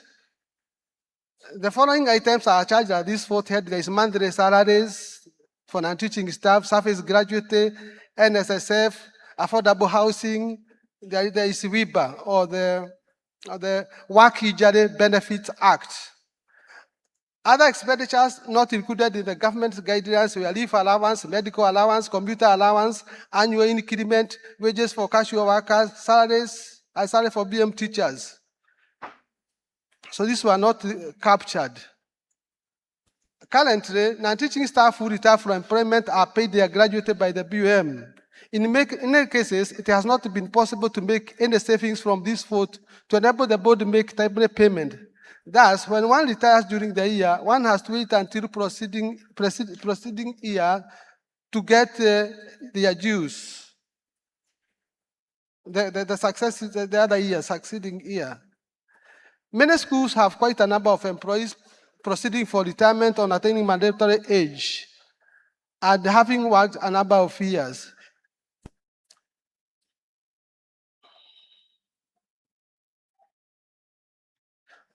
So here we have the salaries paid to the non-teaching staff, and you can see they are quite substantial. You can see the bursar there. You can see the accounts clerk. You can see the secretary, the messenger, the lab technician, the ICT tech, groundmen, caterers. And these are not our salaries. These are salaries fixed by the government. It's not us. Even if you don't pay that much, that's what you're supposed to pay them. I know you sometimes, because there is no money, you persuade them and tell them that things will soon be better, and they have never been better. There is the kitchen hand, the nurse, the storekeeper, the artisan, the driver. These are their salaries as fixed by the government.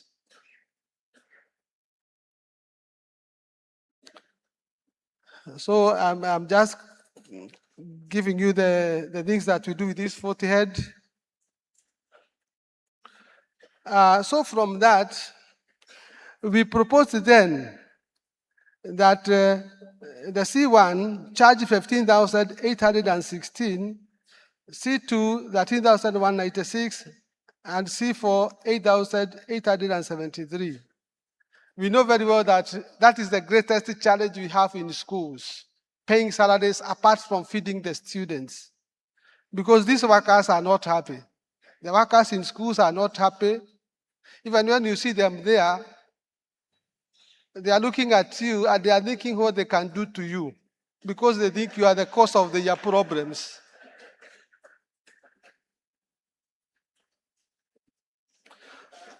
So the allocation for this 40 head in 2015 was fixed at 80,872. And it is the one we are saying it should actually move double to 15,000. Then there is a 40 head of medical, and the medical and insurance 40 head is meant to cater for the following. Of course, you can see the sanatorium, emergency, first aid, medical expenses incurred in general hospitals, allowance and wages for the school personnel. There is also the insurance of the school asset and the school property, and as well as WIBA. Also, it is noted that schools with the functional dispensaries are incurring a lot of money treating the students because they are paying for everything. The cost of this 40 head has been fixed. We are asking for 2,000 to be for this 40 head. In 2015, this 40 head was given 1,660. So from that, we find that the table 1 shows us the cost of keeping a student in school for a day. And the figures are arrived at after considering all the 40 heads and then dividing by the average number of days that a student is supposed to be in school. From the average cost of keeping a student in school in a day, we get the average cost of maintaining a student in a year. From there, we derive the total fees payable per student in a year.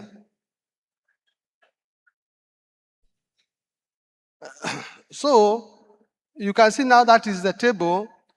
Teaching and learning materials, in 1 year, one student is using 22 shillings. One student. We have already seen that for BC, one student is using 202. No, I'm saying in 22 shillings is 1 year, one student. Then for meals, we have seen 1 year is 242. So all other 40 heads are listed there for one student for a year. And therefore, you find after 1 year, the cost of maintaining a student in school then is in 1 day, it will be 440. Because what we get there, we subtract by the number of students, and then we get for a day, and then we get for all the items in 1 day. So for all the items combined in 1 day, it is coming to 440 cents. Because if this repairs, we divide it by number of students, we get 8 shillings per day. And then that is what we shall multiply by 252 days. So in total then, in all areas, for a C1 school, it is 440. In C2 schools, C3, it is 410. In day school or C4 schools, it is 110.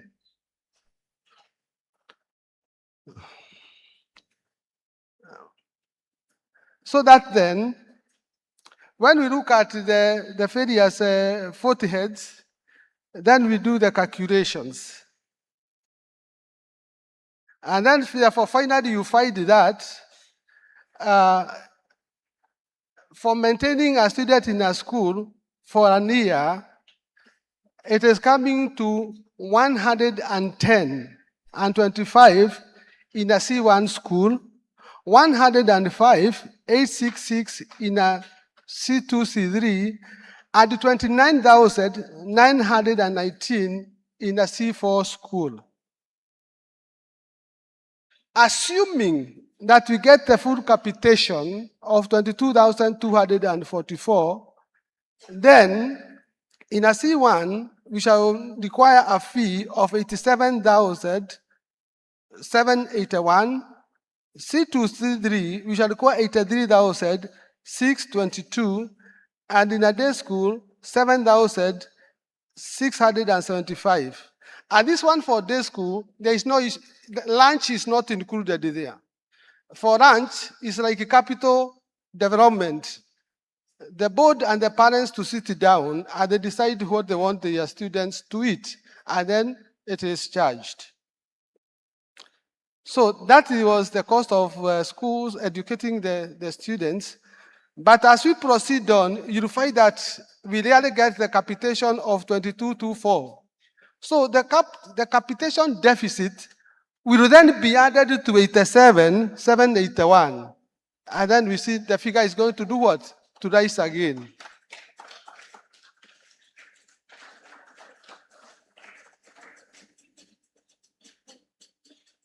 So deductions. So if we apply the concept of the unit cost for keeping a student in school for a day, then the following would be the fees. C1, assuming we are getting the entire bursary, the entire capitation is 87,781. C2, C3, it is 83,622. C4, it is 7,675. This is what the parent would pay if we are to get the entire capitation. And then there we are saying that the development expenditure is not factored. The development expenditure not factored are proposed to be agreed by the BOM and the parents depending on the individual needs. So here there is no issue of development expenditure.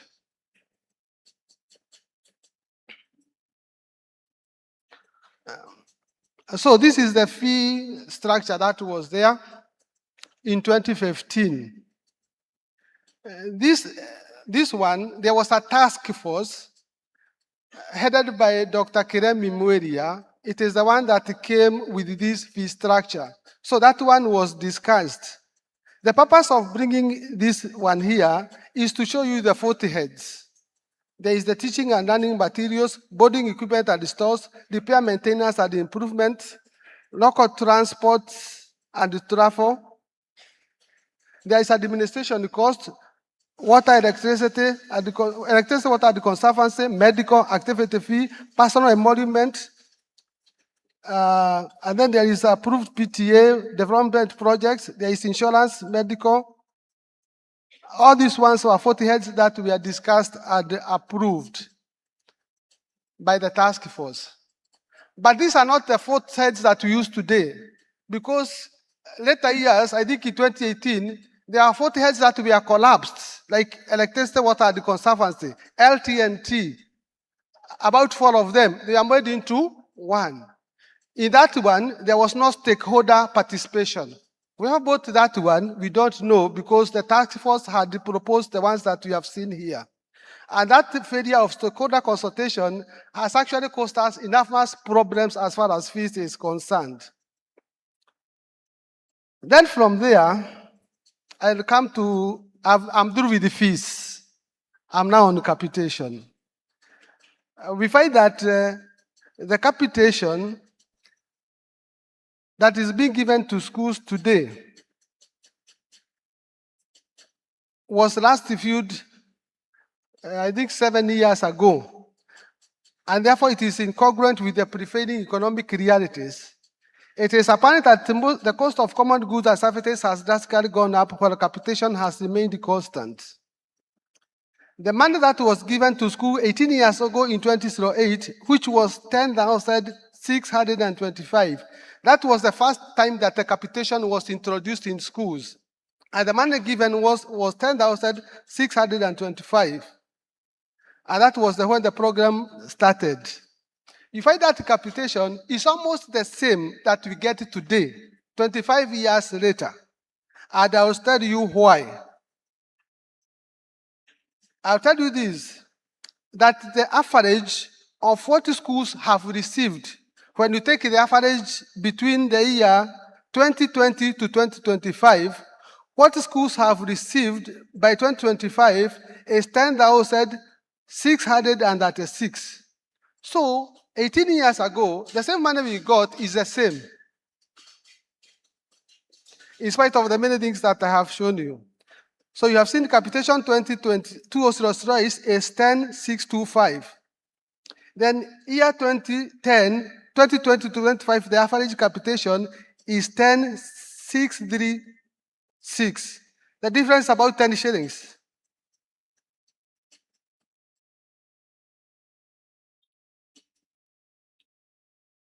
Why is it so?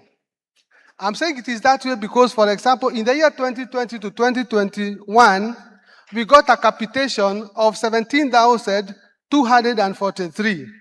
Of that amount, 1,546.55 was retained at the ministry for the purposes of textbooks. The amount received in school was 15,697. Of that amount, we are made to remove that 5,000 and put it in the CBA account for capital development. So what was left in school for tuition and operations was 10,697. And we go to the second year, you follow the same. You go to the third year, you follow the same. The fourth year, the fifth year. So you look at those, the final calculations there. When you get the average of those 5 years, because some have 11, some have 10, some have 9, depending on how much money has been retained. So, or how much has been taken to the CBA account. So you find that that's why we are saying the final figure we had is 10,636. When the capitation was introduced, it was only for 2 purposes, tuition and operation. So when we say that capitation is not enough, it was added to 22. But then again, it was taken away to fund capital development. So things changed but remained the same.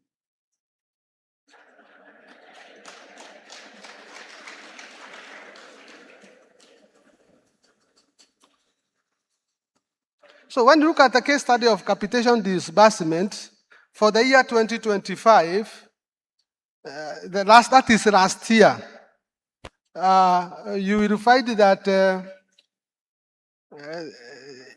is the money that we expected. Term 1, we expected 11,122, but we are given 8,392.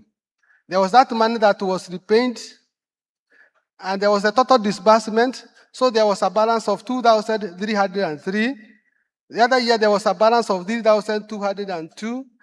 All that one, those balances, when you accumulate for the entire country, you find then that there was that balance, 7.5 billion, 10.5 billion. Finally, in the whole year, there is a deficit of 22 billion, 501 million, 979,920. That is last year. That's the money that was not remitted to schools in terms of capitation.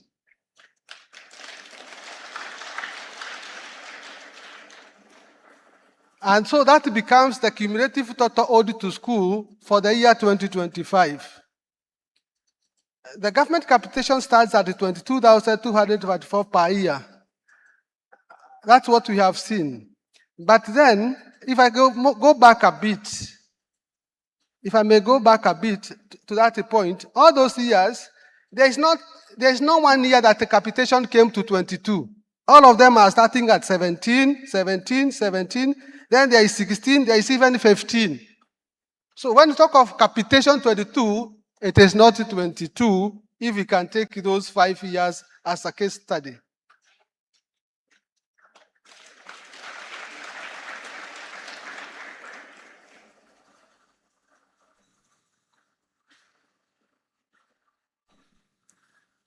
Then there is this year, 2026, this year.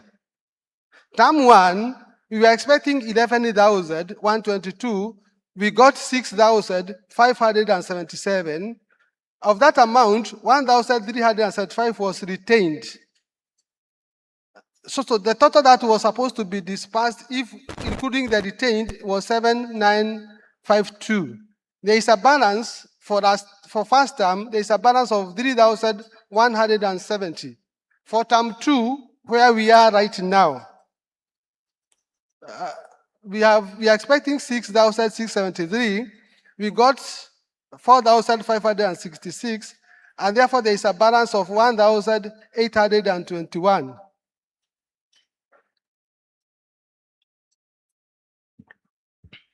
Graph here, the capitation has gone down a bit, but the inflation has really gone up. That is the situation that needs to be addressed. Other issues, I'll present them when I have adequate time. I've seen there are so many issues here, but let me stop at that so that the PS can get time to, and the directors. Thank you very much. But I want to get this time to present this proposal on the fees. I want to present it to the PS so that he can have a look at it with the directors. Kindly, PS, kindly.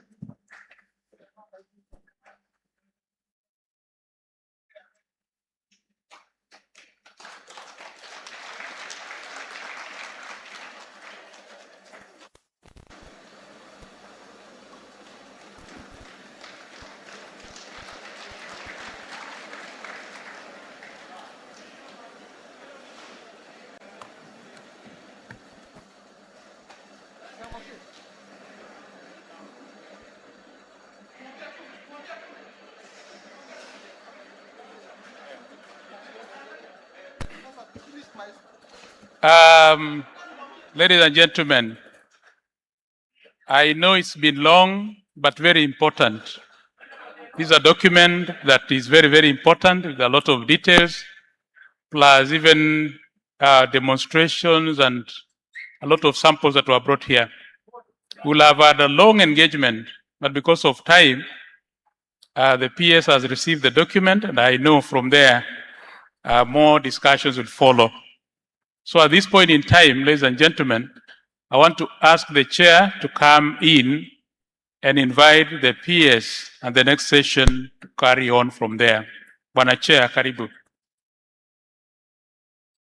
This is a session, Ministry of Education is going to engage all of us. Chairman, karibu. So ladies and gentlemen, the climax of the movement is now. We want to take this opportunity now to invite the PS and the directors, Ministry of Education, to come and share with us. We are appreciative that the PS is brand new in our Ministry of Education. We also appreciate that he has been one of us for very many years. Today I really noted that he almost knows everyone in the Ministry of Education because he has been one of the colleagues there. So we have a person who is familiar, who is in familiar territory. We have somebody who will be able to understand the issues perfectly. And most of us have interacted with him when he was in the field. I being one of them, we interacted when he was the RDE Central. And I know many of you. I have seen he even knows so many principles. So this is a man we all know. He's a man full of humility, and we are really, really appreciative. So we want you to rise because you have been seated for long, so that you can invite the PS and the directors here. Aya, moja. Another. Ingine. Karibu PS. Karibu directors. Please come and share with us. Karibu Fugua. Thank you very much. Kindly be seated.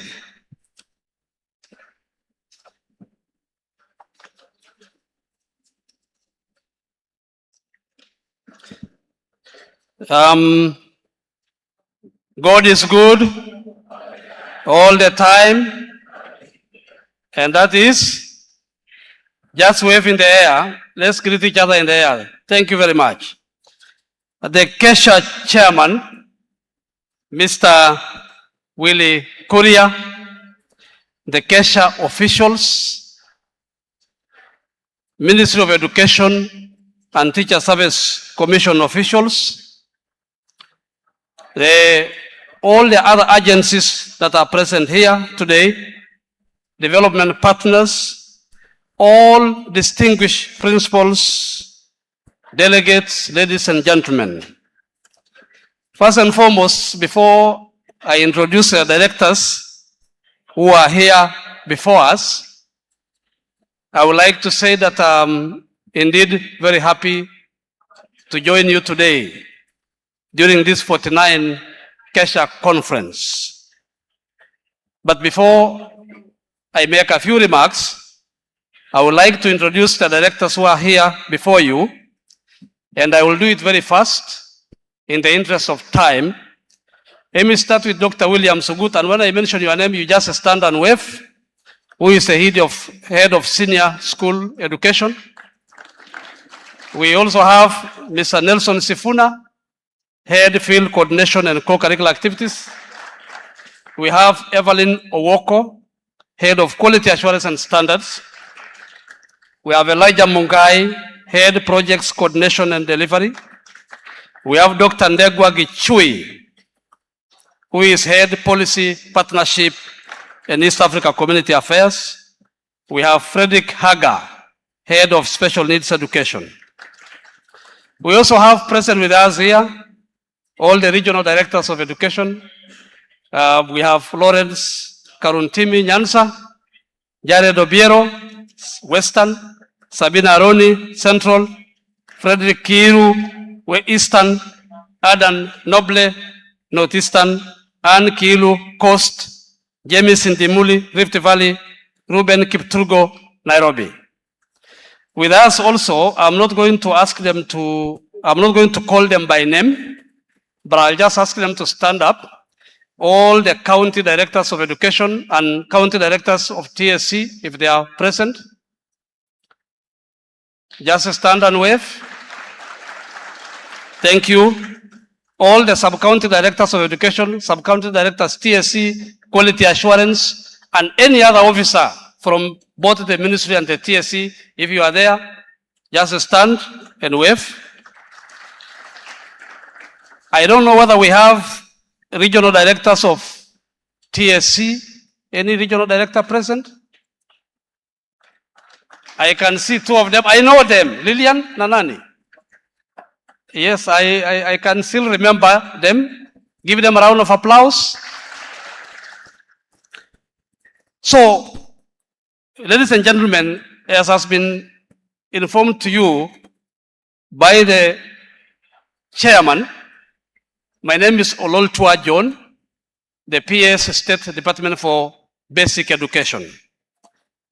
Previously, I was one of you, I think for many years, having worked as a classroom teacher, a secondary school principal, a district education officer, a county director of education, and regional director of education. I think I've crossed the country, and that's why, Bwana Chairman, you saw me calling a number of principals by name, and also a number of county directors, regional directors, and many, many other officials by name, because I've interacted with them. But I had a small break of about 4 years, having served our government as the PS Tourism. And therefore, this reassignment to education sector is like just coming home. And I therefore want to take this opportunity first and foremost to thank His Excellency the President for giving me the opportunity to join you and work with you. And secondly, I also want to take this opportunity to appreciate all of you, because even while I was in tourism, we continued working together in the transformation of our country. I remember very well, I have been coordinating with a number of you on matters of education, on matters of tourism, and other matters of national importance. And therefore, being here today is a very special moment for me. But I want to first begin by conveying the greetings of the Cabinet Secretary for Education, Honorable Migos Ogamba, who will be able to join you on Friday during the closing. And as you are aware, tomorrow we have the official opening that will be taking place. And so indeed, I am very, very happy to join you today. Secondly, this conference is very important, and I know it has been growing from year to year. It has been attracting partners. I've seen KCB and other partners that have been able to partner with the principals because of this very important conference. This conference that happens every year does not just happen for the sake. It happens so that, number one, it gives us an opportunity to engage together. Secondly, it also gives you an opportunity to interact as principals together with the officials of the Ministry of Education and the Teacher Service Commission.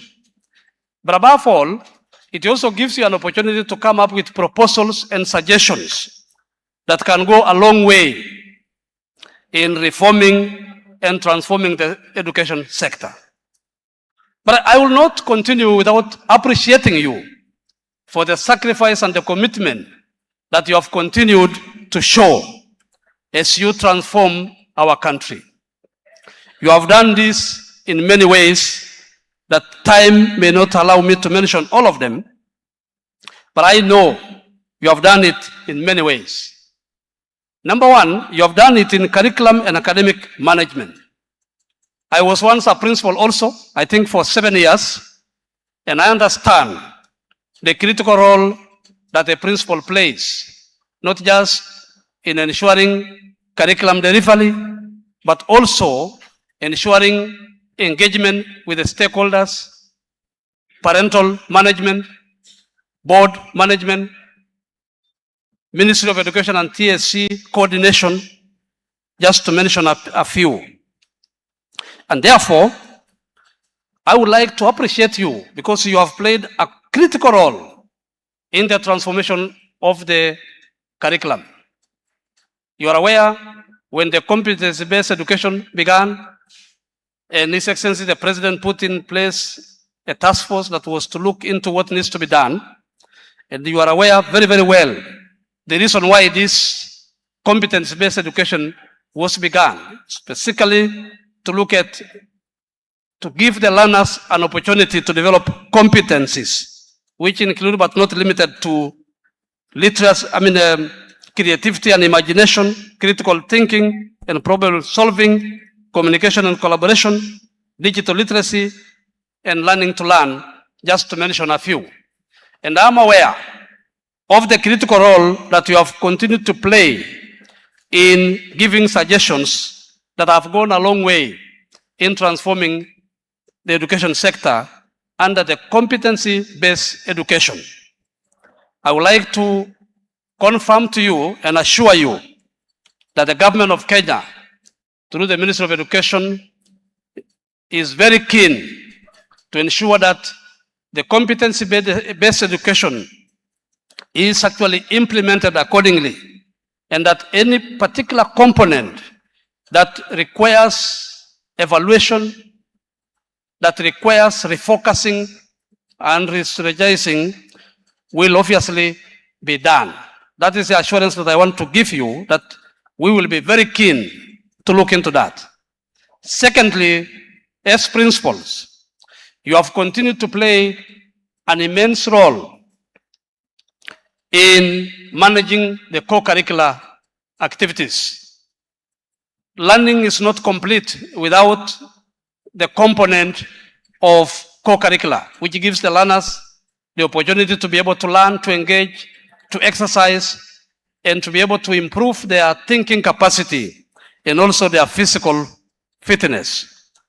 And you are aware that there are new areas that have been introduced in this field, which I'm sure you are very much aware, the areas on chess, cricket, beach volleyball, Scrabble, just to mention a few.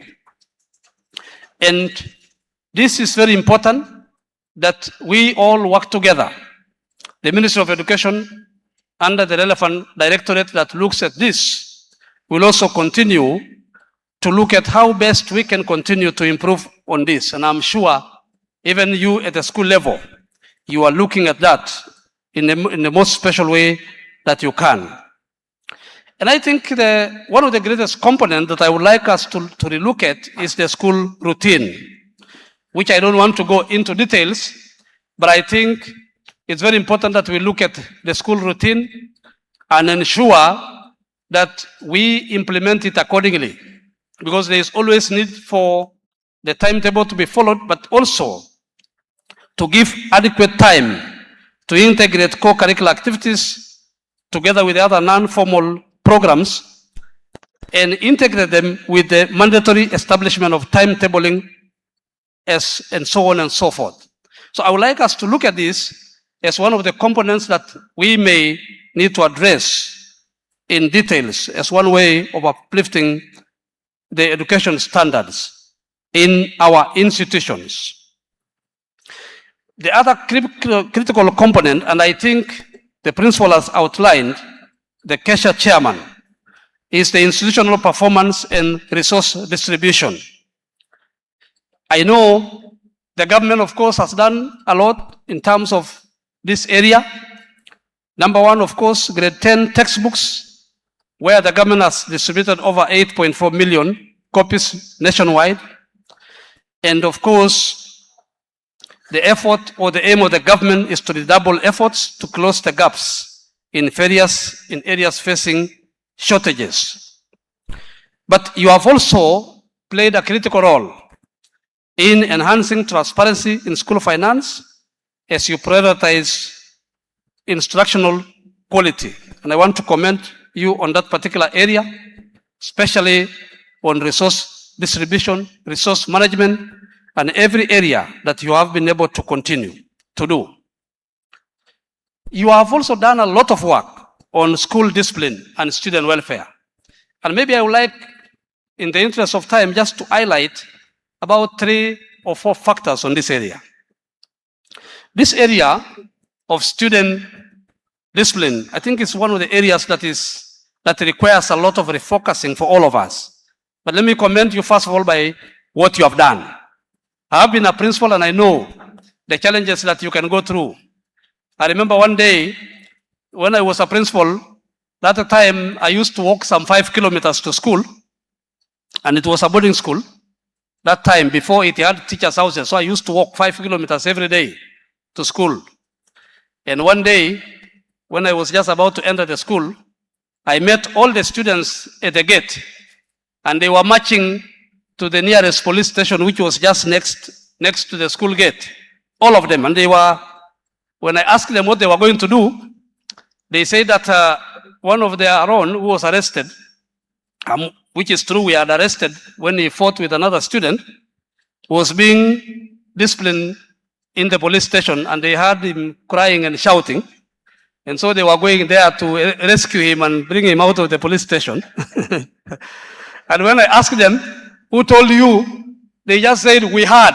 When I told them, who told you? They would not tell me who told them. They said, we had. And I instructed them to give me 3 of their own to accompany me to the police station to confirm whether what they were saying was true or not. And I directed the rest to march and go back to school as fast as they can, which they obeyed, and they ran and went. But when we went to the police station, we found a young man taking tea and mandasi, enjoying and really laughing. He was together with the police and he was really relaxing, taking tea. And when I went back to school, together with the witnesses who are the students, and when the students went and told the others what they saw, the students began begging for mercy, asking me, Bwana Principal, we are very sorry, we did not know, we just heard, and we just heard and we wanted to go. We will never repeat it. So it's a big challenge. But I want to mention 3 components. I commended you, first of all, by what you are doing, and I urge you to continue doing this. But I want us to refocus, and this is something that we are going to look at as a Ministry of Education, to see on how we can be able to strengthen guidance and counseling in schools, introduction of mental health in schools. But we also want to focus, and I would like to call upon all the other stakeholders to focus on a robust program to address the issues that are relating to parenting. At that time I was talking with the church and the bishops and the pastors that probably they may need, as part of their religious contribution, to partner with the Ministry of Education and introduce a program where we also talk to the parents, either in the mosques, in the churches, and any other religious institutions, to re-evaluate their role in parenting, their role in disciplining of their children, their role in giving proper advice, proper values to the children, as a component that is very important. And therefore, this is one area that I think we need to call upon the entire nation. And we also need to call upon our students to understand that what you do here on earth will continue to affect you. I don't know whether they really know. I don't really know whether they understand the magnitude of what you do. And in fact, the government is very keen now to monitor the student behavior. And it will be recorded by the Criminal Investigation Department, so that even in future, as you look for any particular job, your record, your fingerprints and everything will always be taken. So it's something that really all of us need to engage. And I think it is possible. It is something that can be overcome. But this can only happen if we have a society that is founded on morals, founded on patriotism, which must extend even to the youngest learner in school, to the parents, to everybody else. And I think this is my very special call. As PS tourism, I've gone across the country, across many countries in the world. And I found one thing that is very special about the countries that I visited. I found that the component of patriotism is inbuilt right from the school level. The national anthems are sung word by word. The loyalty pledge are done word by word. And this penetrates deeply into the hearts and the minds of the learners, and it extends into the adults and extends to everybody. And you will find that that patriotism alone is enough to prevent any kind of arsons or misbehavior. I think it is high time that as a nation, we begin a national conversation, which must begin at the family level, and moves to the community level, to the school, and to every particular fiber of our nation. Because I know it is possible, it can be done, it will be done, it is possible. And I agree that there are many challenges that could be facing schools that sometimes makes some of these things to happen. But with the challenges, that is not enough reason for us or for the learners or anybody else to do what they are doing. Therefore, this is my very special call. As I near to conclusion, because I know I will still be engaging you tomorrow during the official opening, because I want to give the directors a lot of time, and I will also engage with you during the official closing. I would also like to say the government of Kenya, through the Ministry of Education, will still continue to look at the financing of education.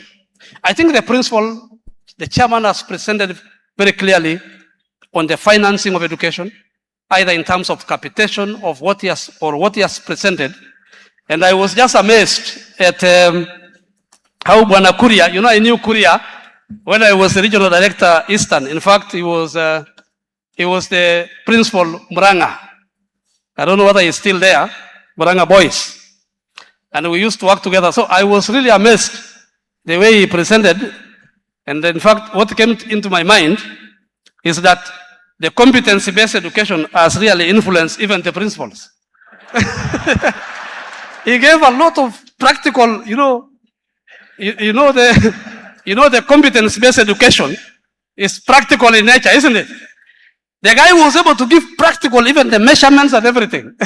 And I said, pongezi CBE, because even the principal mwenyewe ameona. But I would like to encourage you, Bwana Chairman, that the government, through the Ministry of Education, together with the National Treasury, will continue to look at all these challenges that are ahead. Sometimes it's only difficult because of the budget ceilings or the budget challenges that can be there. But obviously, the engagement, because the beauty about education is that it's always good to keep on engaging, keep on looking at many aspects that are there. And I think the engagements that we have had, right from the commissions that have been set up across the decades, every time there is a conversation, there is an engagement, you'll always find that at one point, there can always be solutions that can be able to come. And therefore, we will continue engaging and see what may happen in the future as we liaise with the National Treasury and so on. But it is something that will still require a lot of engagement, even as we move forward. I also want to highlight just 2 more points so that I can be able to give the directors an opportunity. We, of course, have done a lot in capitation, which I don't want to read the disbursements, you already know. But I want to focus on 2 remaining things so that I can end. One is the teacher retooling and capacity building. The teacher is an important component. It's a very important person in the education sector. I want to commend the Teacher Service Commission for the critical role that they have played in the capacity building of teachers, and also SEMASTIA, KEMI, and all other aspects that we have done in the transformation of our teachers. And in that respect, I also want to take this opportunity to say that I am also indeed very happy, because when this administration began, the administration by His Excellency Dr. William Ruto, there was a very big shortage of teachers. And as we speak today, the numbers at least have increased to about 100,000. And even if we have not yet reached the target that was targeted, plans are already underway to keep on improving, including the absorption of the intern teachers. So this component of the teacher, I believe the Ministry of Education, the Teacher Service Commission, and all other agencies that can be interested will continue to work together to ensure that the dignity, the skills, the knowledge, and the capacity of our teachers is improved and is increased. Why? Because the teacher is the engine. The teacher is the engine of the education sector. I have been a teacher myself, and I remember teaching with all the dedication that I could give in my life. And I believe I stand here today as your PS for basic education. I have never dreamt in my life that I will be PS basic education at any given time in history. But I believe I stand here today because of the countless blessings that came upon my life, because of the critical work that I did as a teacher, which I did with dedication, professionalism, commitment, and sacrifice. And I know, as I speak to the Kenyan teachers today, even as the government of Kenya continues to look at your issues, to look at what best they can do to support you, I want to give you hope that what you are doing is not going to be in vain. There is a payment that comes. And I want you to look at it practically. If you look at the homes of teachers, you can always see their children are learning well. You can see even the little businesses that they start flourish. And the more they teach, the better they become. One time I was DEO, Suba, that area that was very difficult, where people never wanted to go. That was the first place I was posted as a district education officer. And I worked there, and people used to fear to go to Mfangano Island. And one day, I went with my deputy DEO, and the deputy DEO was a very, I don't know, he was really afraid of the water. So when we reached near the shore of the lake, the guy disappeared into thin air. I came to discover he complained that he had a running stomach, which was not true. The stomach was not running anywhere. The guy feared the water. But I was able to go, and that time there was no road. I want to remember the late Professor Karegam Tai, one of the greatest sons of this soil, who was a PS, Permanent Secretary for Education, who went to Mfangano and he walked for 3 hours up to the topmost part of the hill. And as a result of his going there, the government was able to do a ring road in Mfangano. And after that ring road, they were able now to have electricity. And after that, they even have now a ferry that goes there. There are vehicles there. They have motorbikes there. They have everything there. So the officials will no longer walk the 3 or 5 hours that they used to walk. But while I was there, and this is my last comment, I remember there was a time a complaint came to my office that the teachers in Rusinga Island that time were riding motorbikes during class hours and they were not teaching. And that there were a lot of warning letters that had been given to them, but they did not change. And so one day, I decided to close the schools in Rusinga Island.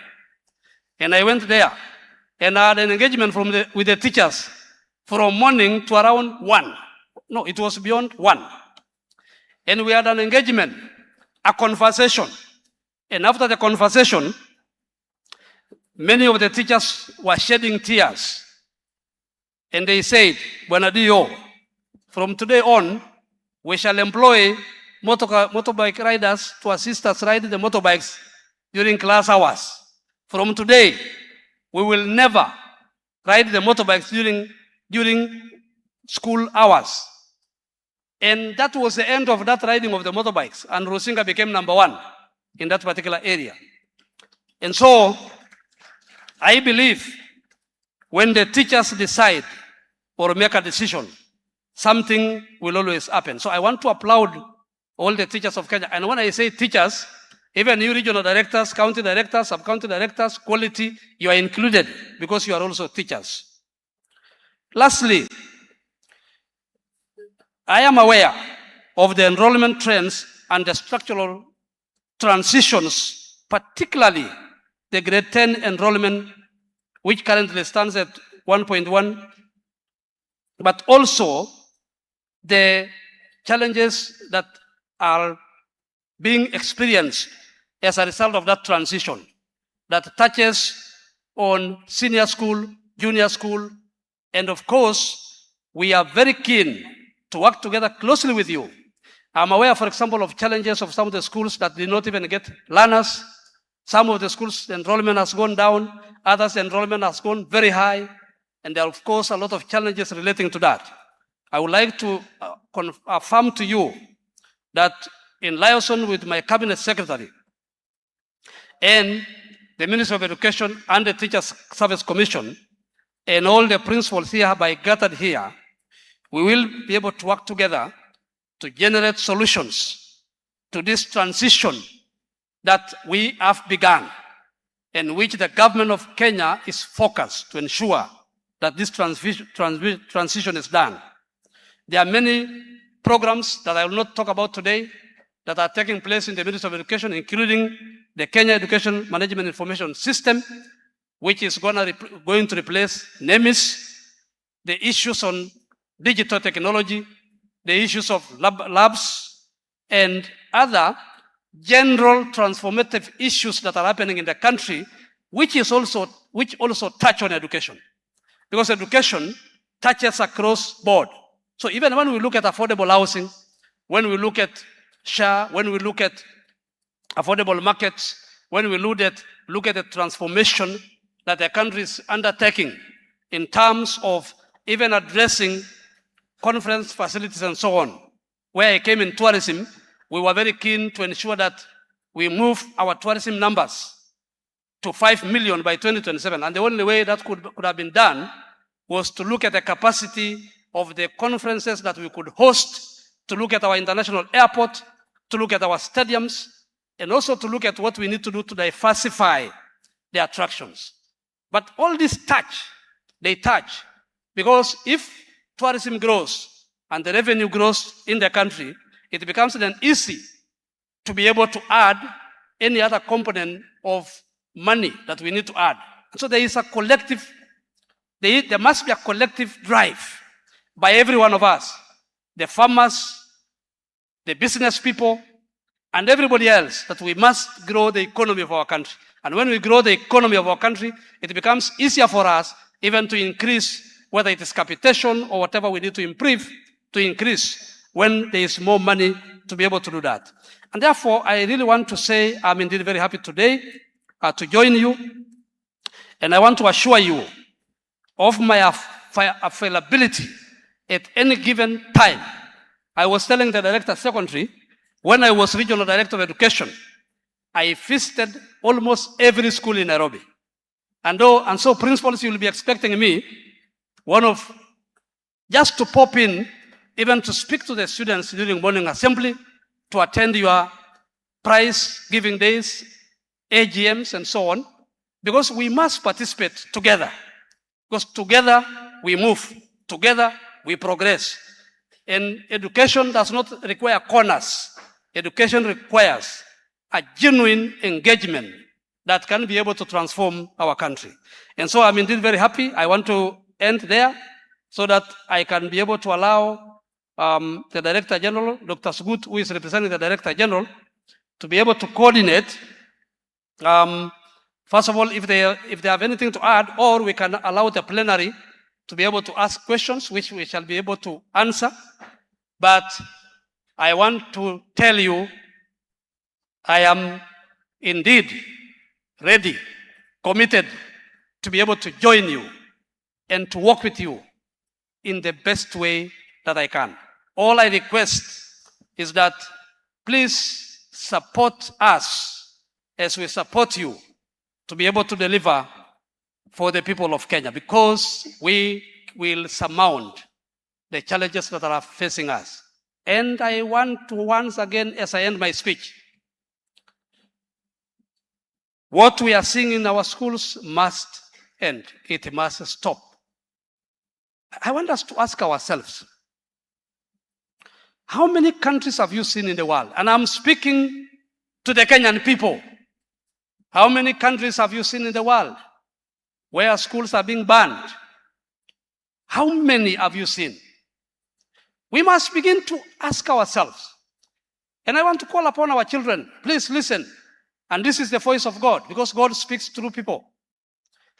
Yeah, God speaks through people. I want them to listen that we must be people who love ourselves, who love our country, and who will do something that will keep on transforming the country forever. The time has come. It must end. Because challenges will never end. In fact, if we continue burning our schools, destroying our schools because of challenges, then it means we shall do that until the time Jesus Christ comes. Because there is no society which can stay without problems. How many people have burned their fathers' homes or mothers' homes? How many? Huh? How many of them have done that because there is no food in the house? Each one of us comes from home and there is no food. Sometimes hakuna chakula kwa boma, hakuna nini. Iko shida. But have you gone to touch the house of your mother or your dad because of a problem? I think it's high time. And I'm speaking to the Kenyan people, to their parents, to the students, to everybody.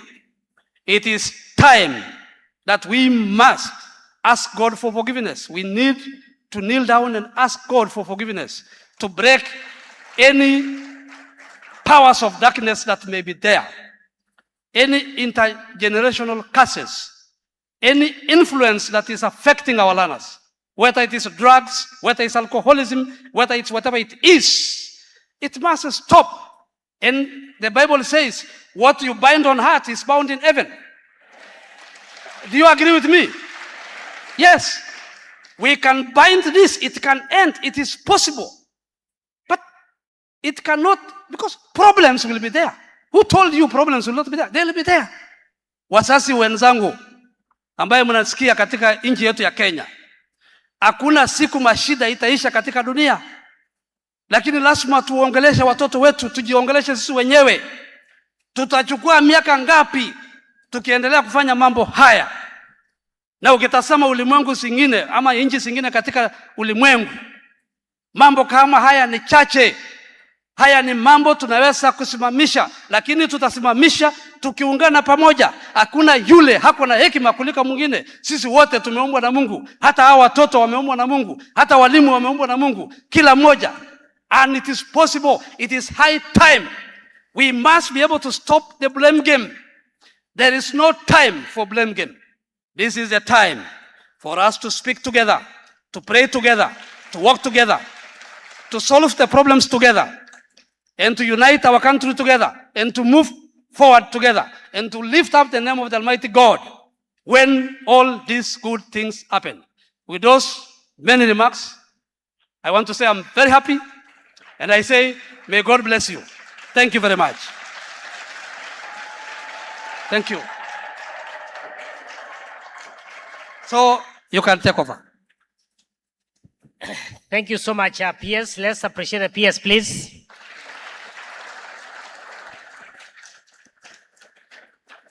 Asante sana katibu wetu. Ni kwamba imekuwa tu ni hotuba na bila shaka pia imekuwa ni mahubiri. We are very grateful, sir, because of those comments. Now, because of time, ladies and gentlemen, we will request that if you have any concerns, if you have any issues to raise, please put it on paper and forward them here as we allow our director in charge of projects to make an announcement. So meanwhile, please, if you have a concern or two, please put it on paper and forward here. Otherwise, we are very, very grateful because of this opportunity to be able to join you during the conference. And so, Bwana Mungai, kindly come and make the announcement as you put down what it is that you wish to raise so that we will be able to respond. Even if not today, we will be able to get time because we'll be here until the end of the conference. Bwana Mungai, karibu. Thank you, Acting DG. And thank you, PS, for that. You have left it on a very high note. So I just want to make one quick announcement. And this is on the item on the 1,600 laboratories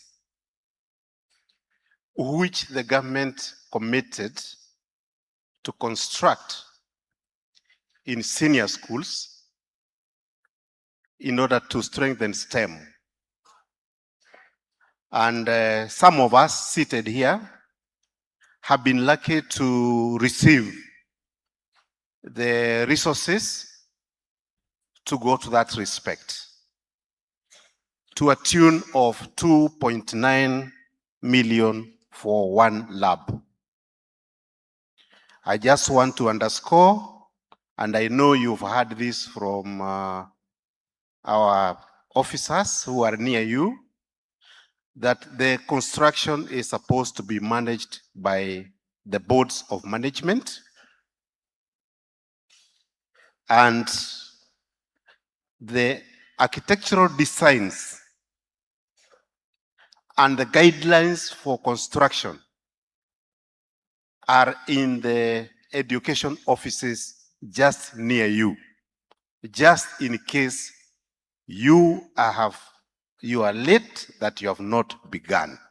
But we expect by now You've done all the procurement steps that are required and has rolled out.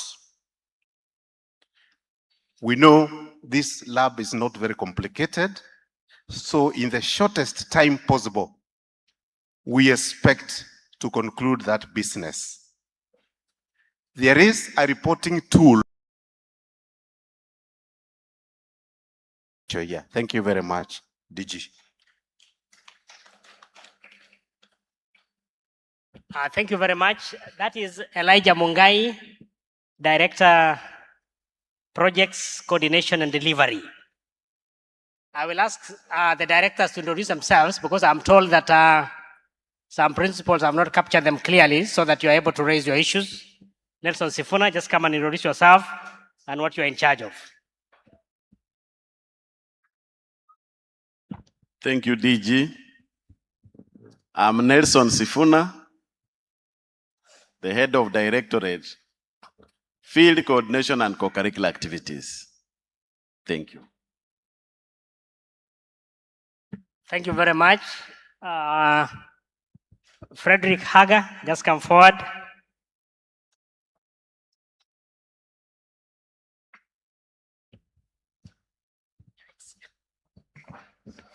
Thank you. Thank you, PS and DG. My name is Frederick Hager. I'm head of Directorate, Special Needs Education. This is the directorate that coordinates the provision of education services for learners with disabilities and other special needs. Thank you. Thank you very much. Evelyn Owoko. Thank you very much. I'm Evelyn Owoko, Head of Quality Assurance and Standards. And I just want to thank you for being the first line quality assurance and standards officers in the institutions. Thank you.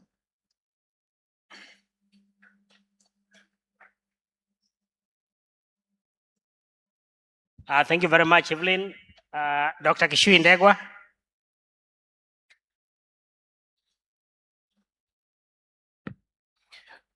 Good afternoon. I am Kishui Ndegwa, Head of Directorate of Policy, Partnerships, and East African Community Affairs.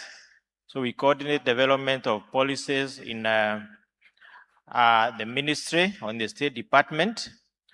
And thank you very much, Chairman, because of providing us with the data, which is very important because we develop policy based on data and evidence. We also coordinate partnerships, development partners who support the ministry, who complement the ministry's effort in support of education, and also the civil society organizations and all those who support the ministry. We also deal with the cross-cutting issues,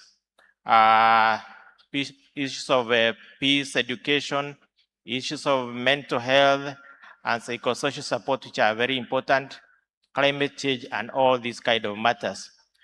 We also coordinate bilaterals and multilaterals. These are engagement between the ministry and other countries, the MOUs and so on. And also issues to do with the United Nations, like the SDG issues and so on. We coordinate all that. Under East Africa Community Affairs, it's important to say that we are going to host the second East Africa Community Regional Education Conference in Education. This will be from 24th to 28th August this year at Safaricom. So being a regional education conference, all of you are invited and you'll be getting the details as we go along. Thank you. Thank you very much. So, ladies and gentlemen, we have a few questions here. We would wish to respond to them, and then the rest of the questions we will be able to answer as we continue the conference. The first question is on chemis, and someone is concerned that they have not received credentials. So please be able to link up with your Subcon Director of Education and your CDE This evening, we will have a meeting with the field officers so that we can be able to share that and see how to have you support it with regard to KEMIS and any other programs. There is a question on students who are indisciplined and whether they can be attended to. And somebody is concerned that why are they not striking in first term and that they are only problematic in second term. Our head of sector has already pronounced himself on what it is that we are going to do going forward, particularly with reorganizing the term dates so that we kind of put the terms, term 1, term 2, and term 3 in a very fair manner so that we address all those issues. We want to demystify the question of second term. And we are going to come up with a calendar that will be quite consultative, and therefore you will be getting that communication so that we can be able to do that. And even the question of what is it that we need to do. And of course, the PS has already spoken about discipline being mandatory and that learners must be able to obey the rules in our institutions. I now wish to invite the PS to respond to an issue, one of the issues that have been raised.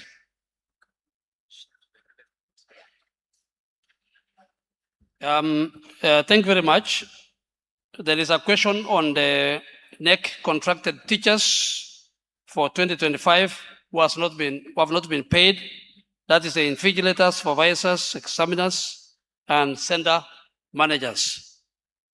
When I came, I've already engaged with the CONEC and the National Treasury, and this will be treated as a first charge, which means early July, the next month, this money will be paid, because whatever budget that will be provided, we will make it a first charge to ensure that they are paid. So we are working very closely with the National Treasury to ensure that this is done. Thank you.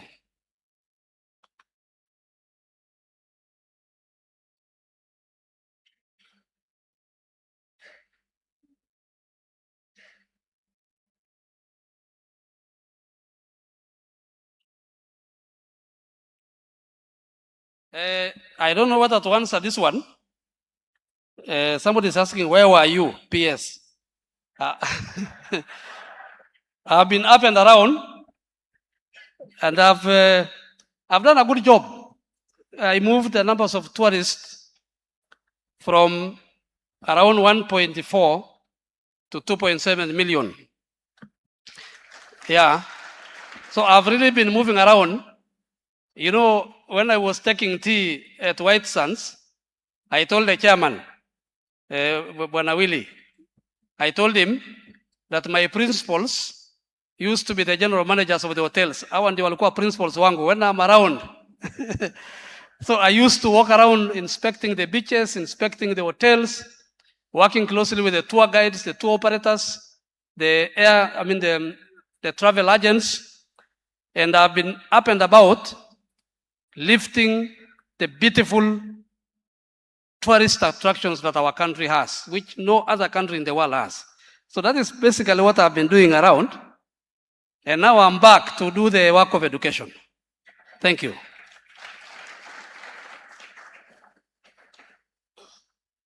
Thank you so much, PS and colleague directors. There is only one question here we want to respond to. Somebody is asking whether a child can be able to take a subject in every pathway. You know, one thing that we need to get is that children in grade 9 are choosing a pathway. And senior school is a level for specialization. So when you pick one subject in every pathway, you lose the focus. And we have STEM, social sciences, and arts and sports. The subjects in STEM are very clear. Biology, chemistry, physics, and pure, including general science, Under applied, we have agriculture, home science, computer. Under technical, we have electricity, woodwork, aviation, metalwork, power mechanics, marine and fisheries, media technology. Any child picking those subjects around that is a STEM student. In social sciences, we have both the languages and the humanities, be it foreign languages, be it French, German, Spanish, Mandarin, then the humanities and business, geography, history, IRE, business studies, and all that. And then under arts and sports, we have theater and film, we have fine art, we have sports and recreation, we have music and dance. So let's allow children to specialize so that they can be able to go into their careers. So without much ado, ladies and gentlemen, we will now take it back to the MC. Tungependa kushukuru kabisa. Zaidi ya hayo, tuendelee kufanya kazi hii kwa bidii. Tutaendelea kuwa nanyi kwa sababu imekuwa ni mkutano wa kufana sana. Tunashukuru, asanteni.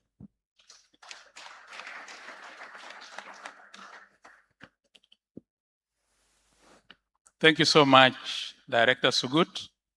And on behalf of all of us, I want to ask Madam Jacqueline Kusunza, the Chair, Kitui County, to come and present awards and also move a vote of thanks.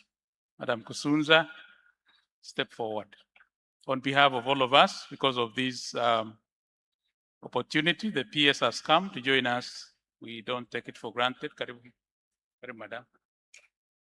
Thanks. Yeah. Riding on all the protocols established, colleague principals, good afternoon.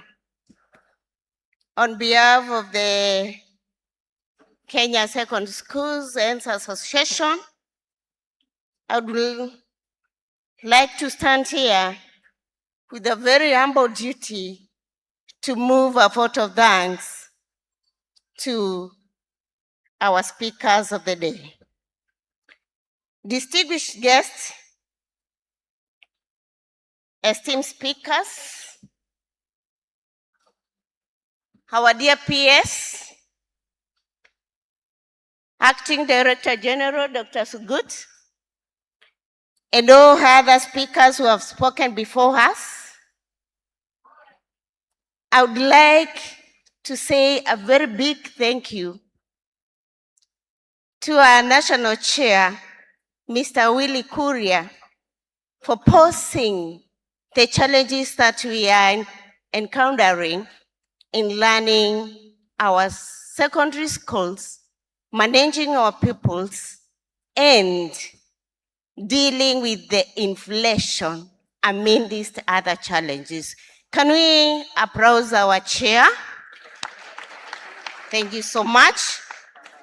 On behalf of the KESSHA fraternity, I want to applaud our PS. I will ask loudly the question, where have you been for those years? It is a new dawn in the Ministry of Education that we are having a PS who can really understand the challenges that we undergo as principals in learning of our schools. Congratulations to His Excellency, the President, for giving us a man who can really work with us, who can understand us, and who can bring life into our learning institutions through God, our Godfather. Is it true? Through God, our Godfather. Thank you so much. And because I'm a Kamba, because I'm a musician, I would like all of us to stand and sing to the speakers of the day. And you're going to give me Akitikio. Nyentia mwana mundu. Semeni. Nyentia mwana mundu. Nyentia. Mimi sijamuona mtu kama nani? Huyu. Sawa sawa. Nyentia mwana mundu. Nyentia mwana mundu. Nyentia mwana mundu. Kungana mudanga mundu. Kungana mudanga. Twende. Nyentia mwana mundu. Nyentia mwana mundu. Nyentia mwana mundu. Kungana mudanga mundu. Kungana mudanga. We have never seen such a down-to-earth and a godly man like our current PS. Thank you so much.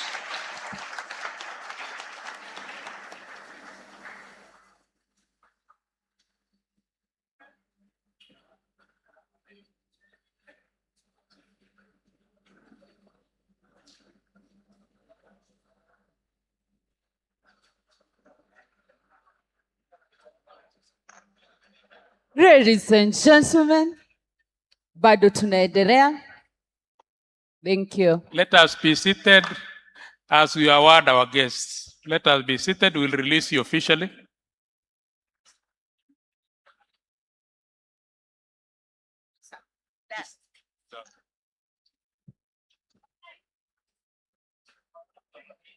As we wind up the day, I'll call upon the chair, Northeastern Region, to come and offer the closing prayers. Mahamoud Dubat, Principal, Garissa Senior School. Garissa High School. Number school is in the senior school.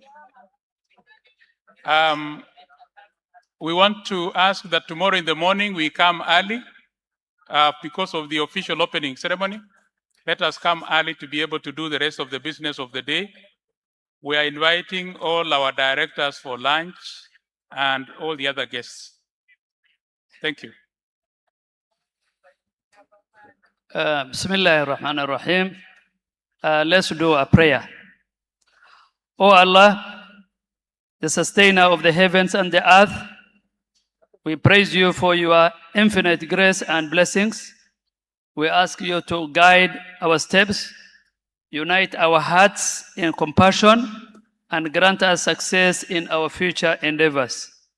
Make our final deeds our best deeds and bless all those gathered here today. Amen. Assalamu alaikum wa rahmatullahi wa barakatuh.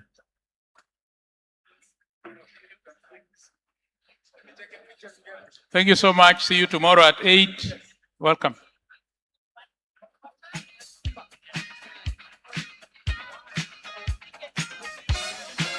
Hello, ladies and gentlemen. Thank you so much for today.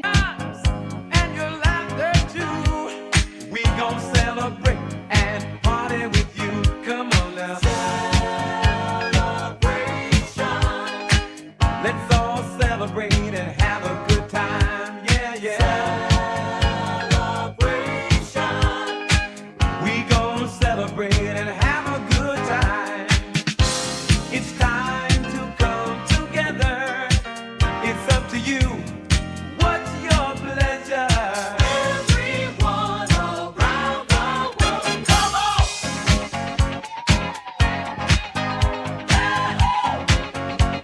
It's a celebration.